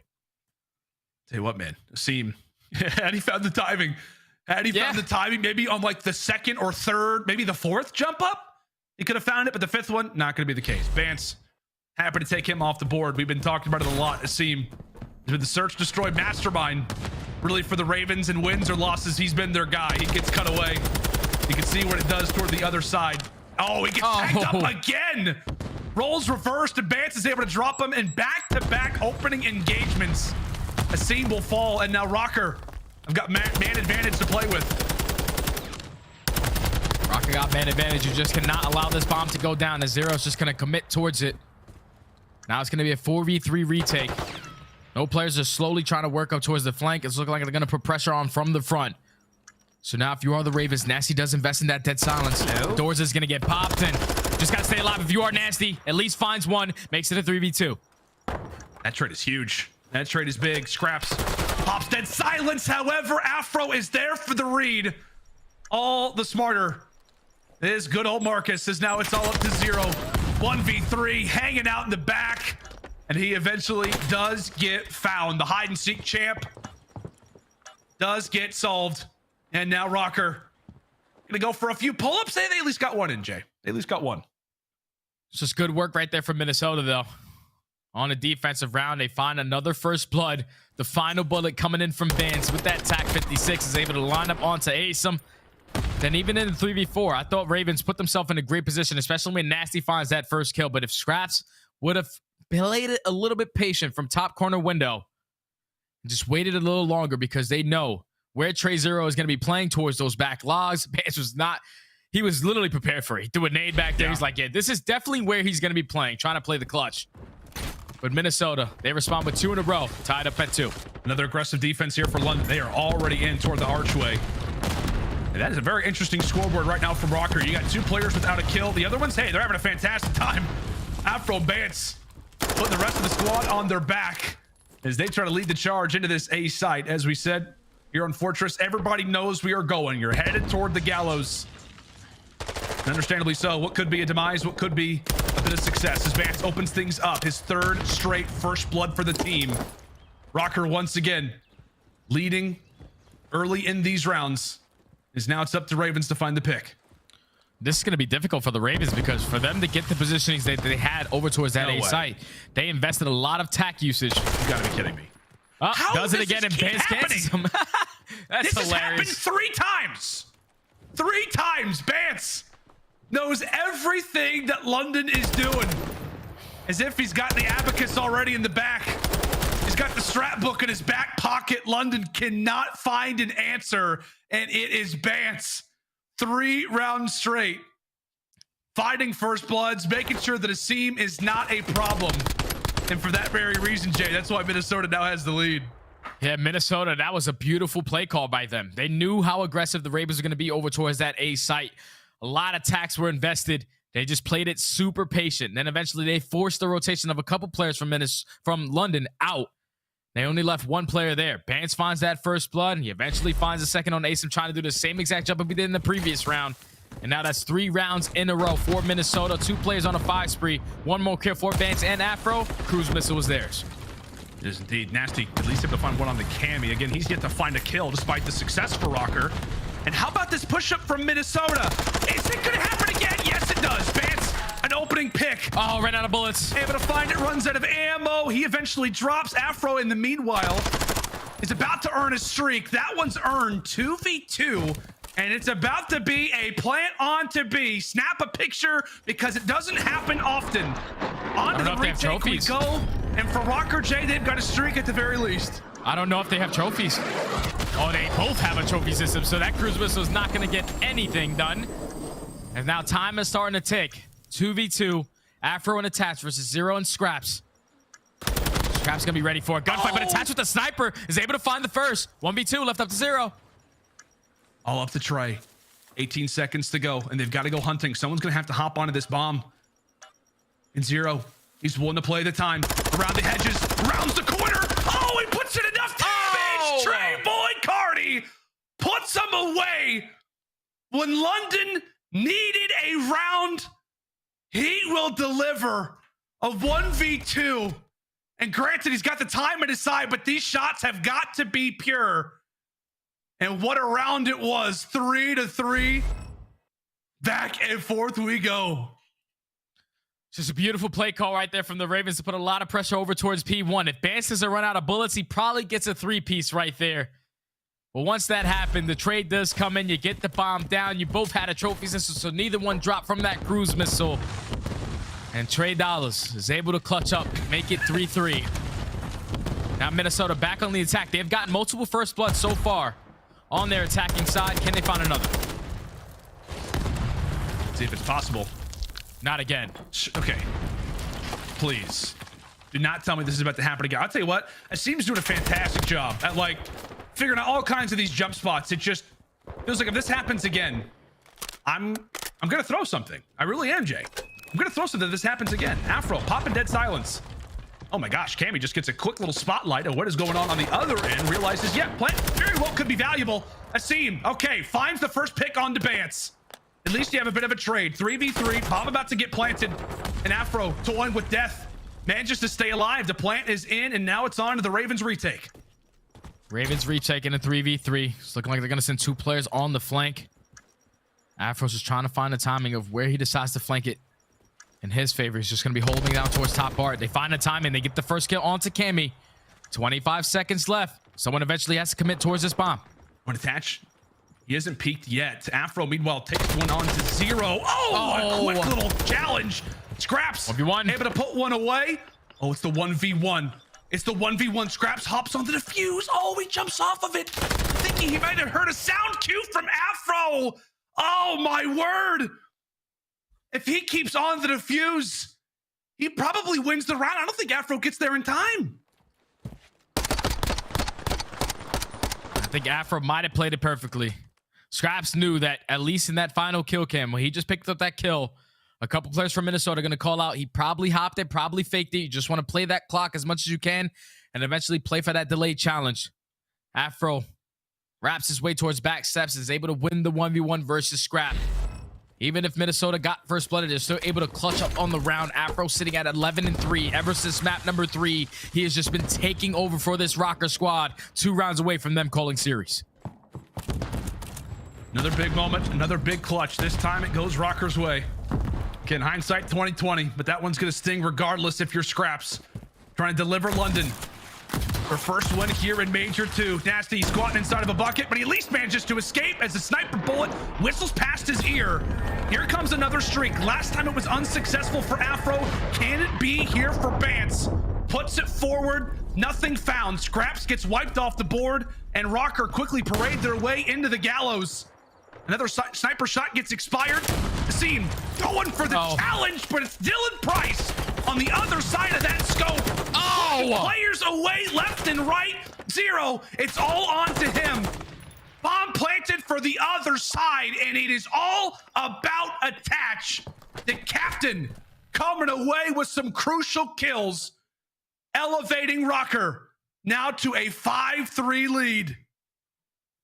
And that all comes down to the perfect play call. Minnesota, you invest that streak, you get them to back down from sight, and then this is what allows attach to get pushed up, find that first blood onto 0, find the second in towards a player in bottom art, finds the third in towards a player on bottom art. Attach, one of the most clutch players in Search and Destroy Call of Duty history, does it and gets it done with the sniper to now put Minnesota Røkkr at game point. London, this series is starting to get away from them, man. Asim needs to answer right now. He's the guy that I'm looking for to step up to bring him back. See if he can do it. See if it's possible. Attach puts the sniper away. Understandably so. Asim walks with the first pick, and it's great nades coming in from Trey over the top. Scraps, that's the third pick. Bance at least able to wipe away 1. Nearly makes it 2. We'll see if a clutch is possible here for Benjamin. Plenty of time to work with. Problem being is he does sit on attack, and that bomb was never picked up off the spawn. And he'll get dropped. Ravens answer back accordingly. That's just a great defensive round right there from the Ravens to put a lot of pressure on towards street side. They know that attach is the only player that's committing towards this late flank. When you send multiple bodies towards that side, You draw his arrow to focus on at least one player. Then eventually asim finds that opening, makes his way in towards bottom mark, gets that first blood. They take down Attach. Eventually Scraps finds the third. Just a very, very flawless S&D round right there from the Ravens on the defensive end to keep themselves in this game. Now down 5-4. It gets more intense. This is it gets crazy, more man. intense. It's only the second match of the day, and into the next round we go. Asim, oftentimes the player to look out for, manages to escape with 1 HP. That is 1. Uno. London. Do not allow for the first blood to go the opposite direction and on their attack. That could mean everything. A head spotted there for Nastie as utility gets tossed, and Cammy eventually cuts down asim. Nastie falls as well. All on to 0 and Scraps now. 2v4. Scraps know the positioning of Cammy, but Cammy's ready for it. Cammy finds 3 on the round. He's looking for another ace. Give it to him. Cammy finds all 4. What a finish to the series from Minnesota, completing the reverse sweep. Close it out in a 6-4 fashion. And do not go 0-2 to start off stage 2. They bring it all the way back. What a performance. The Røkkr were down horrendous after the opening 2 games, and they answer back in 3 through 5, a reverse sweep and an S&D losing streak that is erased off the back of heroics really across the board, Jay. But it was Afro and Bance all throughout this search. Attach had that crazy sniping performance and that one round that got them to 5. And then Cammy puts them to bed here in round number 10. It has got to be a massive sigh of relief here for Røkkr. And utter despair on the other side, knowing how close that you were if you're London. Yeah, London, this one's gonna hurt, man. This one's definitely gonna hurt. You find yourself up 2-0 in the series. You do exactly what you need to do on the Fortress control, except for Slay. You got the segments on your attacking side, but you did not get the kills in your favor. So Minnesota able to secure that defense going into the round number 5. And in a hotel hard point, Minnesota just won a majority of their rotations. Their holds were on point. Their setups were on point. That was basically almost a blowout. And then in this final search and destroy, always comes down to a round number 10. In that final round, you saw that asim, they were trying to set up a teammate onto Bance. Nastie hits the one out of top double windows, but then when asim's nade does not connect, he knows that Bance is one shot. He's trying to go out for that kill, but the cover man, the cover fire coming in from Cammy to find all 4 kills in that final round to close it out for Minnesota. Whew, they got to be taking a deep breath, man. That was much needed for those guys.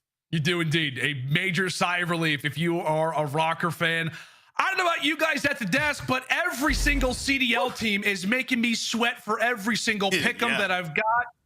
Okay, take it away, buddy. I need a sigh of relief after that one. Goodness sake. I'm on my 3rd shirt, Lando. I'm feeling you right now. Let's talk a little bit about this matchup, everybody, as we take a look back at what happened throughout this series. We had the 12th seed in the London Royal Ravens taking on the 6th seed in the Minnesota Røkkr. Now, the Røkkr, they got bopped 0-3 yesterday. London also bopped 0-3 yesterday. So coming in, somebody had to get the W, and it was looking like it was going to be London after our first 2 maps. aLLeY, let's talk about some of the early issues, though, that may have given London the edge. Some mistakes from Røkkr. To be honest, this series in my book, it's like a 4-1 to Røkkr for me mentally, simply because of that first hard point. I want to give asim his flowers. What he did in the end, that 3-piece was disgusting. I said it before we went into the series that they were leaning on him in that map 1. But the streak usage out of Minnesota Røkkr in these final 2 hills was so frustrating for me, because if you watch the mini-map, first of all, first streak takes out a teammate, doesn't even get anybody. Once they get on time, they're instantly broken. The second one,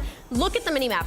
All of Minnesota Røkkr is just hanging out on maps. Nobody's trying to get a pick. Nobody's trying to cross over to P2. They're just sitting like ducks. And what does London do? They know they're in maps. They push in. They get all the kills. And that is something that was game-changing. They were in a prime position to break P1. but they played for the streak. They made the streak It's to tough, play, yeah, 'cause and they ate it. He was the guy, Cammy's the guy that's supposed to get the kill there, but he was in a streak, and it just got a little bit tough because it's really hard to get out of maps in that situation, but nevertheless, definitely can coordinate those situations better. For Minnesota Røkkr, though, still a bit of a wonky series. I think the Game 5 Search and Destroy is finally what we've been waiting for out of Minnesota, the way they fixed their offenses and stuff like that, so we'll get into it a little bit more here in a second, but yeah, Minnesota looking better. Yeah, before we get into that Search and Destroy, I got to show us our Scuff play of the game here. This is going to be the multi-kills in Control because you're down 0-2 in this series. You need to clutch up if you're Minnesota. We go 1-1 in the early rounds of Control, and then, well, you had some big plays from a lot of purple players. Walk me through these, aLLeY. It's just really good defenses, I feel like, from both sides of things. Minnesota Røkkr really just had the edge, and it was that last offensive round where they couldn't get to A or B, and finally, with like 10 seconds left, somebody breaks through, and they get those 2 ticks onto the B site, and then they don't push out after that. So like Jay said during the cast, they got the kills, and they got that final defensive round. And Fortress, I mean, 79% defensive win rate, so they were battling for it and came out on top in the end. And what was most impressive, we saw 27 bodies left for Minnesota in that third round of Control, showing you just the potential they have later in this season for that game mode. But let's get to that Game 5, because after the second hardpoint, we knew we were in for a treat with another Search and Destroy. aSim, the Blood Master, so good historically in Search, getting that first pick. But today, it looked like Bance started to read the man. He watched the VOD, and there was no VOD on Minnesota to prep for if you were London coming into this. Yeah, they hadn't played it yet, right? So Minnesota taking a little bit of a risk here. And Bance, like, clearly done his research. He knows how aSim likes to play. He was picking them apart. I think it was 3 back-to-back rounds where Bance is able to find the kill onto aSim. And they did a good job here. I mean, when you look back at this map and what Minnesota was doing, especially on their offense, is just waiting to plant that bomb, not putting anybody on the line to potentially give that first blood away, and waiting for London to make the move to get that kill. Worked out great. Later on, when we've seen them in some of the more tense moments, a beautiful play when they call on that cruise missile, they push over towards the stage site. We see Attach get a pick on Scraps as he's trying to run away, then locking down the art doorway with the second kill with that sniper. It's just great communication and things that we were expecting from Minnesota Røkkr. I hope they can continue this because it has been a struggle so far, but that was some high-level gameplay that we saw in Game 5. Finally. Yeah, looking at that Game 5, we were talking in the green room. Is this the best Search and Destroy we've seen? Well, it was one of the most exciting ones. Chat, I want to get your thoughts because I saw some people questioning the bomb locations.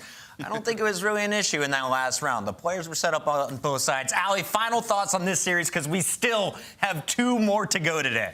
I think everybody wanted to close their eyes until about that map 5 during that series. I know it was a painful one to get through, but both these teams, a lot to work on as we go through the rest of this qualifier. All right, we'll see if they're able to improve before we get back to LAN in Boston. Reminder, that's just 3 weeks away. Get your tickets, and while you're on CallOfDutyLeague.com, check out our shop so you can look like the pros, play like the pros with the new 2023 CDL packs. Home and away styles. We got male and female variants as well as all of the best stuff in the shop, including jerseys. We've got extensive gear, apparel, and more.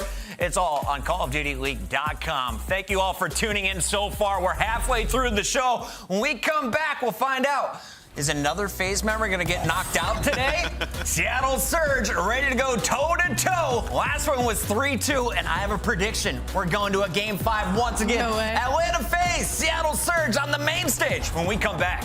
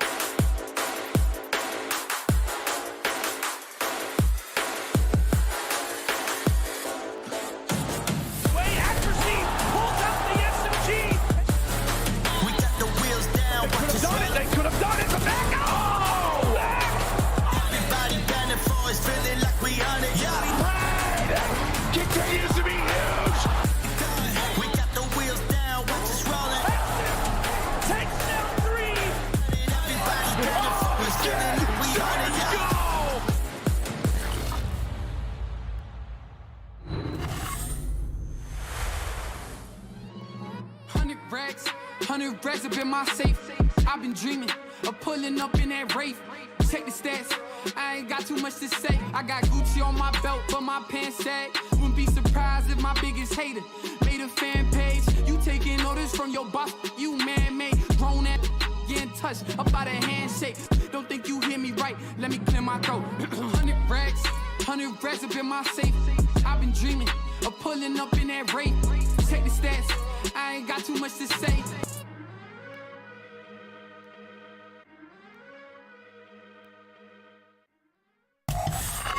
Ladies and gentlemen, we are back. The Call of Duty League continues here. Day 2 of our online qualifiers leading up to our Boston Major 2. Chris Bucket, aLLeY Cat, Nameless here in the studio. And we have a hell of a matchup on our hands once again. The showdown that we all watched back in Raleigh in the Winners Bracket Finals is here online today as Atlanta FaZe is looking for revenge against the Seattle Surge. aLLeY, this was one of the best series in Raleigh. For anyone who missed it, go watch the VOD. But walk us through, how did it go down the first time these two played? Well, so it was a really close map 1. Seattle ended up clutching out in the end, but then it was the same story in map 2. Atlanta FaZe was just dominating Seattle in this search and destroy, first blood after first blood. They looked fantastic on this map. Now, Atlanta has been struggling in control, so that wasn't really shocking, but it was really the game 4 that got everybody excited. Atlanta came back from an over 100-point deficit, one of the biggest comebacks we have seen in the CDL franchise, on a fortress hardpoint to force the game 5. Unfortunately, though, they were not able to close out in search and destroy. Now, this is a tale of both these teams. They have been struggling in search and destroy. So heading into this series, though, Atlanta FaZe will have the edge because they're 7-1 in S&D right now. Now, we know both teams have excellent coaches, and what you may have noticed on that last graphic, both of them banned hotel. Today, we've got triple hotel here to close out our stay. So, Nameless, how do you see the series playing out? Yeah, so as you talk about their coaches, you know, they had some back and forth, some chess games here. They get rid of both those search and destroys, respectively. aBeZy is FaZe's best search. That's gone. And you look across, the one that FaZe lost to Seattle, aCLLeY, that's gone now as well. And both these searches, Seattle is winless on both these S&Ds. So that's going to be an unknown territory. But mainly, it's that hotel control. Atlanta FaZe on a 3-loss streak on hotel control, with a loss to Seattle, and they're 1-5 on offense. So much work needs to be made there. We'll see if they've done it. After watching Seattle Surge lose last night to the Vegas Legion, I know a lot of people are worried about this squad, especially when they're matching up against the Atlanta FaZe. Now, all jokes aside, much love to my boy Tommy Temper, because he's got to be proud of this crew that is representing FaZe Clan. Atlanta FaZe has been a perennial team, always going to the championship match, always battling for the top dog spot in the league. So where are they at right now, aLLeY, and have they reached their peak yet?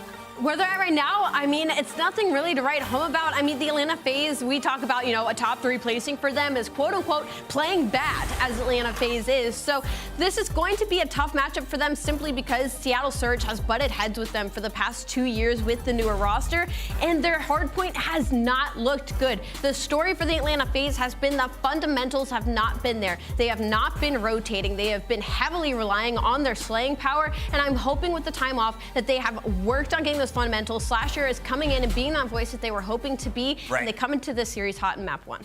And I just saw Cellium give a little bit of a...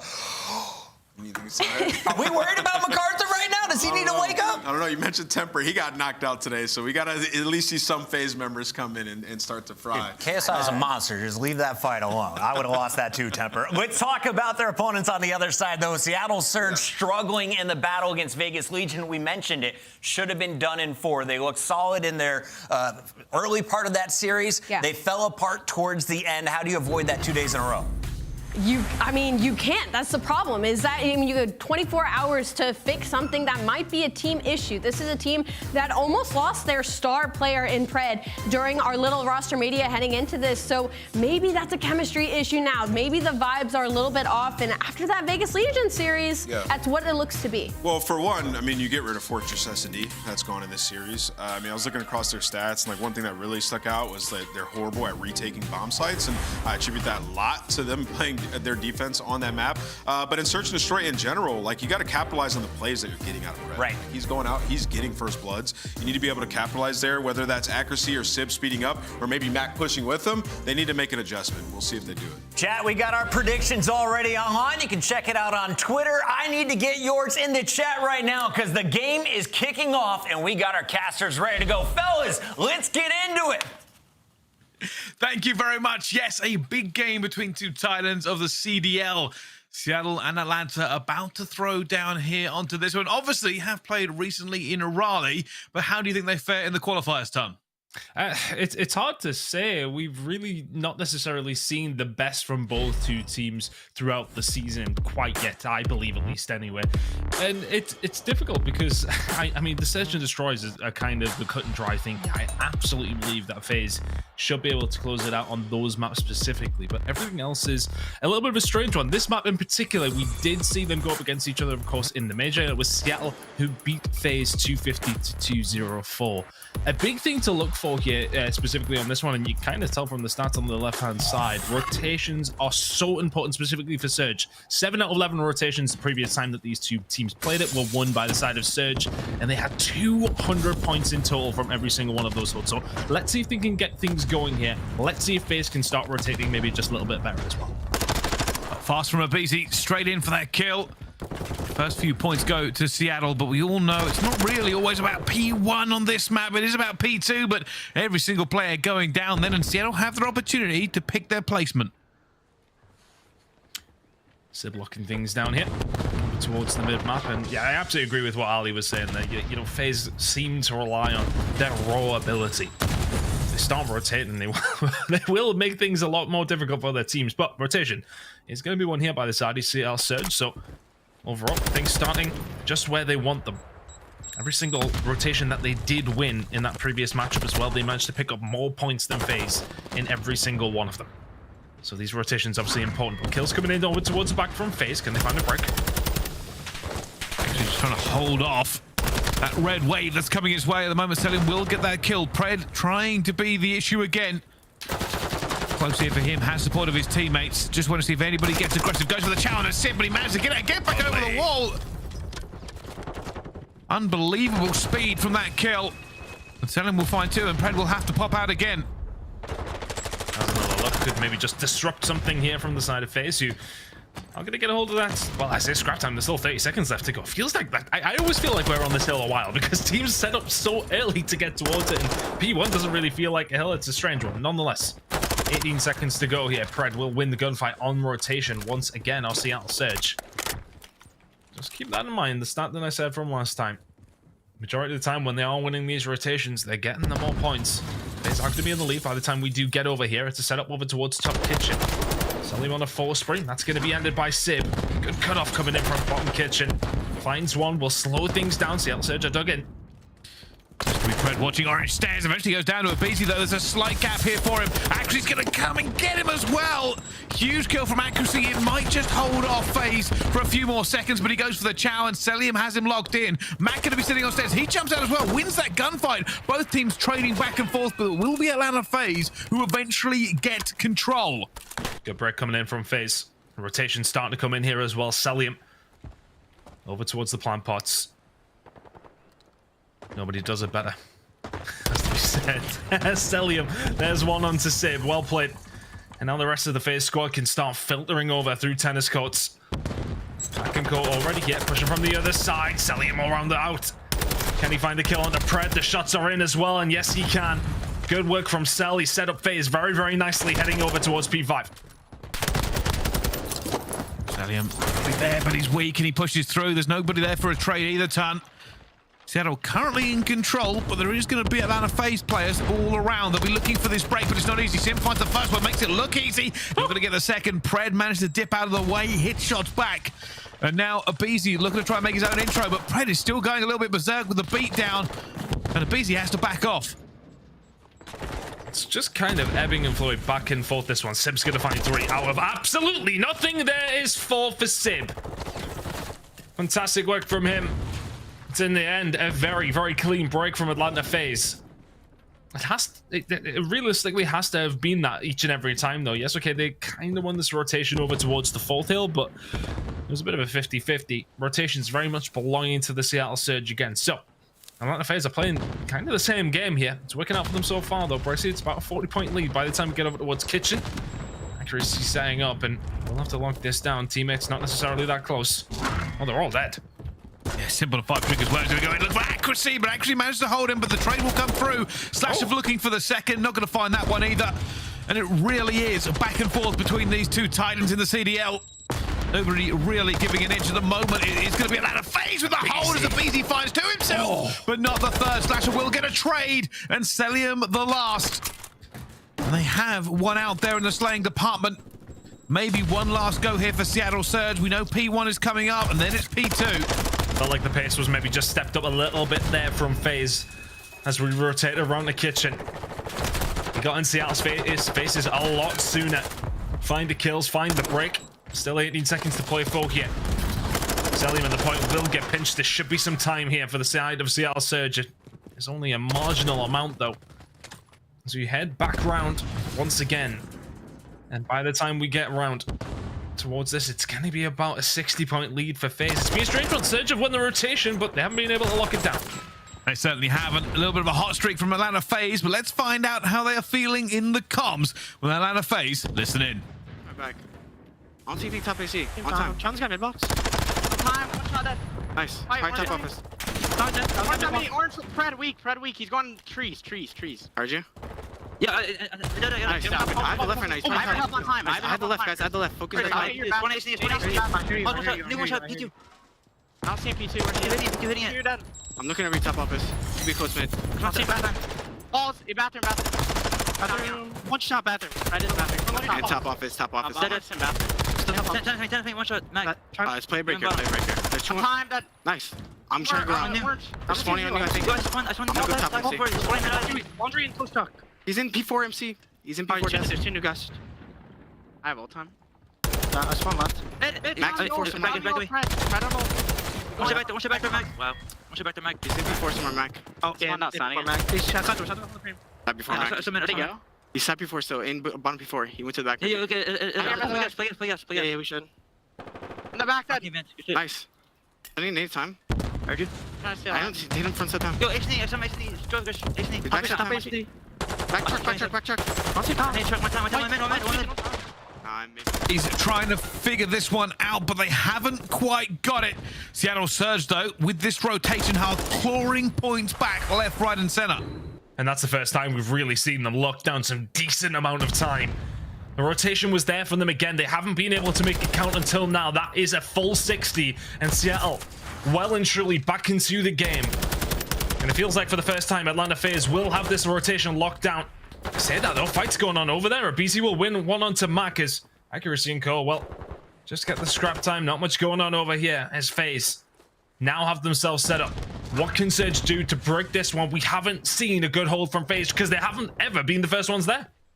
Well, this could be incredible for them. However, the break might be coming. Simp actually going for it as well, but Simp's going to be their accuracy will eventually go down. It would have been disastrous for FaZe if they had lost it. But they are looking to regain all of that lead that they have lost. They've been in a commanding position for so long. Seattle Surge have to find a depth. They have to find a new level to which to ascend. Because at the moment, Atlanta FaZe do not want to give them an inch. They managed to hold this so well. aBeZy just wriggling around. It's still a 40-point lead. Seattle Surge have clawed some of it back, but I feel like that deficit is going to increase once more. That final bit of scrap time going over towards the side of Atlanta FaZe. Seattle Surge have found a route through. Inside of office they are, but they do not know that Slasher is here as well. Simp will get taken down, and Slasher now in a position to help his team try and break this one. Well, this is everything for Seattle now. Have to hold. Have to stop FaZe, but they are losing bodies every single second. aBeZy finds another one. Mack knows players are hunting him down. He tries to put the shot down. It's not going to work. Let alone the point is accuracy. He's fighting for his life and for his team, and down he goes to Slasher. It's a clean break from Atlanta FaZe. Seattle Surge needed this, and now they need to break back in. Surge need to find a way through. You're very, very right. Last time around, Atlanta FaZe only managed to get 204 points up against Seattle. They're now 30 points away from the win. The child came through. Atlanta FaZe said, yeah, bet. It's been quite brilliant in terms of actually breaking the hills. They seem to, when set up with pace and finding that little bit of extra tempo, Seattle Surge can't manage to deal with them. They can just about win it here over towards P4, and it's looking like they're going to do it. Well, you see at the moment, Seattle Surge have to roll the dice here. The problem being is that even with the contest that comes in and takes away the tick, aBeZy is ready. There are 2 Seattle Surge players going to go for him. He finds the first. He doesn't find the second. They hold on. The tiniest of margins. Can Seattle Surge somehow find this game? The hard point rests on 1 point. And Seattle Surge have a long way to go. FaZe just need to set up clinically as they like it. It's one decent little break. Slasher over the top on a 6 spring. Seattle holding well. Seattle holding relatively well. Accuracy will be the first to go down. Slasher though, he has company. Cellium is here to try and find a break. Seattle's just about holding here though. He's got it. He's got it. That's it. That's it. 1 break. They probably needed to stack it with a few more. But there was no margin for error. There was no, oh, we'll trade. You have to be in the hill. And it's only 1 gunfight that was needed. Atlanta FaZe walk away with it, and you've got to say that was some clean Call of Duty out of them. It was clean. The breaks are just far too strong. Seattle didn't manage to hold as well as they did last time around when they did play them on Embassy. Rotations were definitely there. They were there in abundance for the side of Seattle, but you've got to make them count. Atlanta FaZe on occasion, it felt like they were being very methodical, very slow in terms of how they wanted to try and find those breaks. But as soon as they upped that pace a little bit more, they started stretching well and truly ahead. Quite comfortable performance in the end, Brycey, and nothing really to write home about. It was just the breaks were solid every single time for FaZe. Sometimes when you talk about it, positioning does matter. The decisions you make do matter, but if you don't win the gunfights, if you cannot stop the players putting pressure on your team and outmaneuvering you, it's just not going to work. And over again, you thought, hey, Seattle should be able to hold this, and in come FaZe.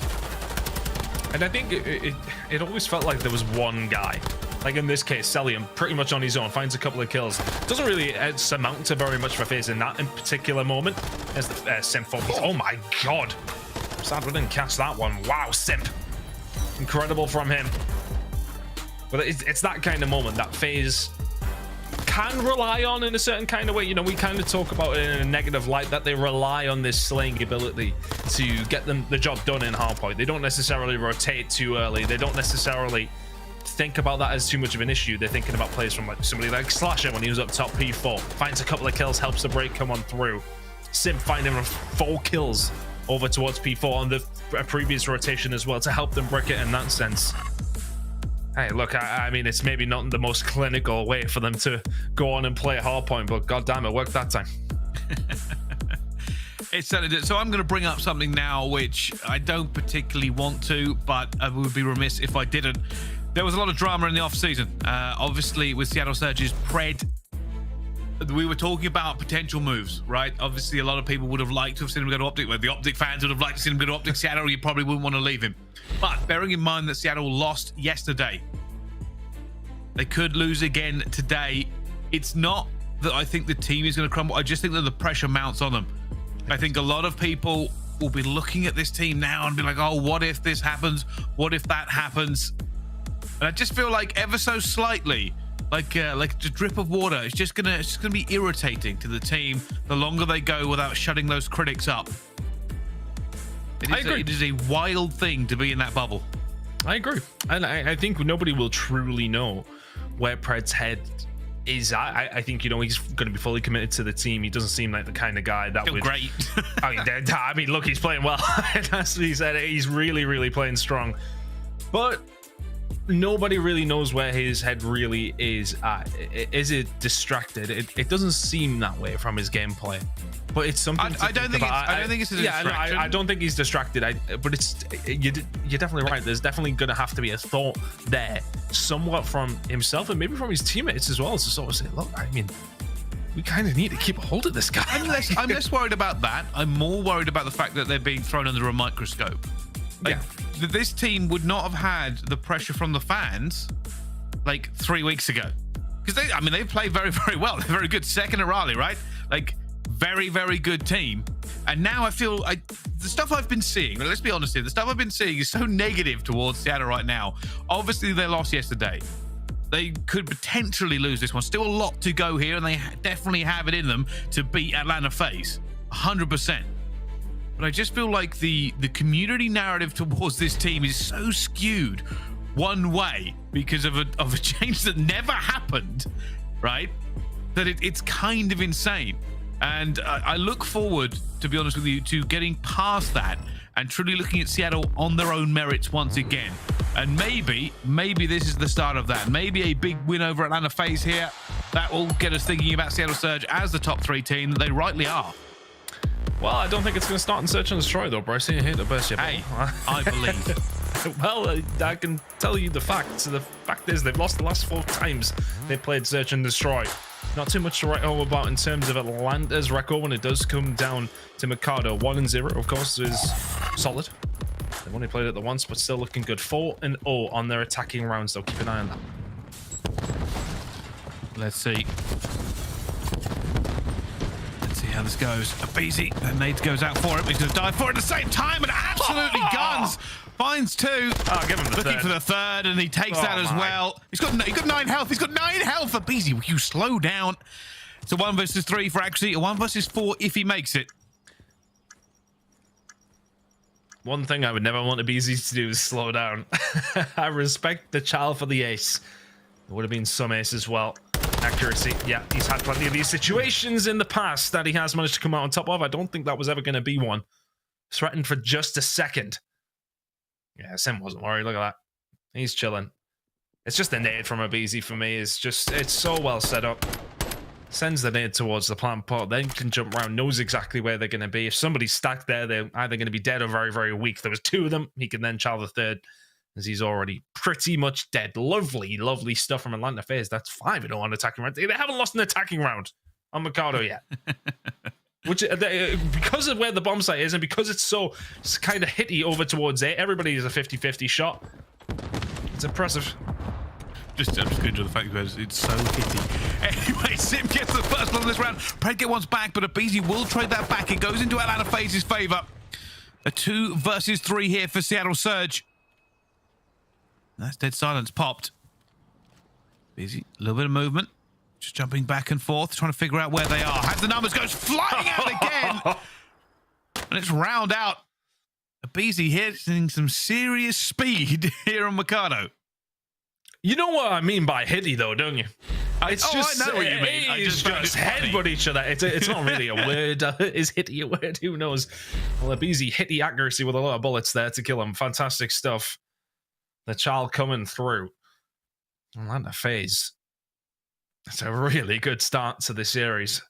I ain't quite doing the coffin dance yet, Bryce. You know, I'm not quite there, but this is looking like a very, very comfortable performance so far. Seattle Surge's S&D wars do indeed continue. Let's see what they can do here. aBeZy, that is not a good stun for him. Could have cost him his life, but Slasher is there, and Slasher finds a second one as well. Oh my goodness, aBeZy just drilled Pred through the forehead. And this round is basically over. Actually, last alone again. Second attempt at a 1 versus 4. Bomb goes down. He finds 1, but it's traded. It's 3-0 to Atlanta FaZe. Well, I think we're getting a good example as to why we didn't really have too many stats on Mikado for Atlanta FaZe's Search and Destroy. They are running through Seattle like they are not there. That is another attacking round. I mean, that's 6-0 on attacking rounds in general. The hipfire OP from aBeZy. And on none other than Pred as well. That one's got to feel nice. This man is feeling it right now. And I will say, you know, for Atlanta FaZe, when you look at their roster, when any of them are frying, it's a scary prospect. aBeZy frying is terrifying. Well, they managed to break through. This is all on Seattle now. They have to regain for it. Go fly out of the door. Mack gets one slash. He gets a trade. Simp gets another. And the trades are just not falling for Seattle at any point. Actually trying to find it, but Simp is jumping out the window. And now Pred left alone in a 1 versus 3. These rounds are fast and furious. But they are all pretty much one-sided. It's almost surgeon-like precision from Atlanta FaZe at times, isn't it? It's very clean. And when it doesn't need to be clean, they have the players that could revel in the chaos as well. Right now in a 1 versus 3. Has he been spotted? Bullets just been sent in. Difficult position for him to be in now. This is looking like a 4-0 now for the side of Atlanta FaZe. Or can Pred pull A rabbit out of the hat. Know where he is. The bullet's coming in. He's very, very, very dead. Atlanta FaZe have not skipped a beat yet.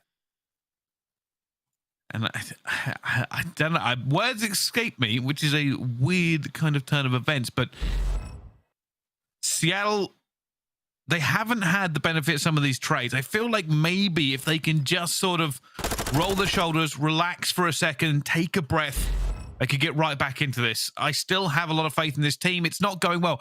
Atlanta FaZe, let's be positive. Atlanta FaZe are playing great. aBeZy is chatting whatever he wants to. Simp is getting that slasher with the trades. This could turn, but it is not looking likely with how Atlanta FaZe are currently playing. Simp, aBeZy. It's aBeZy. I don't understand what on earth is going on. Accuracy lasts alone, and down he goes to aBeZy. Clinical, massacre, surgical, devastation, madness, insanity. Have you run out of words? I will never run out of words, but I am running out of ways to spin this.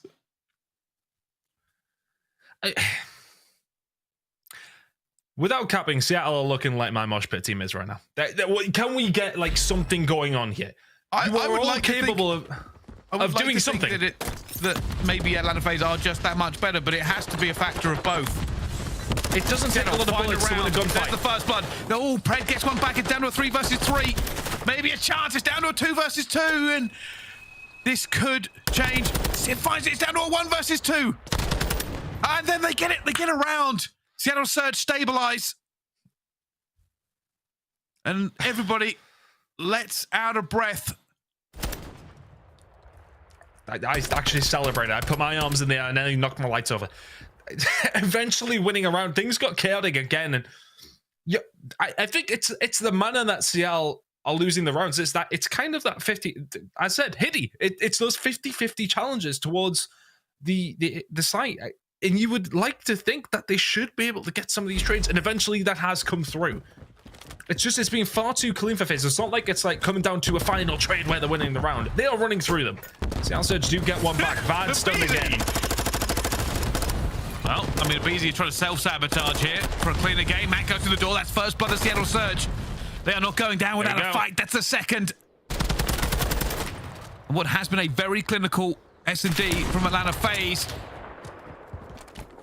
He's just taking a little bit of the foot off the gas. Mack not giving a shoulder. Oh my goodness, Cellium got it. If this ends with a Cellium clutch. No way, right? Oh, he gets away. This becomes a little bit more doable. He's going to reach out this. Of course he is. Mack's already back down. Probably wise. 30 seconds to go here for Sal. Seb all the way towards the back, so he's watching the cross. He's got a good idea whether or not the play will head that way. Mustn't be much information on where the bomb actually is, or does Mack know? If he does now, Cellium is here. 1v2 on the cards, 15 seconds to go. Just no time, but he finds the first, and the chow does come in. Seattle get it away from the 1v1. Second round for Seattle. Looking better. These big gunfights that have been going on towards Cantina. 5 rounds in a row. They went the way of Atlanta FaZe. I do believe that is the first time Atlanta FaZe have lost an attacking round on Mikado Search and Destroy. That was the very first one. Well, let's see. Can Seattle pull out the fairy tale here? Is it the glass slipper? Or is it the pumpkin? We're going to have to find out, because still a long way to go for them. And that bomb is winding its way over to B site. Cellium will be the player here. No stun check for him yet, though. Yeah, no information here, which is a bit of a shame for him, because Seattle Surge seem to be making their way. Atlanta FaZe, after losing those last 2 rounds, have slowed things down now. Maybe getting a little bit overzealous, a little bit overconfident. Seattle Surge have humbled them somewhat.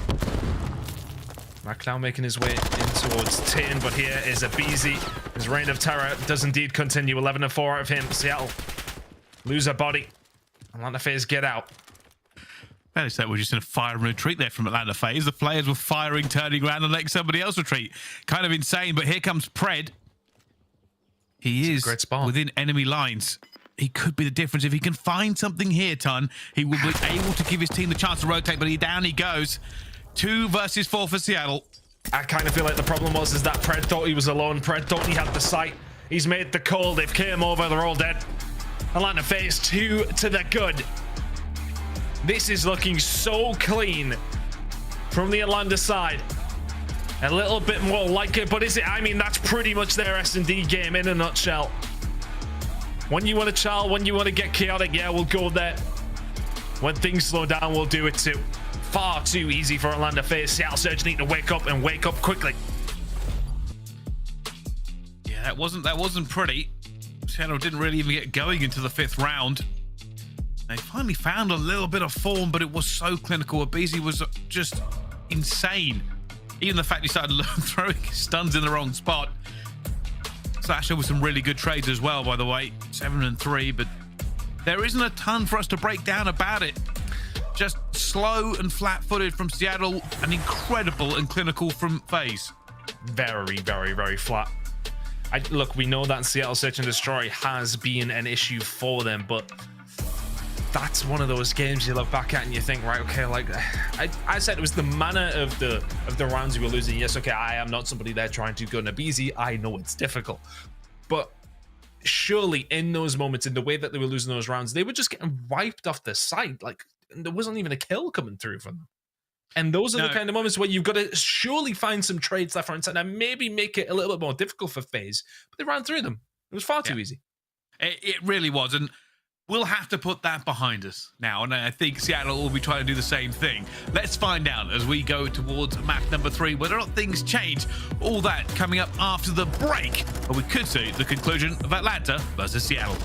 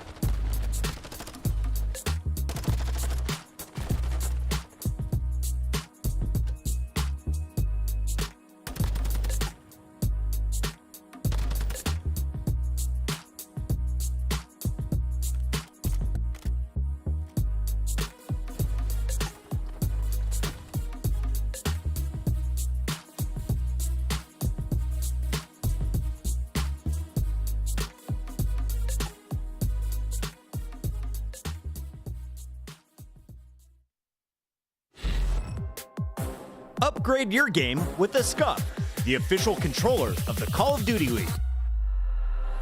The Call of Duty League is presented by the GMC Hummer EV Pickup, the world's first all-electric super truck. Ladies and gentlemen, welcome back to the Call of Duty League. We have Atlanta FaZe and Seattle Surge. If you have been watching, it's 2-0 to Atlanta FaZe, and it has been pretty easy going for them. Hardpoint was good, the S&D was better. But going on to the control, though, Ton, might be a little bit different. Yeah, that 4-3 record, do not let it fool you for the side of Atlanta FaZe. The last 3, they have lost. So Hotel has not necessarily looked great after it did look fantastic. 4-0 to kick things off, lost the last 3. Their offenses really have been the struggle though. 1-5 in their last 6. Can they fix it here? Up against Seattle Surge. Yesterday from Surge, they had a good series up against Paris. It was Vegas. It was very, very close. But Atlanta FaZe at this moment in time kind of just look like a different beast. Can they deal with them? Well, let's see. At the moment, aBeZy just laying in wait, and it just strikes from the shadows. Pred trying to slow them down here a little bit towards A. But it looks like they're not making a big push here. They're trying to clean out the lines instead. They find Simp before he can do anything. I think Seattle may just look for exit kills here. It's too late, realistically, for them to get into position. They're going to split the map and just wait. Best thing to do. Got some control over towards bedroom. Lock them in. Just make things a little bit more difficult. You got to win your gunfights. Max managed to do 2 of those the right way. aBeZy continuing to just be a pain up against Seattle Surge right now. Kills starting to fall the way of Atlanta FaZe as well as the rotation now starting to come over towards B. They've got a clear bedroom though. I feel like I should have like a button that just says that for me. Just clear bedroom. Bedroom control, bedroom control, bedroom control. It's just so paramount. Sitting there playing mosh pit at home. Get control of that area in the map, either you're defending B or attacking it. And you should be in a good spot. Oh my goodness, Mack turns at the worst possible time. And Simp has found it, and they have bodies here now. They're going to jump straight over it. Slasher gets it at the same time. Slasher will go down. 2 of them stacking this point. That first tick is now going in. This will be an attempted retake from Seattle Surge. Can they get the bodies in the right area? Piling through! And that's 2 down already. There goes the first for Pred. They have to try and oh my goodness, Simp on a 6 streak. B is gone. That's 7. That's clinical. And honestly, you've taken the words right out of my mouth. It is clinical from Atlanta FaZe. As soon as they find the kills, they snap into action. And it's like Simp just knows exactly where they're going to be. We just check it at the right time. We land them right amount of bullets. We kill them as efficiently as possible. It is just literally perfect from FaZe. They set up for the push towards A. They get it pretty easily. They fight their way out. Seattle Surge have had no answer throughout these last 2 maps. This series could be done very, very fast. Well, never count your chickens before they've hatched. Simp going to try and be a problem here. He's going to find a player as well. That's easy for him in the end. Now going on a run all the way through Catwalk. It has slowed down. Seattle Surge are stacking towards bedroom, though. aBeZy ready and waiting. The fact that Simp sees nothing, sees nothing, will give the information over towards Atlanta FaZe that the inevitable B push will be coming on through. The timing is just not great for aBeZy, but still wins the gunfight. Simp's found 9 Seattle players without barely taking a bullet. I want to see every single gunfight I've seen. He is literally just eviscerated them. There's number 10. Incredible from Simp so far. Mack's the only one who can answer back for the side of Surge. This is a body. No, he's on the flank again. He's on the flank again. Finds 1, finds 2, looking for the third. Simp! It's a 13 streak! Cannot be stopped! Cannot be tamed! Oh my goodness, it's 14! I don't even know what the record is. But we might see it. If I wasn't playing the coffin round. If I wasn't playing the coffin dance song before, I'm playing it now. Seattle have actually managed to find themselves onto B, but you know what? Simp's here. They're all dead. 16. They're all dead already. Simp 16 in a row. It's a perfect round of control so far. 17-1 from the young phenom. This is substantially brilliant. No! Oh, you couldn't have run it. Goes for the chow, and with the way he's been feeling, he knows it, but that is actually going to be captured. Seattle Surge have got one. They are down significant amount of lives, so they're in a really good position here. aBeZy has to stop this, but he's been gunned. How on earth? There's no way Seattle win this, surely. Atlanta FaZe have fallen. This is a nightmare for them. They're all pushing through. Seattle Surge need to get bodies on the point. That first one is now in. Atlanta FaZe are coming through with the kills eventually, though. It may be too little too late. Oh, still got work Seattle to do here. Surge trying to write history. Still got a lot of work to do here. Atlanta FaZe now have pushed Seattle Surge back, and it felt like you get rid of the final boss in Simp, and yeah, okay, the little mini bosses around him aren't too hard to deal with. 2 big kills coming in from Pred, though. Still an opportunity here, but Simp is there. Slasher alongside of him. Seattle Surge, you can see the comms are flying already. They want to try and get around here. It's still doable. This will be outrageous from Seattle Surge. 1 tick away. Slash has been found, and there is a chow coming through eventually. Simp's going to get it. Mack gets that trade coming in as well. Seattle going to do this. They basically have to just win everything. It's a 2 versus 10. 29 seconds left to go. Pred goes around the corner. Down he goes. Accuracy gets gunned as well. And it feels like there was 5 ticks that didn't need to go there. Can we just take a minute? What was it, 17? Something along those lines. I don't know what the record is, but the fact he was even remotely close to dropping a nuke is outrageous. What was Karma's way back? I want to say that's been broken since, but that was quite simply incredible. Karma's has been broken in a professional environment. What was Karma's again? It was like 19? Was it? No, it was higher than that. It was 20 something. It was 26 or 27, and I should know. Wow. I was the one who commentated along with Puckett. Oh, well, there you go. But you should know. Yeah, it's a decade ago. Give me some credit. Anyway, back onto this. I was talking about CDL era. And now it's 2-0 to Atlanta FaZe. It's just one of those moments where you just kind of got to sit back and admire it. And push in for Atlanta FaZe. I feel like we almost got too caught up in the streak, but it was hard not to. The round nearly went over to Seattle. Simp hasn't slowed down, or has he? He has just a little bit, because to be honest, if he continued to do that, I don't think I would have had a voice come tomorrow or the rest of the stage. Well, let's see if they can now put this over the line. A has gone down. Seattle Surge have to find something. Have to figure this out if they're going to try for a reverse sweep from this point. Now, they do have the opportunity of, obviously, being on defense. Win this, regain, go again. Good hold here coming in from Seattle. Set themselves up nicely, but look again, it is the methodical approach that FaZe sometimes do need to take. Makes things a lot easier to go 2-0 open the control when one of your teammates hasn't died for about 5 minutes. And here we go with Pred. Now trying to put to shame this push from Atlanta FaZe. Good work from Pred. Reads it very well. At this moment in time, Seattle don't have any control over towards bedroom, so it's a dangerous prospect.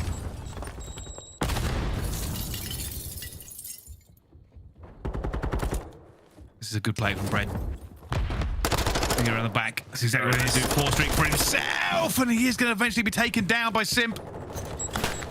Now Simp will be on this position. They'll be looking for the players to come through. Good nade from Simp. Slasher trying just to hold them off here. Cellium going to go up top and guns him before he has any opportunity. That first tick slowly but surely progressing here. Oh, nicely done. I think they got it, but they don't have any more. Nicely done. Accuracy just staying alive, allowing Mack then to push through, find the gunfight onto the site. Still doable here for the side of Surge. And Pred just stunned up at the wrong time.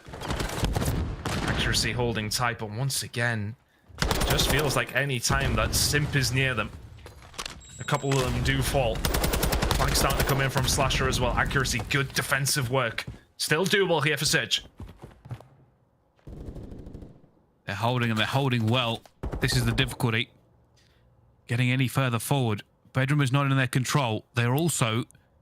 You can see Slashes at the back trying to get this as well. That's a huge kill for them. It's going to force Seattle Surge to split their aims. They know Slasher is coming. For Atlanta FaZe to win this, they have to win this next wave of kills. And they're slowly but surely tightening the knot. Simp finds 1. Simp finds 2. Accuracy eventually takes him down, though. But they are onto the point. That clock has stopped. Surge in a good position to defend this, though. Oh, well, they were. And then aBeZy's just done things like that to Pred. The gunfight comes through. Sib's able to find one. There's the third. Mack is surely the last one to fall. Atlanta FaZe in the ascendancies now. They're inside the point. And this point's going up quickly, Bryce.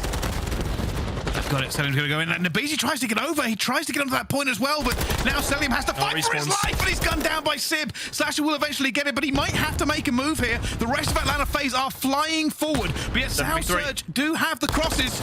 Simp finds one.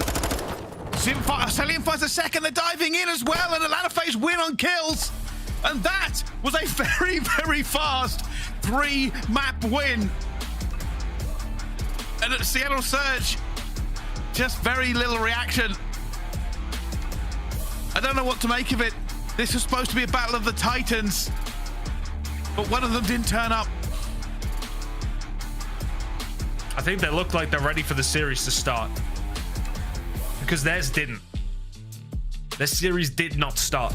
Atlanta FaZe did not allow them. Simp just dropped 30 and 14, and I believe a CDL era record of a 16 spree alongside of it.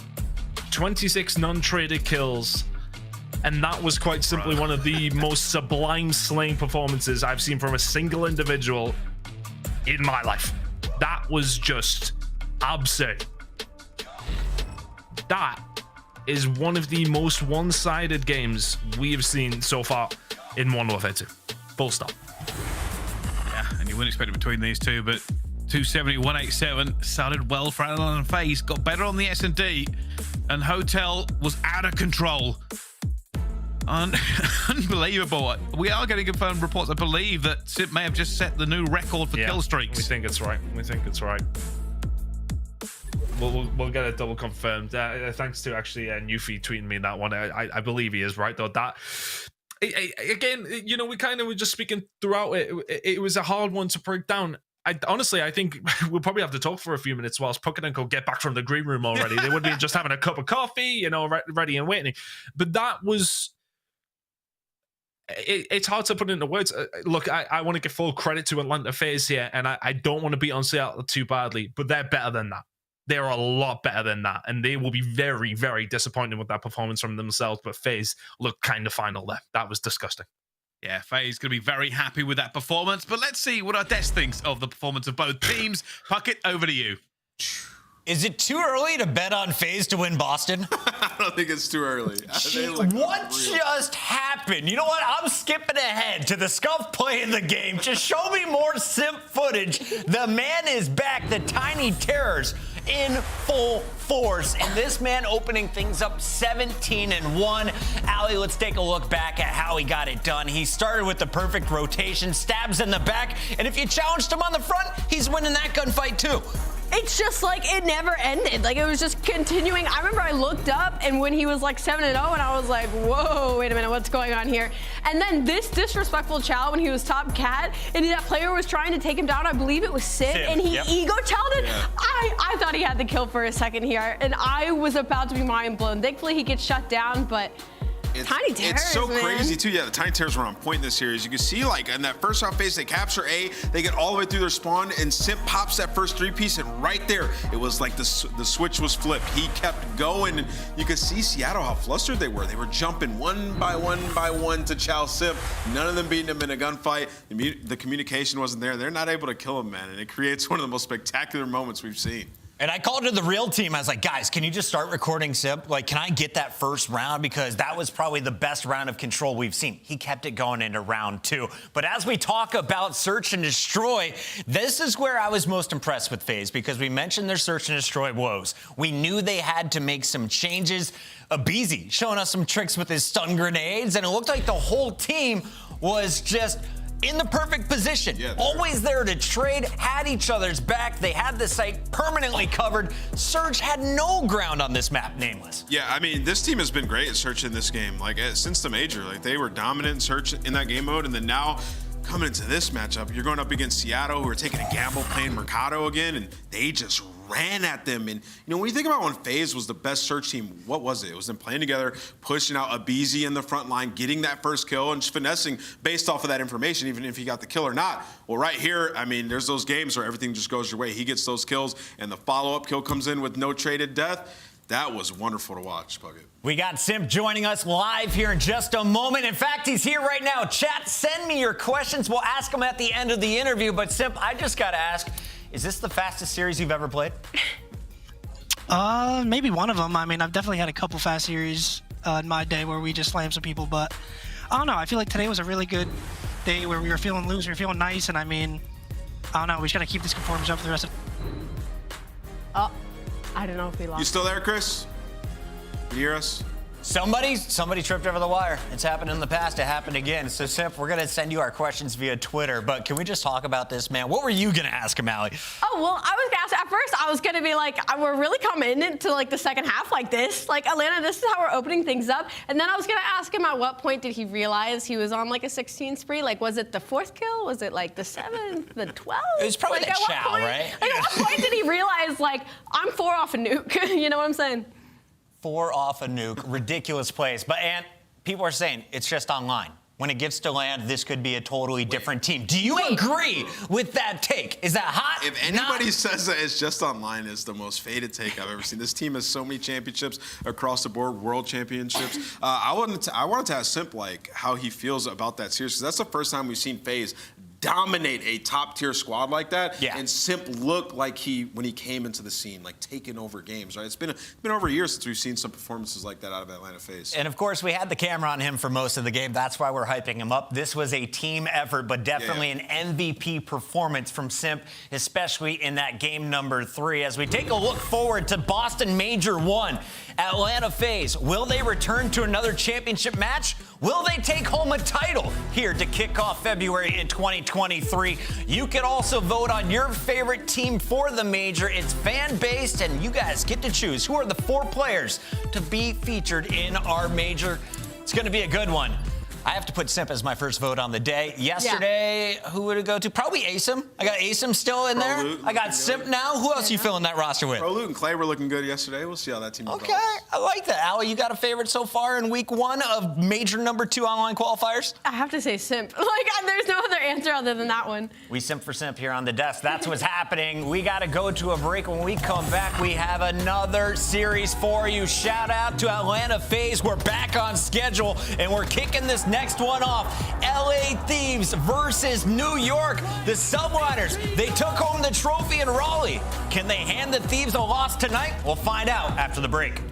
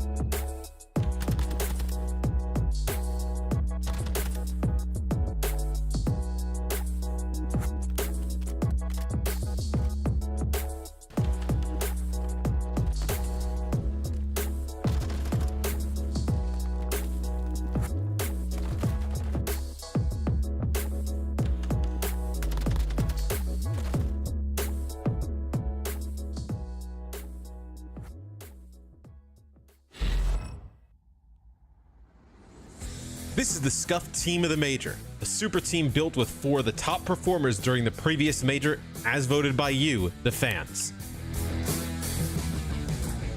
First off, it's Scump of OpTic Texas. While OpTic Texas' campaign to win the legendary player another title in his final season didn't get off to the greatest of starts, Scump still had some great moments throughout the tournament. In particular, during OpTic's match against the London Royal Ravens, Scump was unstoppable, especially on Search and Destroy, where he dominated with a 3-0 KD across 2 maps, contributing to a stellar 1.27 KD overall in the series. Next up, it's Cellium of the Atlanta FaZe. FaZe started off the new season a bit shaky, but was able to turn it on when it mattered and was able to make a deep run, ending the tournament in 3rd place. Meanwhile, the reigning MVP picked up where he left off last season, making an early claim to this season's MVP with a 1.26 KD, the highest at the Major. One game you should watch from Cellium and FaZe's run to 3rd place is their match against the LA Thieves in the qualifiers, where Cellium popped off for 93 kills for a 1.52 total KD. The 3rd player to make the team of the Major is LA Thieves' Drazah. While stats may paint a different picture, the Thieves youngster has shown that he can put a team on his back when called upon, with the team making it to 5th, 6th place this Major. Throughout the tournament, Drazah had some amazing engagements that proved to be the difference maker for the Thieves in some key matches. One standout was the team's match against the Vegas Legion. After falling to 0-2 in the series, Drazah turned it on and led the Thieves in a hard-fought comeback to reverse sweep the Legion. When the dust settled, Drazah went off for 101 kills and 12,084 damage. Finishing up the first team of the Major this season is Sib of the Seattle Surge. Sib was absolutely frying the competition en route to a 2nd place finish, earning himself 860 kills, the most of any player at the Major. Overall, Sib may have put on a highlight performance of the tournament in Surge's match against the Los Angeles Guerrillas. Despite falling short and losing the series 3-2, Sib did everything he could to get Surge the W, ultimately ending with a 1.89 KD after dropping 108 kills, which was paired by an unbelievable 12,479 damage. Despite the end result, Sib's performance in that match may be one of the greatest performances by any individual player in the history of the CDL, and won't be one we'll forget anytime soon. That's your Scuffed Team of the Major for Major 1.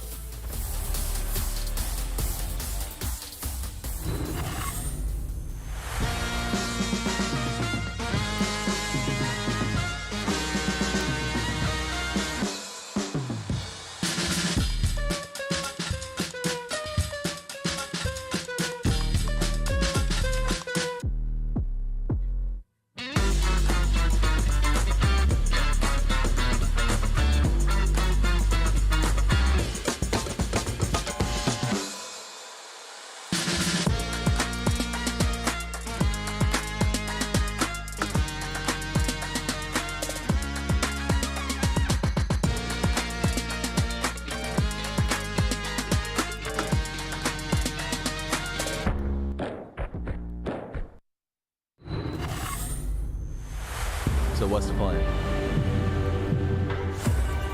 Same crew, but this time we take everything. Dylan Allen has picked up 3 in a row, looking to take care of the entire squad, and he's done it. Long, here we go. Round number 2. That's what we want.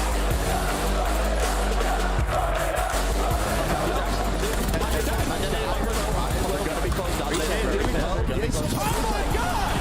Drazah! It's all coming in. They haven't got the first thing, but yet Kenny on the flank. Kenny on the flank. Kenny!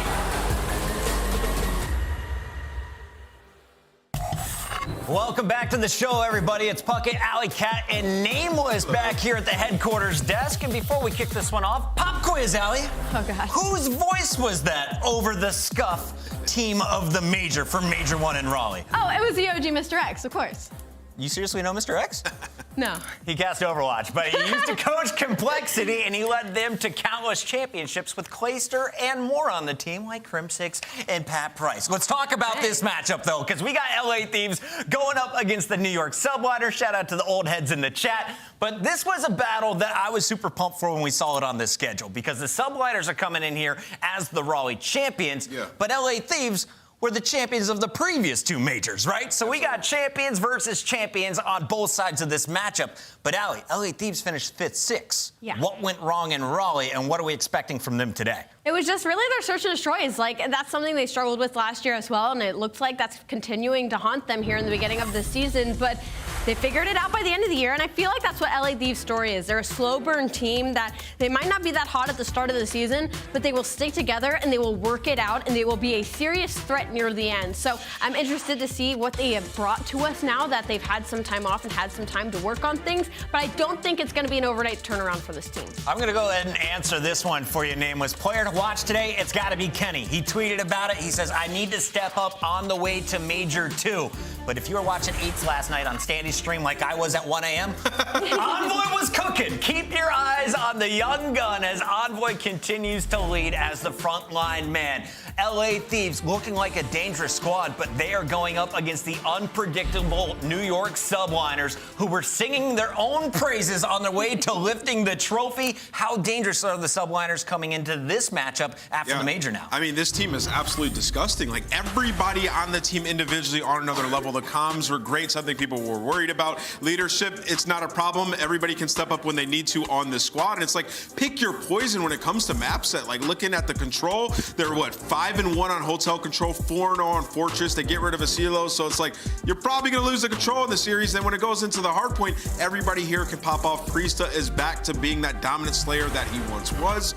New York is a formidable team in this game. And you were mentioning some of those maps and modes. Let's bring them up full screen and walk through this one, aLLeY, because I did not see a 3-0 coming in the Atlanta FaZe versus Surge matchup. I also didn't predict 2 Game 5s to kick off our day. Do we have a third Game 5 on the night? I think we could, actually, and honestly, if it gets to that Game 5, I don't hate this map set for the LA Thieves. That is their best search and destroy. They're sitting at Game 5, so if they get the distance, the odds are heavily in their favor. Well, it's time to kick off this series. Put your predictions in the chat, and shout out to my man who has 250,000 channel points riding on this matchup. We got our casters. It's the Dad Squad, Lando and Study. Take it away. Yes, indeed. Mr. Puckett from one father to 2 other ones. Buddy, I tell you what, it's a little bit past our bedtime as some good old dads, but we got I guess what is actually the heavy hitter fight. I felt like it was going to be Atlanta versus Seattle, but New York, LAT, this is about to be a banger, man. The Subliners off of the chip, the Thieves, but with a chip on their shoulder, considering the top 6 finish that they had at Major number 1. But this is about to be a slobber knocker. Are you ready, my man? This is about to be a great way to close out the day. Yeah, I'm excited for this one, man. Obviously, we got the best team in the game currently in New York versus the best team last year in the LA Thieves. New York just played with tremendous pacing, and it's usually around their SMGs. You see the stats right there from HyDra. 1.22 overall KD on Fortress Hardpoint. That guy is a menace. You have to make sure you're shutting that guy down, and the Death touched on it perfectly. The guy that I'm looking at to even up the matchup has to be Kenny. This is a guy who has the ability to take over games when he's playing at his best. He has to do it here. Yeah, without question, right? As we fly in here for P1 on Fortress, it is a great opening team fight victory there for the Thieves, but strictly based off of the vetoes, right? When we talk about how we're going to have Fortress for our opening 2 respawns, it does put a major focus here onto Kenny. I think the Deaths touched on it quite a bit, right? He did not have the major one that he would have liked. A big focus is going to be onto his gameplay, onto his performance. And I want to say off the rip, Jay, he actually does have the tack out. So an interesting strat to kick off our P1 here. Oh, yeah. When you're starting off on the better side, it's all about basically trapping them in. If you can get a clean 4 dead, like the way that they have so far, you usually want to use that tack to hold down the long-distance gunfights. And Kenny starting off 4-0 is exactly what you want to do. NYSL do get the break. A couple of players from LA Thieves are going to spawn all the way across the map. They find the positioning of Octane, and this is where it starts getting scary if you are LA Thieves, because the aggression of New York is never going to slow down. If they're winning gunfight after gunfight, that's when their confidence level is going to reach a whole new level. Yeah, it's a quick little 2v2. HyDra and KiSMET. Fantastic SMG duo from last season, continuing here into this title, do a great job at least at holding down the Thieves for the moment, but it is tack after tack after tack. Drazah and Kenny come away with 4 of their own duos either which way. This time it's the father and son combo that managed to break into hell themselves. Kenny, but we had some question marks. Jay starting off 7-0. Exactly what you want to do if you're Quavo. Ken, already 7-0, picks up that cruise missile. Great time over towards this P2 hard point, but now it gets a little bit more difficult because now you're going into a P3. So far on this map, specifically New York, our 3rd in hold percentage.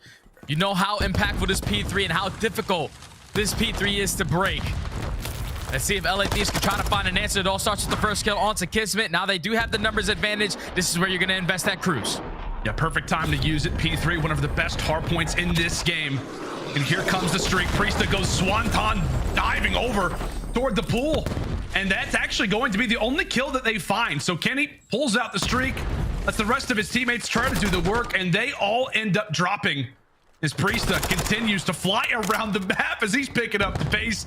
Now on 4 in a row himself, NYSL with a great answer back so far here at the Fountain. This has been a flawless hold so far. They shut down the pressure from double doors. The SMGs are firing on all cylinders. Even KiSMET, he's feeling so good. He's at HyDra. I'm going to take you down, buddy. As New York are going to be able to take the lead right on back with a flawless P3 hold. Now off the rotation, Priestahh is able to sneak his way out, but he's going to get taken down by Kenny. So now New York have to work double time to try to get out of this trap. LA Thieves are fully set up. You have one player who's pushed out towards P1, but KiSMET, unfortunately, he invests his dead silence, not able to pick up the kill. Now all the rest of the players from New York have to slow it down a little bit. And I know, Jay, that we are super early into this series, even to this hard point. I mean, we're jumping into P4 right now.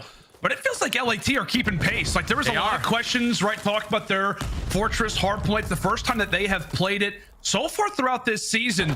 And with the fast SMGs on the other side, the question marks around Kenny. I mean, Kenny is only 13-2, having a phenomenal game. Now on another spree, can have a cruise missile with just one more gunfight victory. These guys are keeping pace and honestly making New York work for every single bit of map positioning. Thankfully, they will find a few in the feed and rush on into cannons, but this has been an impressive start from the Thieves nonetheless. Oh, yeah. Look at the stat line from Kenny, 14-4 compared to the stat line of Skyz, who's currently sitting at 1-10. Oh, wow. When you're playing like that, if you are Kenny, this is a very, very difficult team to take on down, but New York, they get the break on towards P4. Final couple of seconds, Octane is able to find that last kill, but New York are thinking big picture. We're going to win that rotation over towards P5. You have one player in Drazah working his way all the way around back statue. Trying to set up this pinch as New York thinking that no one's going to be in towards the back. This is going to be a freebie for Drazah. The break is in. Yeah, free gunfight victory. A lot of crosses to watch. And right now, Thieves, they are holding down every single angle. And really, they're from Drazah's POV. You see Kenny getting up and aggressive in the face of the opposition. He has absolutely so far been the story of this Fortress hardpoint. Now at 15-5, all out aggression. And he is piecing, as you said, Jay, everybody right now for New York, as they've got all 4 players here. So they've got a great little thing going. The question is, can they actually break hold and get something inside of the hardpoint? Kenny and Drazah answer back with a few of their own. Priestahh will settle the score as the hill will lay vacant. A solid lead after a few HPs are in the book.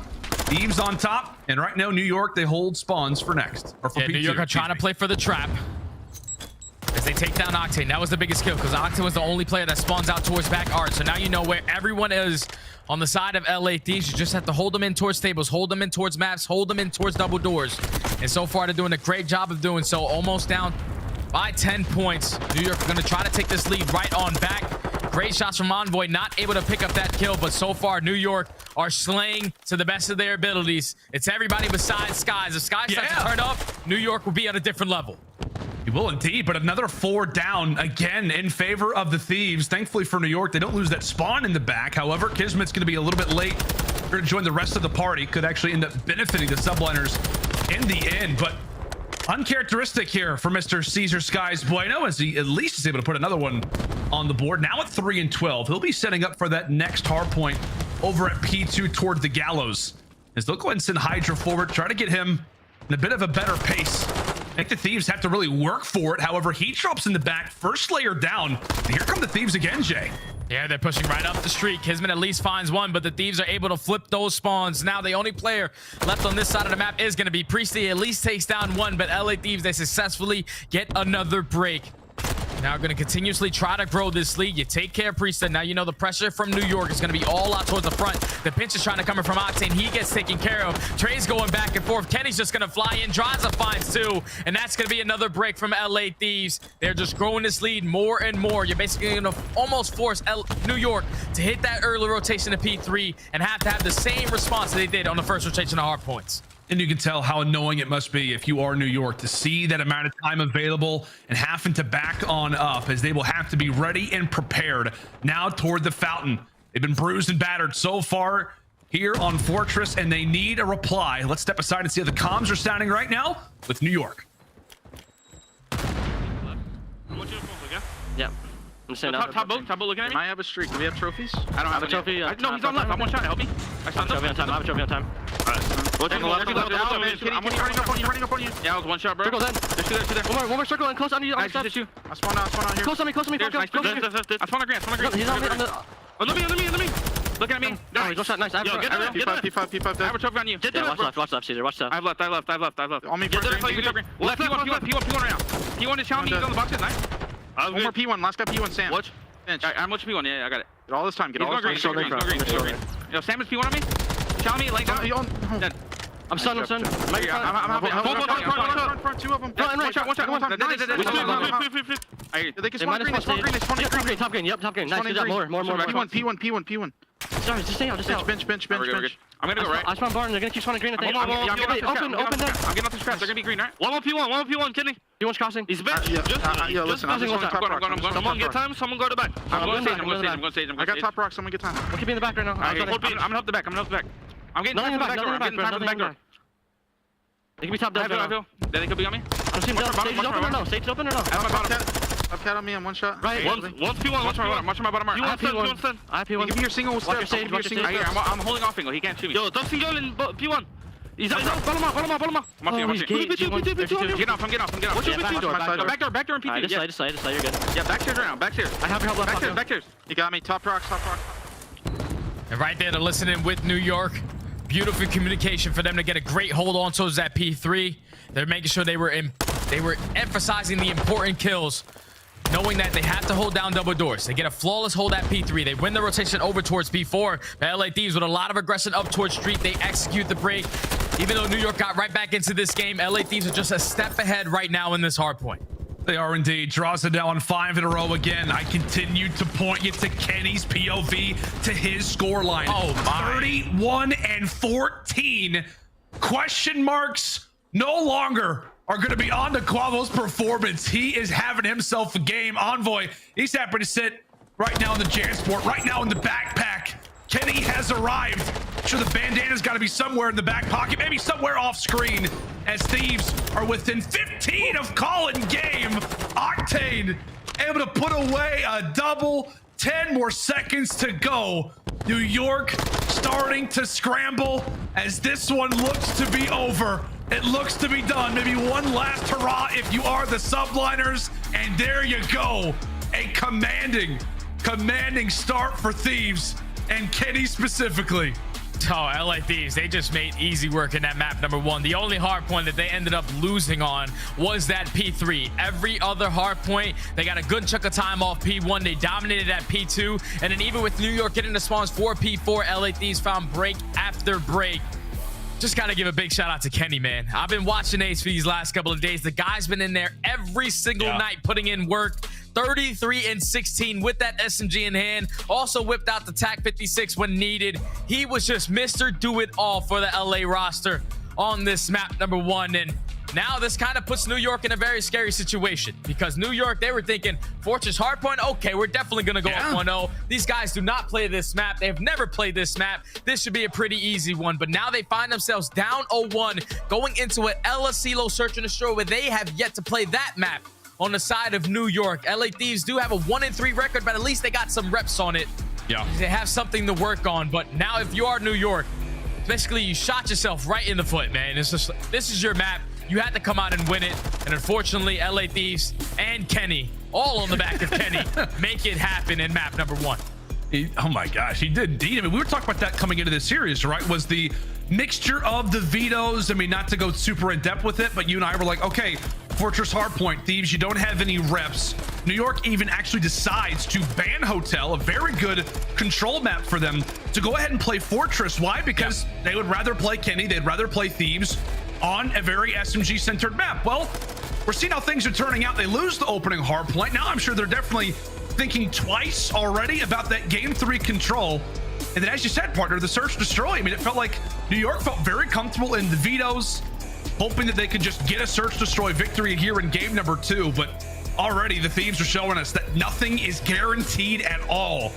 A phenomenal performance here off the rip as they find themselves up 1-0 versus the defending champs.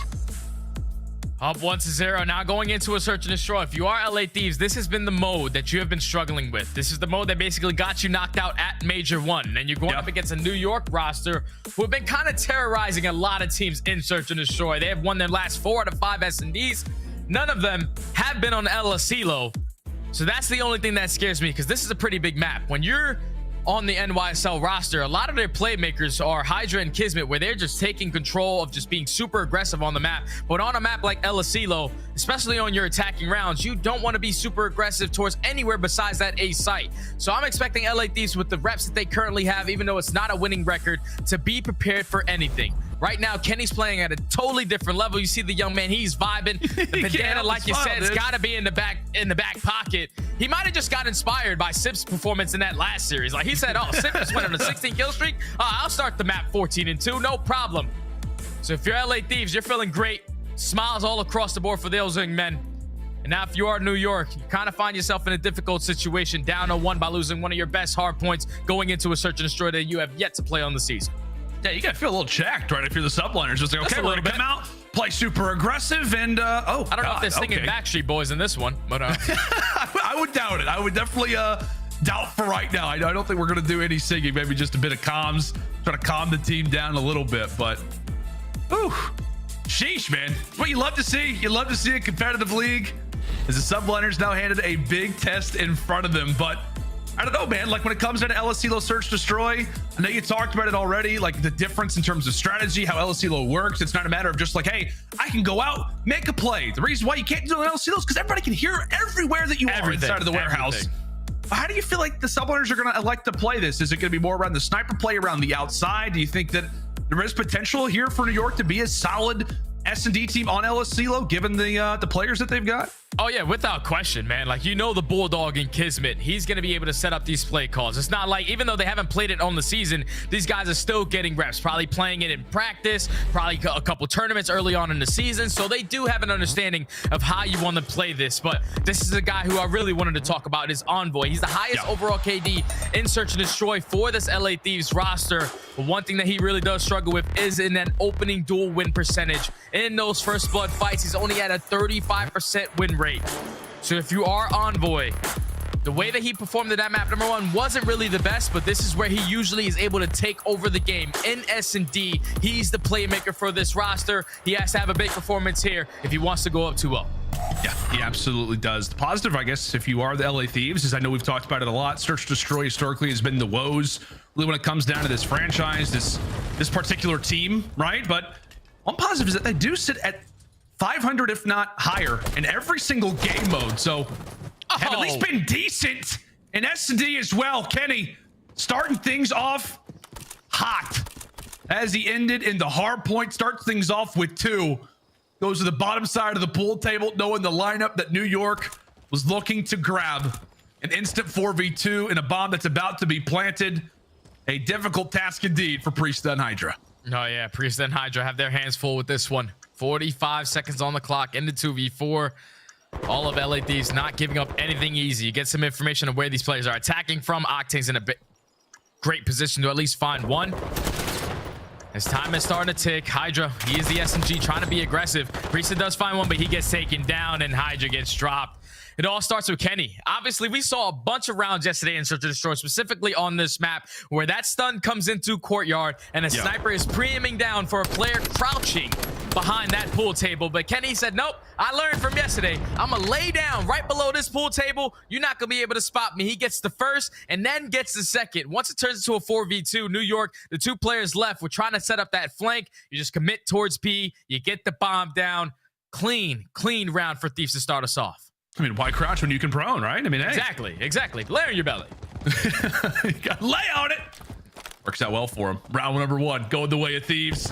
And now it's time for New York to take their first look at attack. As we said, a new experience for them. No official reps here on LSELO Search. And they are already feeling the pain. Envoy starting things off well. We talked about the first blood percentage, the opening engagements between both of our SMG duos.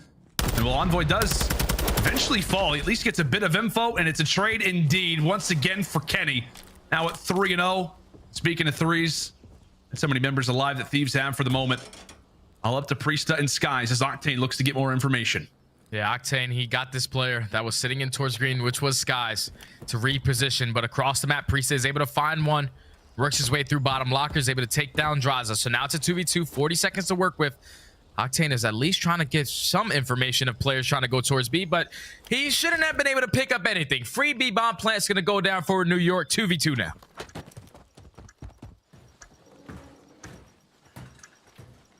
Oh, wow. I don't know if you're going to be able to take this guy off of this one. Oh, God. Okay. It's the perfect shots on the Octane as well. Priestahh, I mean, hey, man, the thighs are going to be hurting tomorrow, but it's all worth it for a round of Search Destroy. Am I right, Kenny? 1v2, 20 seconds to work with. He has got to get going. And there is no shot, surely, that he takes down Priestahh from this POV. Tries to go for it. Wait a minute. Hold on. 15 seconds to go. Too. He's going to have to fly. He's going to have to fly. It's Skyz. Oh, Skyz is jumping. He's trying to watch those toes. Every bit of HP means a lot. And Kenny, a little bit of frustration. A frustration indeed, but Kenny doing a great job of at least taking down a few players, but New York with the time escape with the round. That was great plays from New York, especially out of Skyz, because Octane, he was putting on a couple shots from Skyz when he was sitting at top party. Pops his dead silence, pushes up the ammo alley, tries to hit that flank, but Skyz gets out at the right time, which allows Priestahh to set up that flank, turn it into a 2v2. And if Octane just stays alive on their side of the map, or at least picks up any information of them attacking towards B, it's probably a totally different round. Or New York with a great mid-round adjustment to tie it up at 1. Kenny not only sits on the spree, but he's also going to have the bomb on his back. So definitely a player to look out for. You want to see him keep on that spree. And sometimes with the objective, you put yourself in a world of pain. Octane! Pixel perfect on to Caesar. Cuts him away for another first blood there for LA. They've got positioning. They've got man advantage. We'll see if they can put that to good use and claim their second round.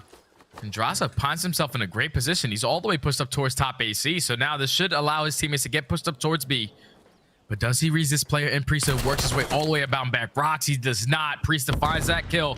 Makes it a 3v3. They do know his positioning, though. But the crossfire is set up. New York, with their teamwork, able to put themselves in a man advantage. And Kenny as well, because he had that bomb. Awkward position to drop it in. And yeah, KiSMET able to find Octane. He's been a thorn in the side and says, you know what, let me try out that sniper for size. Envoy drops, and New York able to rebound off of what was an excellent beginning to this round for the Thieves. The sniper pick does not end up equaling out to a round. We get to watch it again, though. It was a nice snipe nonetheless, Jay. It was. And let me tell you, Octane, he's the human turret.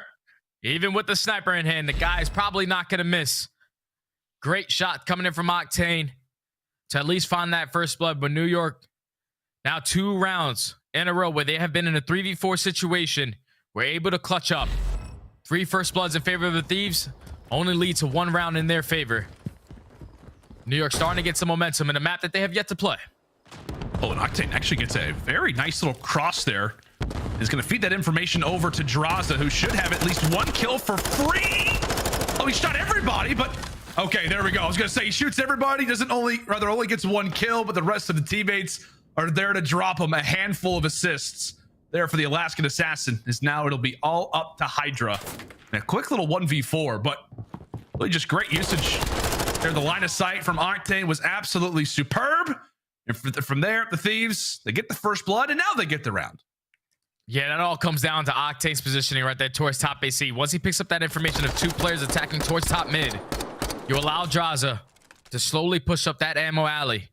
Finds the timing, jumps up. Unfortunately, not able to pick up the first blood, but he saw everyone on the map. Picks up 1 kill from the top, sets up Envoy and Kenny to pick up the last 2 towards bottom.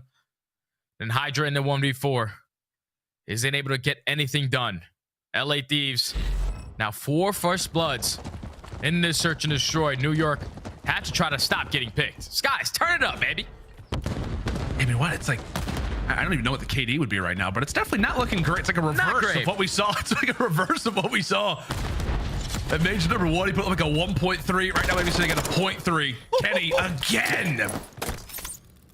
God, man. It just feels like every gunfight, he is just absolutely perfect with the reaction and with the accuracy. We talk about first bloods, another one for Thieves. New York on the retake. Trying to find an opening. HyDra tries to step on Drazah, but he's able to take him down. Shots from Octane, spots out Priestahh.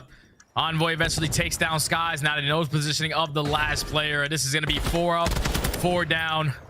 Potentially a very, very clean round from the LA Thieves. It all starts with their top mid control. Once you get an AR watching over top mid, you don't see anyone in towards the site. Kenny with that jump towards middle kegs is able to find that first pull onto KiSMET and then immediately goes for that bomb plant.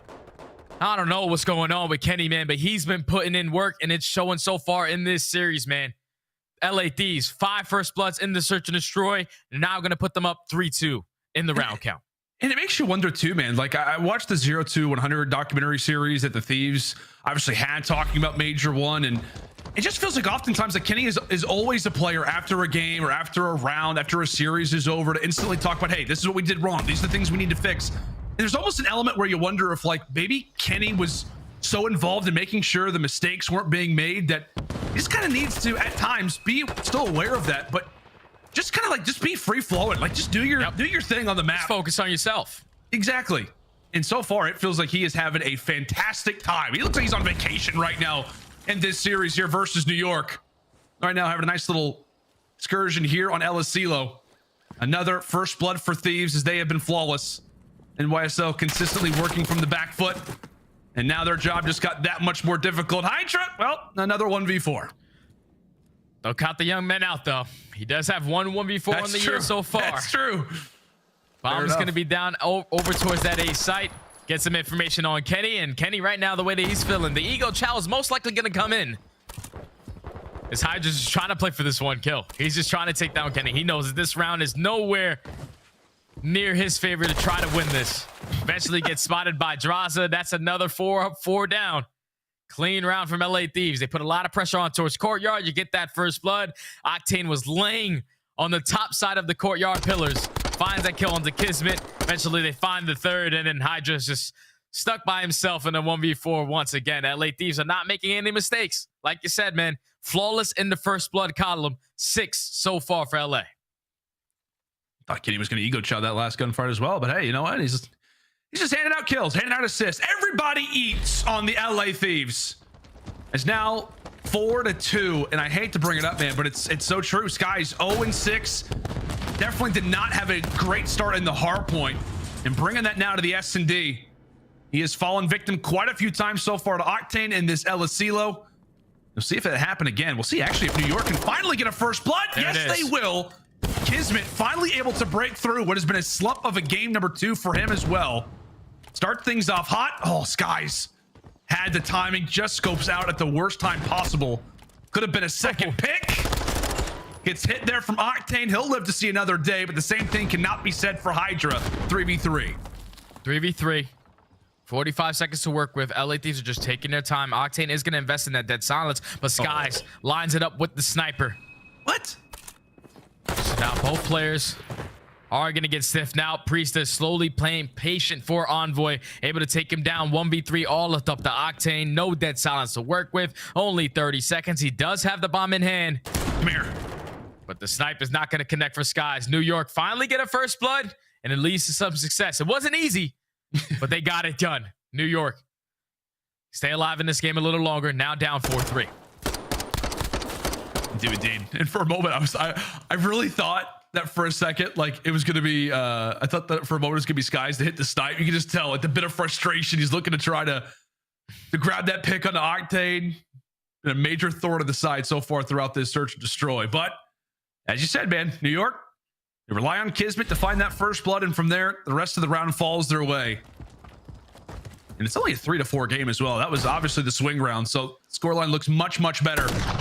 And another opportunity for the cross. Octane, a rare missed snipe. Still gives the info to the team. And now it's on to Drazah. SMG in hand. Nearly cuts away too. But holding on to that bar was Priestahh. Locks things down. It makes things a little bit more manageable if you are the Subliners. But Kenny again from long range hits double digits. And once more gives Thieves man count. So now it's all left up to Skyz and HyDra. Bomb is going to be down towards top mid. Octane picks up that information of a player already up there. So now they at least know where one player is. But HyDra just going to take his time.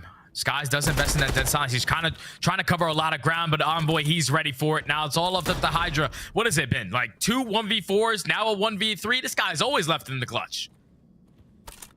You gotta feel bad for him too. Like it's nearly impossible. Thankfully, he does have dead silence, but once he plants this bomb, okay, he does at least find a pick. Can he manage to stay alive? Yes, he will. Great work so far from HyDra. Dead silence popped. 35 seconds left to defend this bomb. Octane and Kenny still to fight off against a longtime duo. He's put in tags toward either side. Are they gonna send Kenny flying forward? Oh, he's got one in the back. HyDra, has he just clutched this out?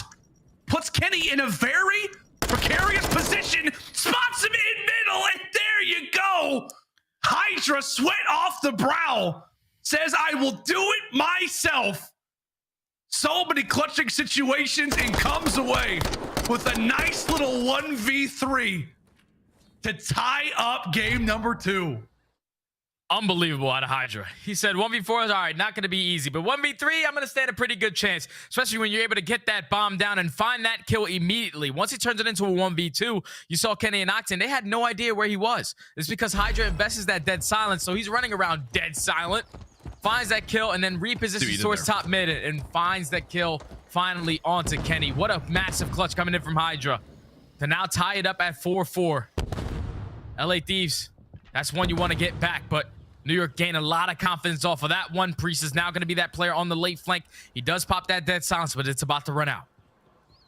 It is about to run out, but he at least, gets to a spot. Drazah had him red. Priestahh escapes with 6 HP. And that's the biggest point about it. Not only does he find the kill, but he stays alive. And the Thieves starting to feel the pressure where everybody happens to be. Missed snipe from Octane. Pistol is all that he has now. Thankfully, that bomb has been planted, but New York are here. KiSMET once again on the stairs, causing havoc. As now here comes the rush of players. Can Envoy find a few? Not able to do so. All on to Kenny. A bomb site to defend, and New York rifle their way in toward that A site. Wonderful work here for the Subliners as Priestahh, from start to finish, was part of the round. And New York now find themselves up 5-4. That's 3 in a row for New York. They're just taking it round by round. It's currently like 7-2 in first bloods. Doesn't matter when you have a couple playmakers on the side of New York. Now they put themselves at game point. So far, I don't even think New York were able to get this bomb down besides HyDra's 1v3. So if you are New York, let's just try to hit a rush plan over towards A, take the play to them. instead of getting picked apart, because aLLeY Thieves so far on the defensive end, they've been doing great at finding that first blood. But now New York, 1 round away, tying it up at 1. Utility tossed. And that will slow the early engagement here from New York. Will the first blood be found toward the outside of the warehouse, potentially for Skyz, as he's put away that sniper and elected for the tack. Keep in mind for the Thieves, they've actually only got 1 player inside of the warehouse on both sides of the map. They've got players working. It could come down to Priestahh. Oh, he gets cut down in the first blood. Kenny, a great opening gunfight victory, stays alive as well. And now that puts that much more pressure, that much more emphasis on Skyz to have to walk away with this fight. He knows Drazah is here. Oh, tosses out the stun. Oh, gets the worst timing. It's the worst timing possible. Now it turns into a 3v2, all left up to the SMG duo on the side of New York. KiSMET and HyDra. What can he try to get done? HyDra's position is going to be known. Kenny's able to back him down for now. As the dead silence is going to get invested for Drazah. Here comes the pinch. Should be able to pick up this kill. Now it's all left up to KiSMET in the 1v3. What does the Bulldog have cooked up for us? This could actually work out perfect timing-wise. Drazah checks the angle, and I tell you what, it's a common angle to look out for, obviously through the mid-hallway, but Drazah arrives maybe a second or 2 late. There is potential for KiSMET to run into that bomb site, find 1, maybe 2, and who knows, the clutch. Regardless, Drazah with some major fights toward the end of this round to get us to a round 11. A major one for Thieves. It feels like this S&D should have been cleaned up a few rounds ago. But it's been about clutches, 3v4s, 1v3s, you name it. New York, they have survived. And right now they're looking for this OT victory to put them back in the series, Jay. Here we go. Here we go. If you are New York, you just simply cannot get blooded. It's 8-2 in favor of the aLLeY Thieves so far in this search and destroy. They're just going to slowly play on their attack. Drazah took a lot of ground pushing up towards Fields last time, basically shutting down that B push. You see the positioning right now of Envoy. He's sitting at middle kegs. He's making sure no players are going to be super aggressive in towards A. The stun, unfortunately, banks off the wall for HyDra.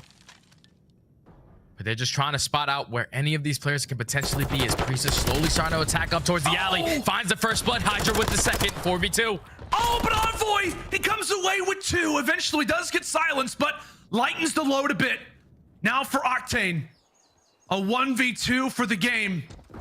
As Sam LaRue got something up his sleeve. He's got dead silence popped. He's got information on Skyz. He's got information on the other one, but KiSMET will close out the 1v1. And New York will stay alive. It got dicey. It got difficult. But Subliners dig deep. And the Thieves have got to know that they just allowed for New York to bring it back. So many missed opportunities, but Subliners answer back on aLLeY here in round 11. That's unbelievable, man. What an unbelievable performance from New York on a map that they have yet to play, with a teammate dropping 1 kill and 10 deaths. That's insane stuff from New York. They lose the first blood fight 8-3, but in the final round where it mattered the most, Priestahh finds that first blood. KiSMET finds the second, and then eventually it turns into a 2v2. Envoy makes such a great play to push out through side alley door. At least evens up the numbers for the time being. But then when it turns into a 1v2 for Octane, I really thought he had the opportunity to close that one out, man. Once you spot KiSMET crossing towards site, you know where the first guy is. The second site was pushed out. The second guy was all the way pushed out towards orange truck. That guy wasn't even looking at you. I think if you're Octane, you want that play back, because if you go in there and you take down KiSMET right off the rip, it makes the round a lot more easy, because that's the guy carrying the bomb. You have to force New York to get that bomb planted. You take him down, you probably headless to sight, and you're able to win that second gunfight. But the Bulldog clutches up in the 1v1 to keep New York in this series, tie it up at 1. That's a momentum swing, man, because now if you are New York, you're going into a fortress control where, to me, in my opinion, they are the best team at this map. Yeah, it is a huge moment of momentum there for the Subliners. It's one of the weirder scoreboards I think we've seen actually in Search Destroy in a very long time. Yeah. New York gets like outslayed by 9 kills. I know we don't normally talk about that in Search Destroy, but it just goes to show when Thieves were winning rounds, they were being dominant. When New York was winning rounds, it was in these very, very crucial 1v1 type of moments, and that is what this game 2 comes down to. It is a game 5, or rather a round 11, 1v1, a major W there for the Subliners as they answer back and bring themselves into a nice little 1-0 column on LSC. Though, great way to start off versus a very decent, obviously, team on the other side in the LA Thieves. We'll do it for our very first 2 games. When we come back after the break, we are headed to some good old Fortress control. Stay with us.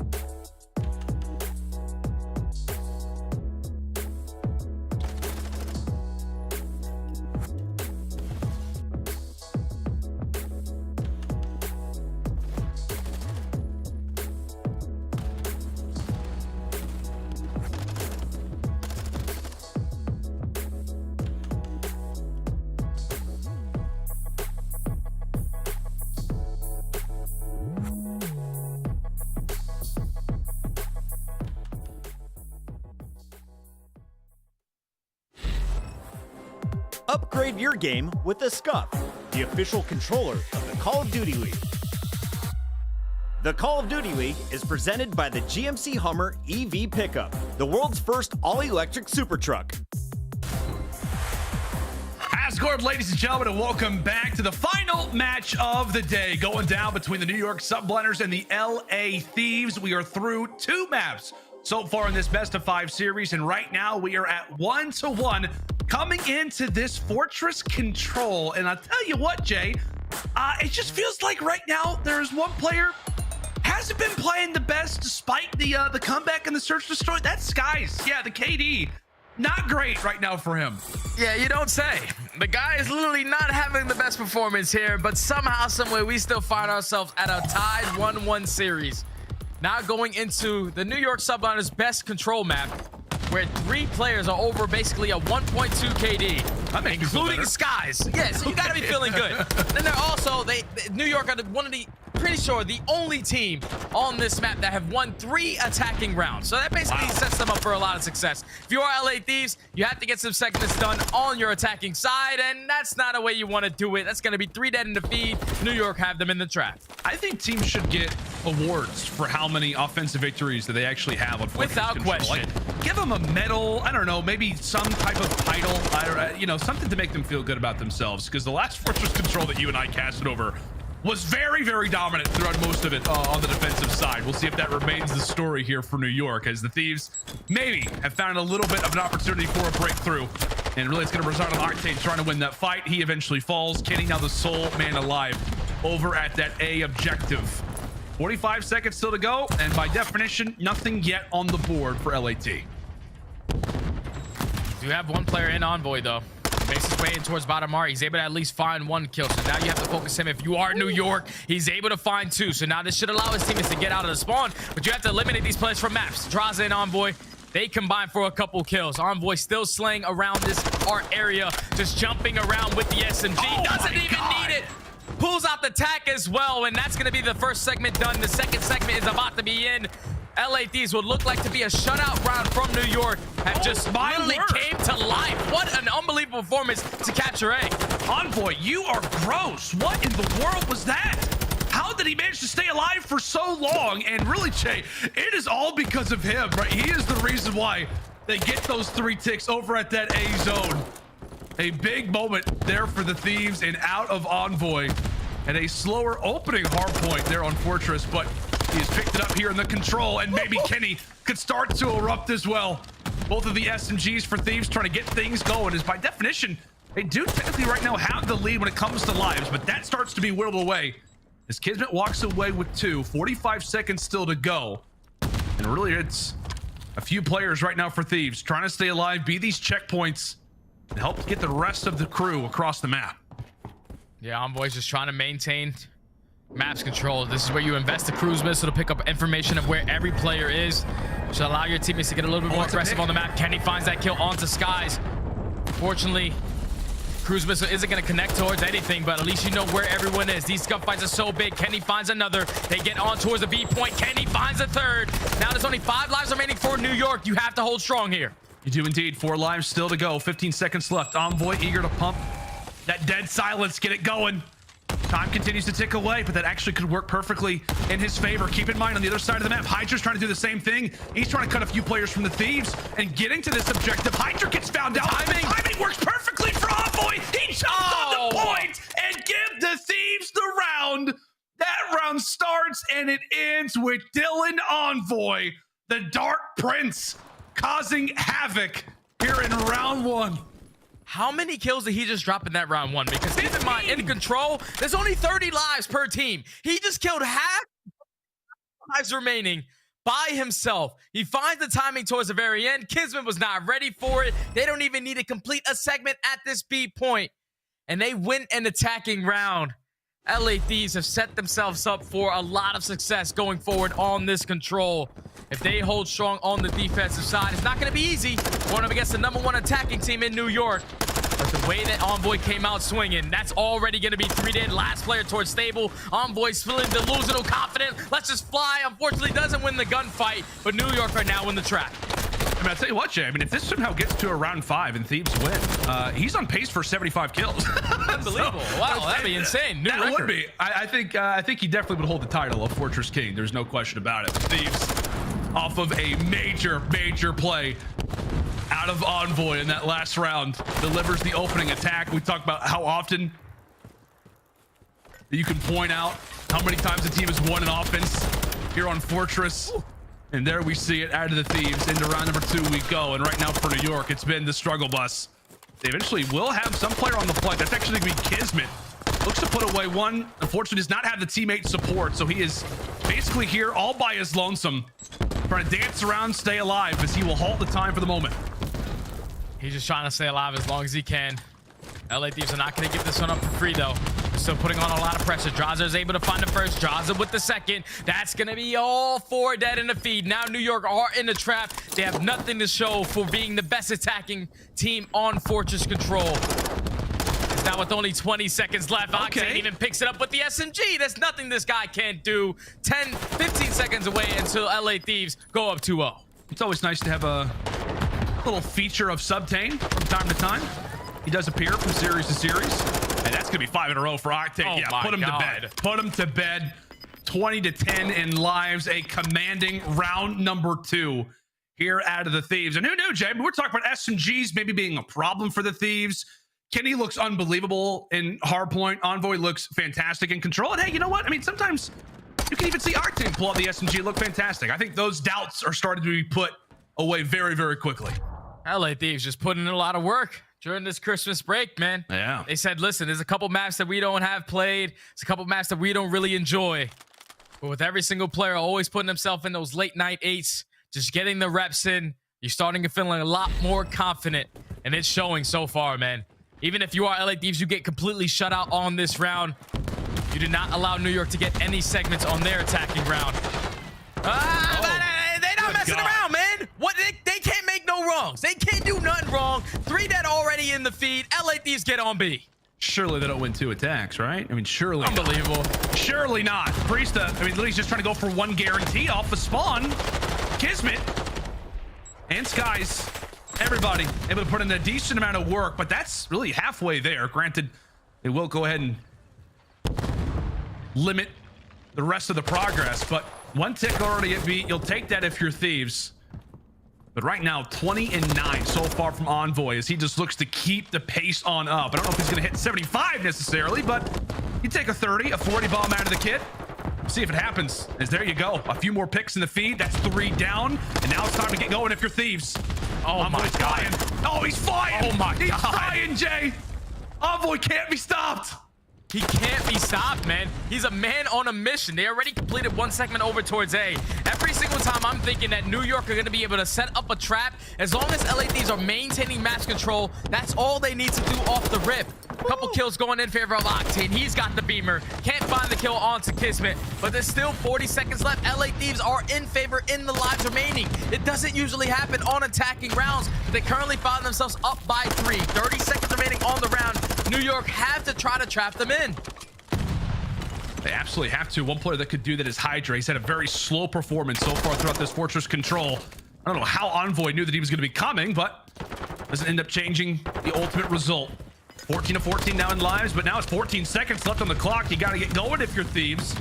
You have a little bit of damage done when it comes down to segments, but that's not going to ultimately do it in the end.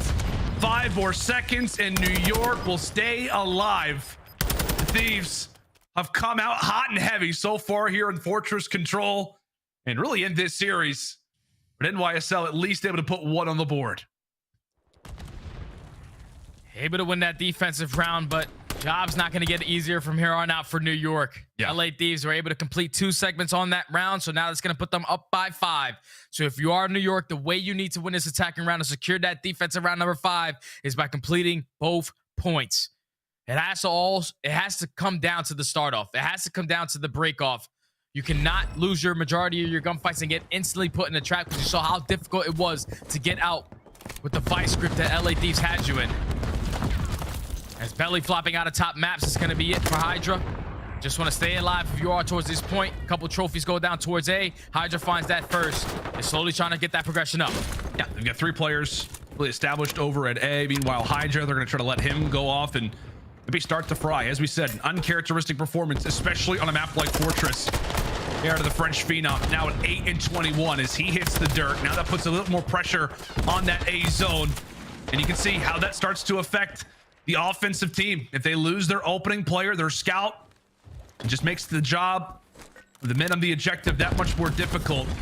Nice early 2 captures there for New York, but they definitely would have liked to get that one done and out of the way, considering, as we said, this unbelievably dominant spawn trap that you can get the opposition in from time to time, as now it's Drazah's turn to hang out toward the stairs. Everyone is picking up an SMG. Everyone is roaming around towards bottom maps. It does not matter. LA Thieves have them in the trap. 45 seconds. New York need to find an opening. They need to find that opening kill to try to get out of their spawn. 3 players going to put pressure on through about 2 top maps. Envoy with the great positioning with that TAC 56. That's going to be 3 down in the feed once again. Last player up is going to be HyDra. You see how he's playing slow and steady in towards bottom maps because he knows if he drops here, it's basically going to be all done and dusted. But they have to get out. They have to get out now. They do. And I think HyDra does manage to escape. He does manage to escape to the back of the base. Behind enemy lines right now is HyDra, as he and KiSMET now sit around that big objective. Thieves having to turn around, having to react. New York down in lives, but really they got to keep in mind the time. Somebody has to hop on an objective. Halt the seconds for the moment. As HyDra continues to take away players, it's at least making his teammates' lives that much more easy. Now toward the top, the Thieves begin to scramble. As long as HyDra stays alive, oh, there's pandemonium on the map now. HyDra's finding it. Oh, he's flying. Makes a sizable dent. Oh, HyDra, he's still here. He is still here, but his teammates are not here with him. There's nobody here. HyDra is a man on a mission by himself. He does earn that cruise whistle, but this is not the time to call it in. Gotta win a couple gunfights if you are New York. 11 to 12 in lives remaining. New York are starting to do it. That's gonna be segments all over the place. They're on both points. You got 1 player already on A. Everyone else from LA Thieves is committing towards B. Kenny at least finds 1. But what can HyDra do? HyDra finds the first. HyDra finds 2. That's a 9 spree. New York might do it. Oh my God, HyDra! They will do it, New York! How did they pull that off? HyDra was literally just double negative. And he goes with like a 12 spree. That's unreal, Lando. That is unbelievable. You do not expect those plays to happen. LA Thieves, they were finding a couple kills. Stagnant towards that B point, towards that A point, but the most important kill was HyDra. He was the roaming slayer. He ends that round on a 10 spree, and with them completing both points, this is the worst case scenario for the LA Thieves. New York are gonna have the defense going into this round number 5. They just have to hold strong, do not get outslayed, and try to put them in the trap. They have not yet been able to put LA Thieves in the trap the way that LA Thieves have been able to do to New York. But with that 2-piece already starting off for New York, they already set themselves up beautifully. That's going to be 4 dead. All of LA Thieves off spawn. We saw Simp go in an unbelievable spree. I mean, HyDra could be here to contest that. He's at 11 in a row. The Thieves have got to be full of frustration, but they got to put that aside. They've got to put that aside here in round number 5. We'll see if Envoy and Kenny can continue to be the difference makers. Envoy had that incredible round just a few moments ago, a few minutes ago, as they will be able to make their way into that A objective. So time will be halted. KiSMET, the Bulldog, called to be sent forward. As he eventually does drop, it could be on the HyDra to make the play. He also falls. So Thieves, the decent camp set up over at that A zone, as they will look to stop the time, send a few players forward. A very healthy bit of map positioning right now is what the Thieves have got. See, the comms are flowing. Everybody's ready. And it looks like that 3rd tick very well could be coming in soon. Or maybe not. Maybe not. Maybe not. Maybe not indeed. New York able to find 3 kills in the feed. Last player up is going to be Drazah towards bottom maps. Just want to take your time if you are in New York. If they can get at least 1 clean 4 dead, the map is basically going to be theirs. That's going to be 2 dead already. HyDra's ready. KiSMET's ready. That's going to be all 4 dead in the feed. This has been a tremendous comeback from the Subliners, and they're showing why they are the best control team on Fortress. This is unbelievable. It happened in so many ways in the search and destroy, and it looks like a collapse. It looks like a breakdown. New York, another 4 down, and as the time ticks away, New York are gonna win this control and rub salt in the wound, knowing that they had no business winning that game number 3. But here they are. I'm literally jaw dropped, Lando. Like, you don't see things like that happen. You don't see a guy who starts off the map 5-20 and turns it around, goes on an 11 spree to secure his team an attacking round. All of New York over 1.0 KD on this map. Look, man, That is so tippable, Jay. HyDra was 5-20. I know. He was 5-20 and ended 25-25. What a performance from New York. He said, Envoy, you had a great start, but don't worry, I'm not done and dusted yet. Turns up to a whole different level.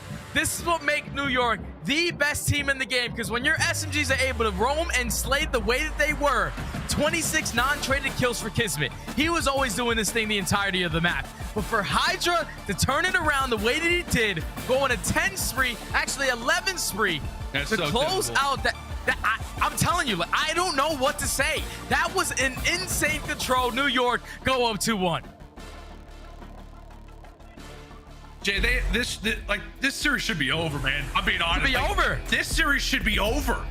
Like, they threw away so many rounds in the search and destroy. And we'll get to watch it again. If you're just joining, you've seen everybody just tweeting out about how wild of a comeback this was for New York. Watch it again. Oh my God, they were up 2-0. New York makes the comeback. I mean, Envoy's like 22-9 at this point in the game. It looked like it was over. It really did, Lando. It really looked like it was low. I'm pretty sure, man. Like, I don't know. I can barely breathe right now because of that intensity in that snap right there. Like, the fact that New York were able to stay composed the way that they were. They knew what they needed to do to at least get that round 5 defense. That's by completing both points, completing every single segment.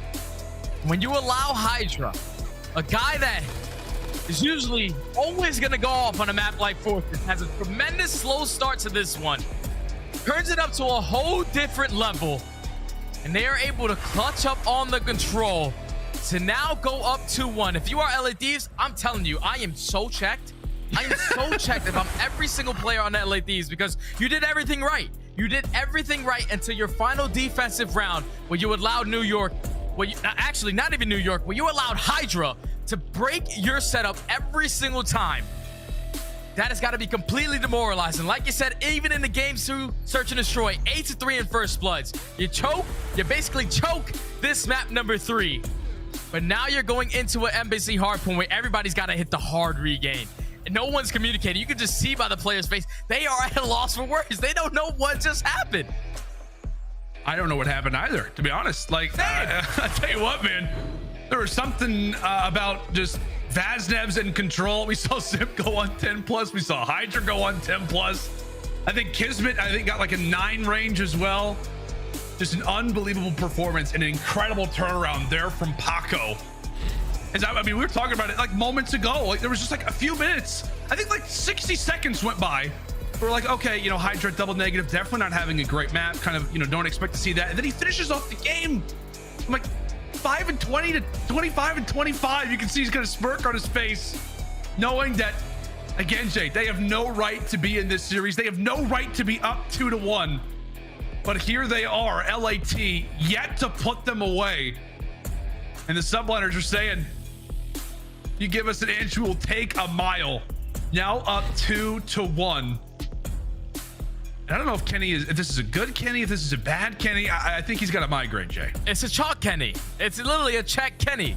Because you're thinking like, all right, that map should be ours. We should have been able to close out this series in a 3-0. But now you have to regain, and you have to regain quick if you are LA Thieves, because you're going into an aBeZy hardpoint where they have a pretty good record, sitting at an overall 3-1 compared to New York, who have yet to play this map.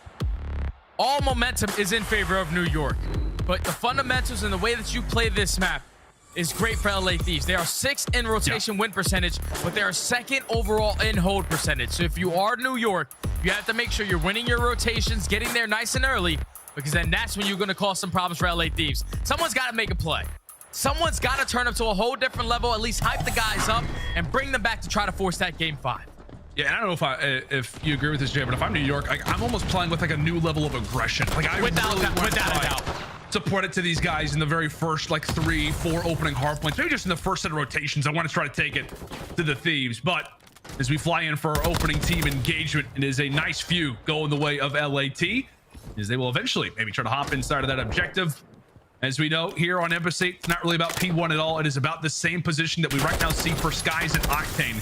The early AR battle as the the Tax will look to duel each other for that coveted spawn toward next.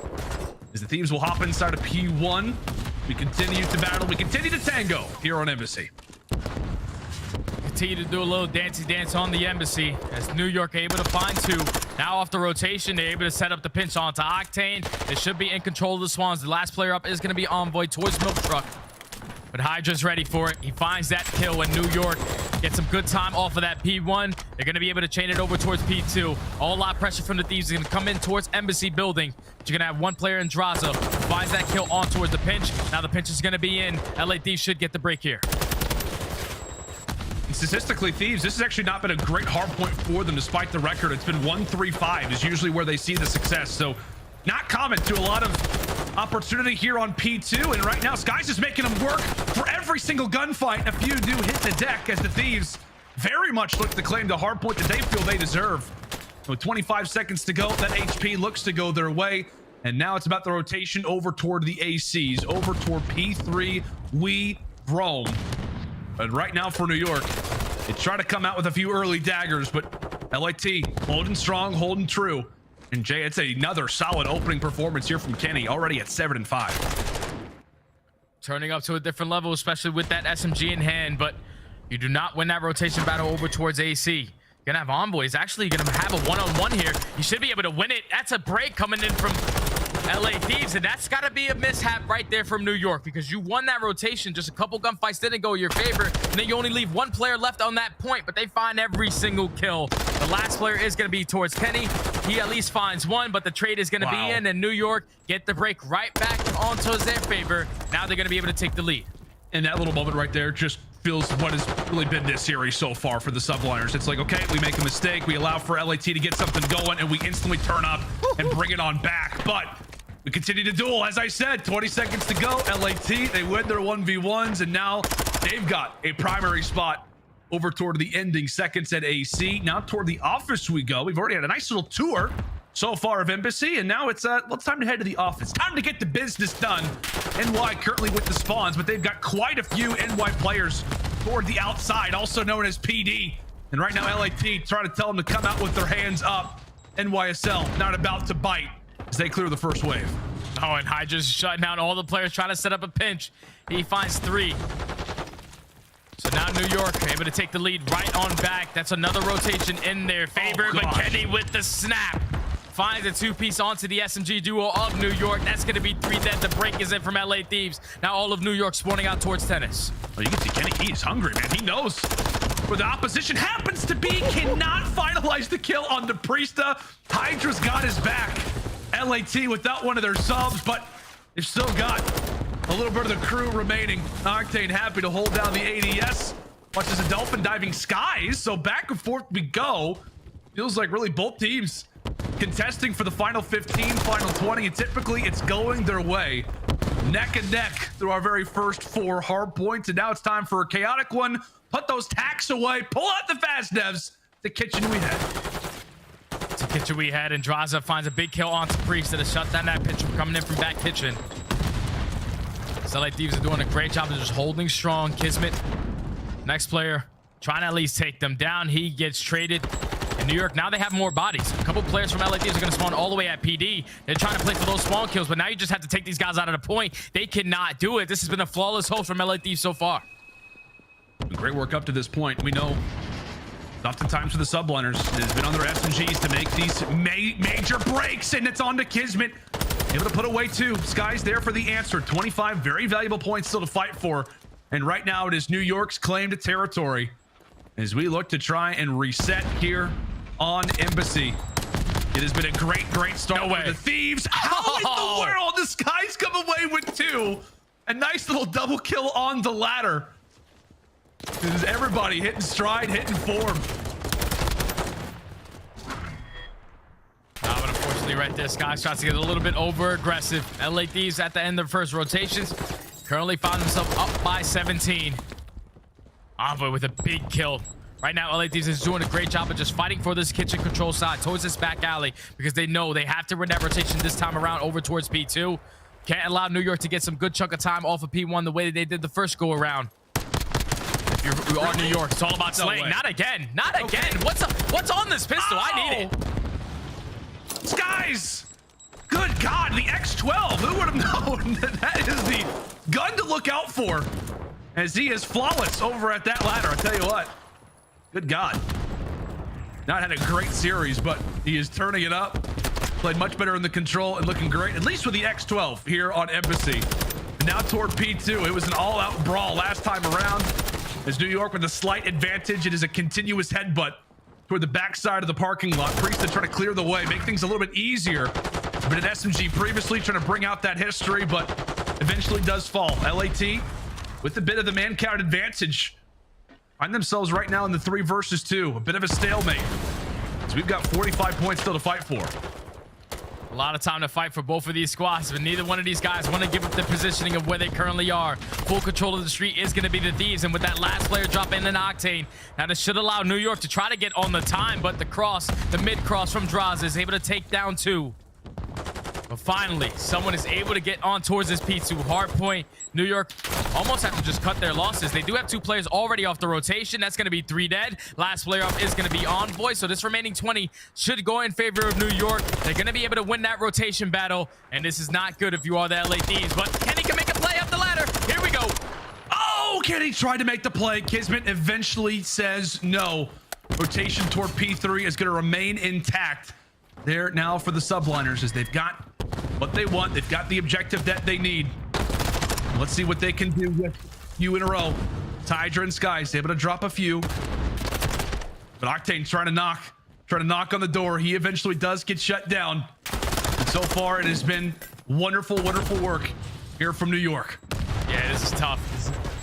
Hill to break in. LA Thieves have to try to find something right now. Let's step aside. Let's go into a listening with the LA boys. They're all spawning here. I don't have a trophy. I have D1. They're all pinned in new, bro. Just slow the game down. Hold it. Get a fucking kill. Yeah, he's fine. He went in. Top office. I'm jumping up office. I'm 22. We can hit this. I jumped off. I got my spawn back. I'm coming D1. You want to death? All the way deep spawn, boys. Ken, spawned out. Ken, you give me info in the back? I can't. Yeah, I'm one shot, bro. I go top. Top where? In the back office. He went flat. I'm shouting this guy, bro. Player kill. Oh, you kids been flat. I can't shout anything. You're back. I can't shout you. Alright, kids on top office, bro. I'm gonna jump to the player. Top office? Yeah, he's staying office somewhere. Spawn back, bro. And D1 door. I hear push. Alright, they're all playing tight. What's bathroom? D1 door. Top office, one shot. Chairs, one shot chairs. Back flat. Oh, City got flat. Alright, chairs, bros. Are you on chairs? These are chairs. I'm coming through all. Spawn there, bros. Hit 3 times chairs. Paul's 2 pocket. Hit 3 times chairs.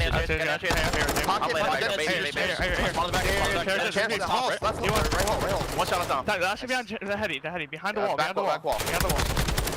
One shot. I'm playing new. I spawned here. They all spawned there, bros. He's in new already. 20 seconds. In new. One shot. He went stairs. Here. Stairs on me, bro. I got hit. Laundry one shot. Paco going back to time. He's like tables area. He's top. Well, I'll tell you what, we were wondering what the mental would be from the Thieves after a heartbreaking control loss. And I'll tell you what, Jay, they still sound poised. They still sound confident. Regardless of that, though, they were doing everything they could to try to break over at the office. We oftentimes credit the Thieves for their communication, but not even that was strong enough to break inside of the office. As now New York extend their advantage 200 to 165. Back and forth we go. Are we in for another banger to close it out? Yes, we definitely are. Octane, the entire LA Thieves squad, they know that they're never out until it's officially done. They are world champions for a reason. P5 has been the only hill that they've been able to win that rotation towards. As New York are going to put pressure on through middle, put pressure on through the backside. Kenny's going to have a couple big gunfights. He has to try to win. Unfortunately, cannot win it. HyDra and KiSMET combined for 3. Last player up is going to be Octane, and another break comes in from New York. Closer and closer to that 250-point mark. LA Thieves have to fight this to the very end and not allow New York to get a lot of time off of that P1. You have to force it towards P2. Yeah, that is great time. Great time for the Subliners, extending the lead, extending the advantage. As we did see an unfortunate team shot come through from Drazah, and with that, oh my gosh, player number 7. Kenny just spawned right behind, I think, where HyDra's arrow was. It looked like they were right next to each other, but Kenny could be a straggler toward the back, as we are definitely gonna be looking out for those P2 spawns. He eventually does drop, so at the very least, I mean, his ability to be there in that moment distracts New York for the time. LAT hop on the objective, but only for a moment. Back and forth we go. 3 down for New York. Skyz the only member past that 50-yard line to see if he can make a sizable dent. As back and forth we go, LAT still holding on. LA Thieves doing a great job of just holding this P1 down to the T. They're also winning that rotation in gunfights to over towards P2.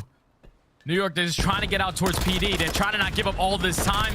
HyDra at least flies, takes that player off of that P1. Still a 10-point game.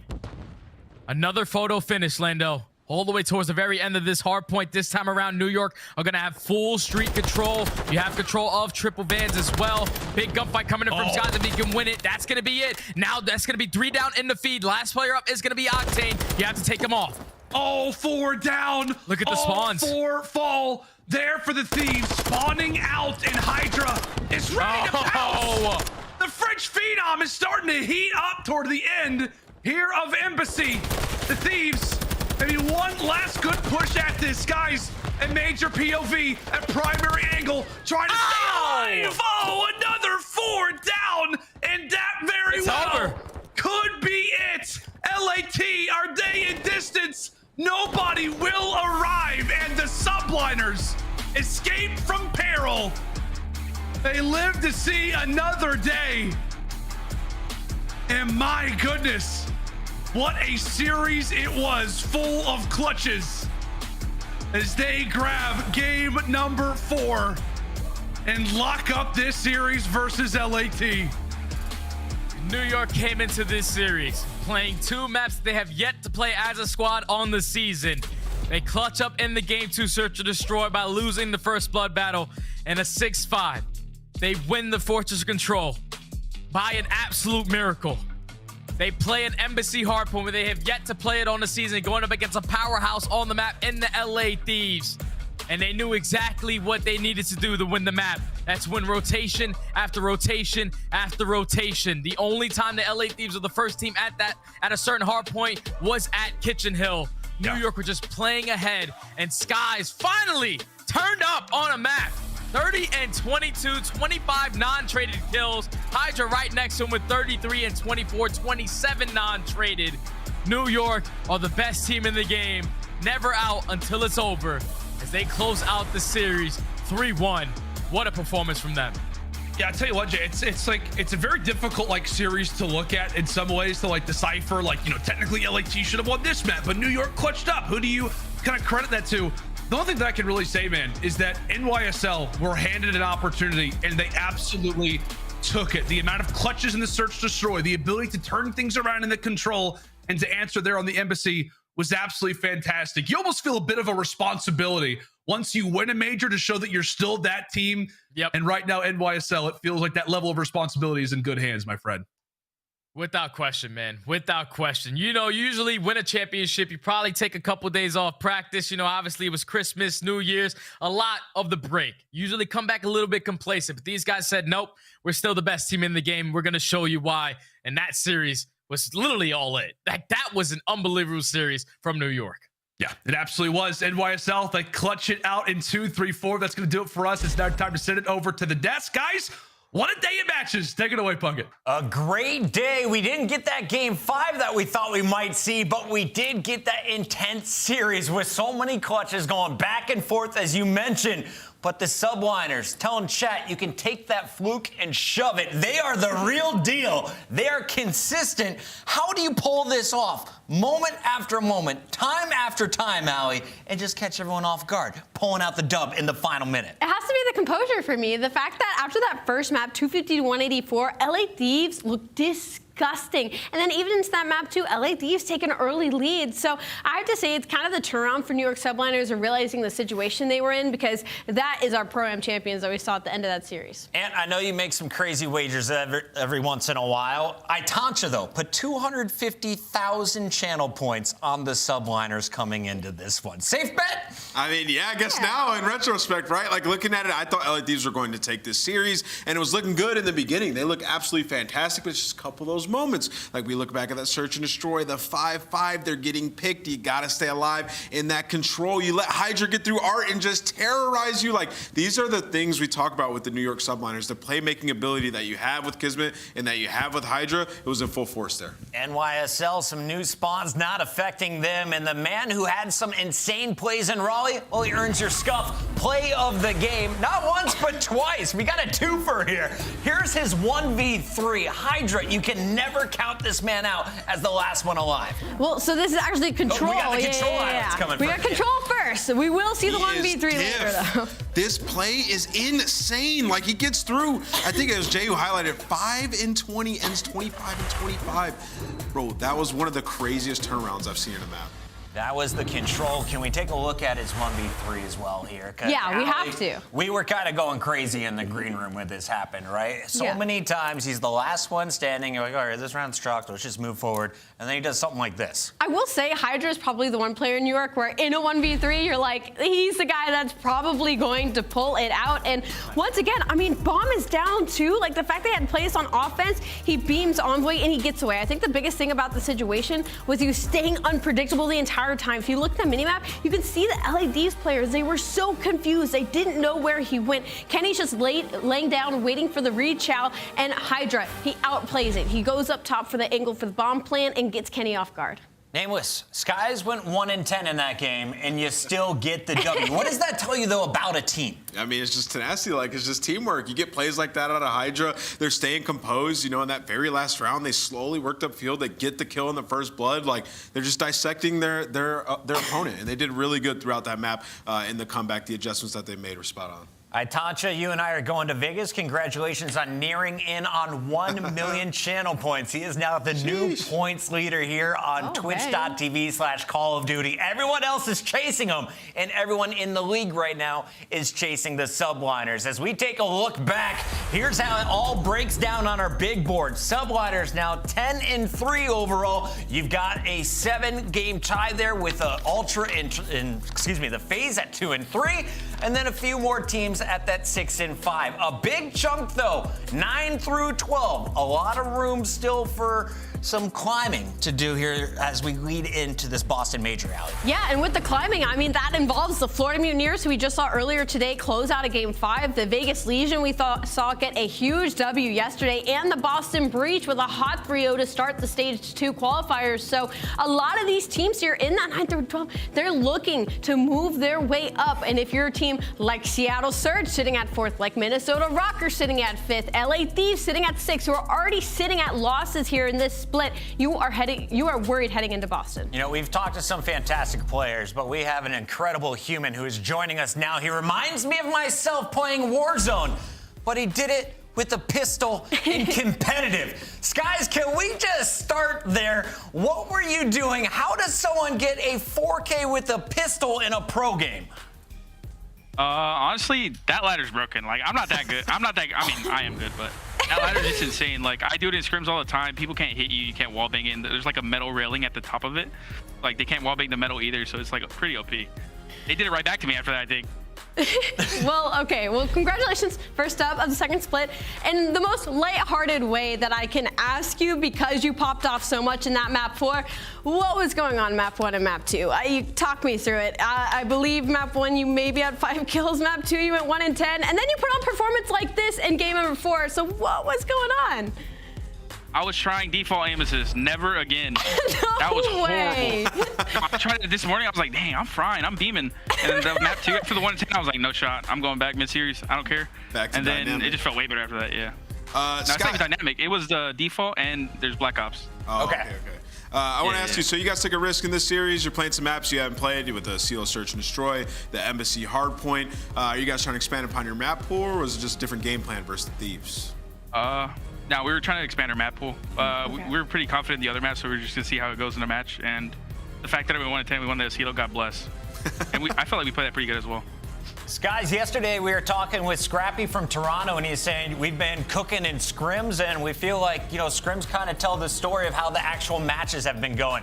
How much time have you guys been putting in since Raleigh? What have you been working on, and how are scrims going?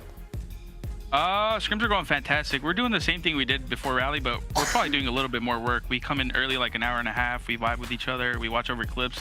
Like, we go over an hour of clips before we even scrim and get on it, so it's like fresh on our memory. But we're probably doing the same thing, if not more.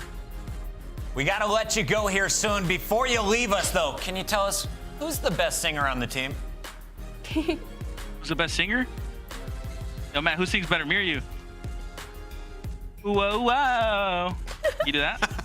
I think it's me. I think it is. I think it is. Chat, show us some love for my man Skyz. He's going to be on The Voice next weekend, or maybe playing Call of Duty. You'll have to wait and find out. Once again, the Subliners getting a big dub tonight. Skyz, we'll let you go celebrate. Let's talk about the rest of the day, though, because we had 4 matches. The Subliners, one of 4 teams picking up W's. They didn't need it. They were already on top of the leaderboard, but some of the teams that did need it got some wins today as well. Let's take a look at that first matchup.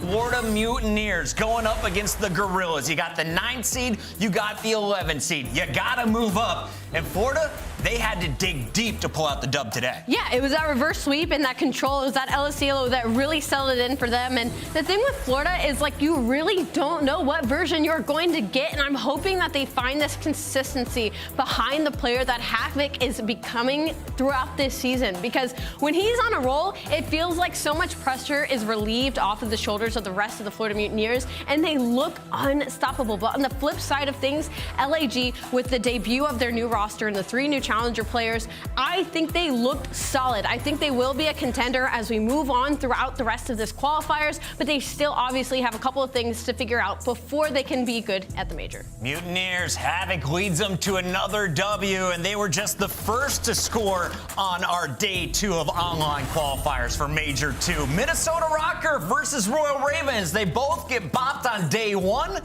Minnesota cleaning up their game here on day 2, Nameless. Yeah, you know, still a tough series, though, overall. Like, these guys still did have to battle back after, you know, a tough hardpoint and Search and Destroy loss early on. But, you know, they get the win here. And they look better in Search and Destroy. Finally, they go ahead and they play some Fortress, where they actually executed some pretty good strats. And we got a really big performance out of Afro, which is something that's good for the future of this roster. Still, though, they still need a lot of work.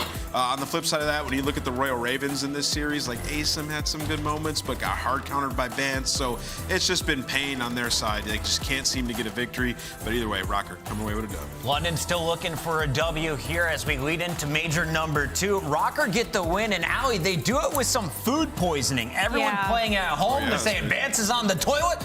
Everyone's still able to get the job done. A little TMI there, but yeah, no, I'm hoping for all the Røkkr camp to get better. I know I was probably one of the harshest people on the desk here when it came to their gameplay, even though they pulled out that hard W. Now that I know you all have food poisoning, well, I feel like a jerk, so I'm sorry. But as we move forward, there was a very quick series that happened today, Chris. The 3-0, Atlanta versus Seattle. I think I blinked, and then that match-in series was over. Power bomb. Yeah, I just sent Simp like some flowers saying thank you for making this one quick. It's back on schedule. I thought we were gonna be here till 11:30 tonight. This was supposed to be an epic showdown. Last time, it went to game 5. You look at the seeds, you got number 3 versus number 4. But Atlanta, I'll be honest, probably the most impressive team on the day, despite what we just saw with the clutches from the Subliners. Absolutely. Atlanta looked ridiculous. It's the FaZe that I remember from Cold War, just coming in and lighting you up in Search and Destroy. aBeZy popping the first bloods. They're just flying at you. You're never able to get any control of the map, and the same thing happened moving into that control, where Simp just had that crazy 17 streak just popping off with the SMG in his hands. It just felt like the old Tiny Terror duo taking over the game. When you look at Seattle, though, that is so concerning. That's probably the worst loss we've ever seen out of the Surge roster. And right after the major, where you get second, and then Pred is like possibly going to OpTic, it spells danger going forward for this team. So we'll keep a close eye on Surge in the weeks to come. You can't break up my Simp Pred combo. I'm not letting it happen. Surge, hold strong. You got some time to clean up your game, but tomorrow we get our first look at the brand new OpTic Texas going up against the Boston Breach, who looked ferocious with Owakening. Owakening back in the lineup. That is my matchup of the day, but a lot of good ones here. What else are you excited for? I'm excited for the West Coast battle, the LA Guerrillas versus the LA Thieves, which I think after seeing both these teams today, that will be a game 5 for sure. Yeah, that one's going to be pretty good. Make sure to get your pick'ems in as well. My pick'ems today weren't too great, honestly. FaZe, they were good for it, but everybody else... I'm 3 for 4. Let's go!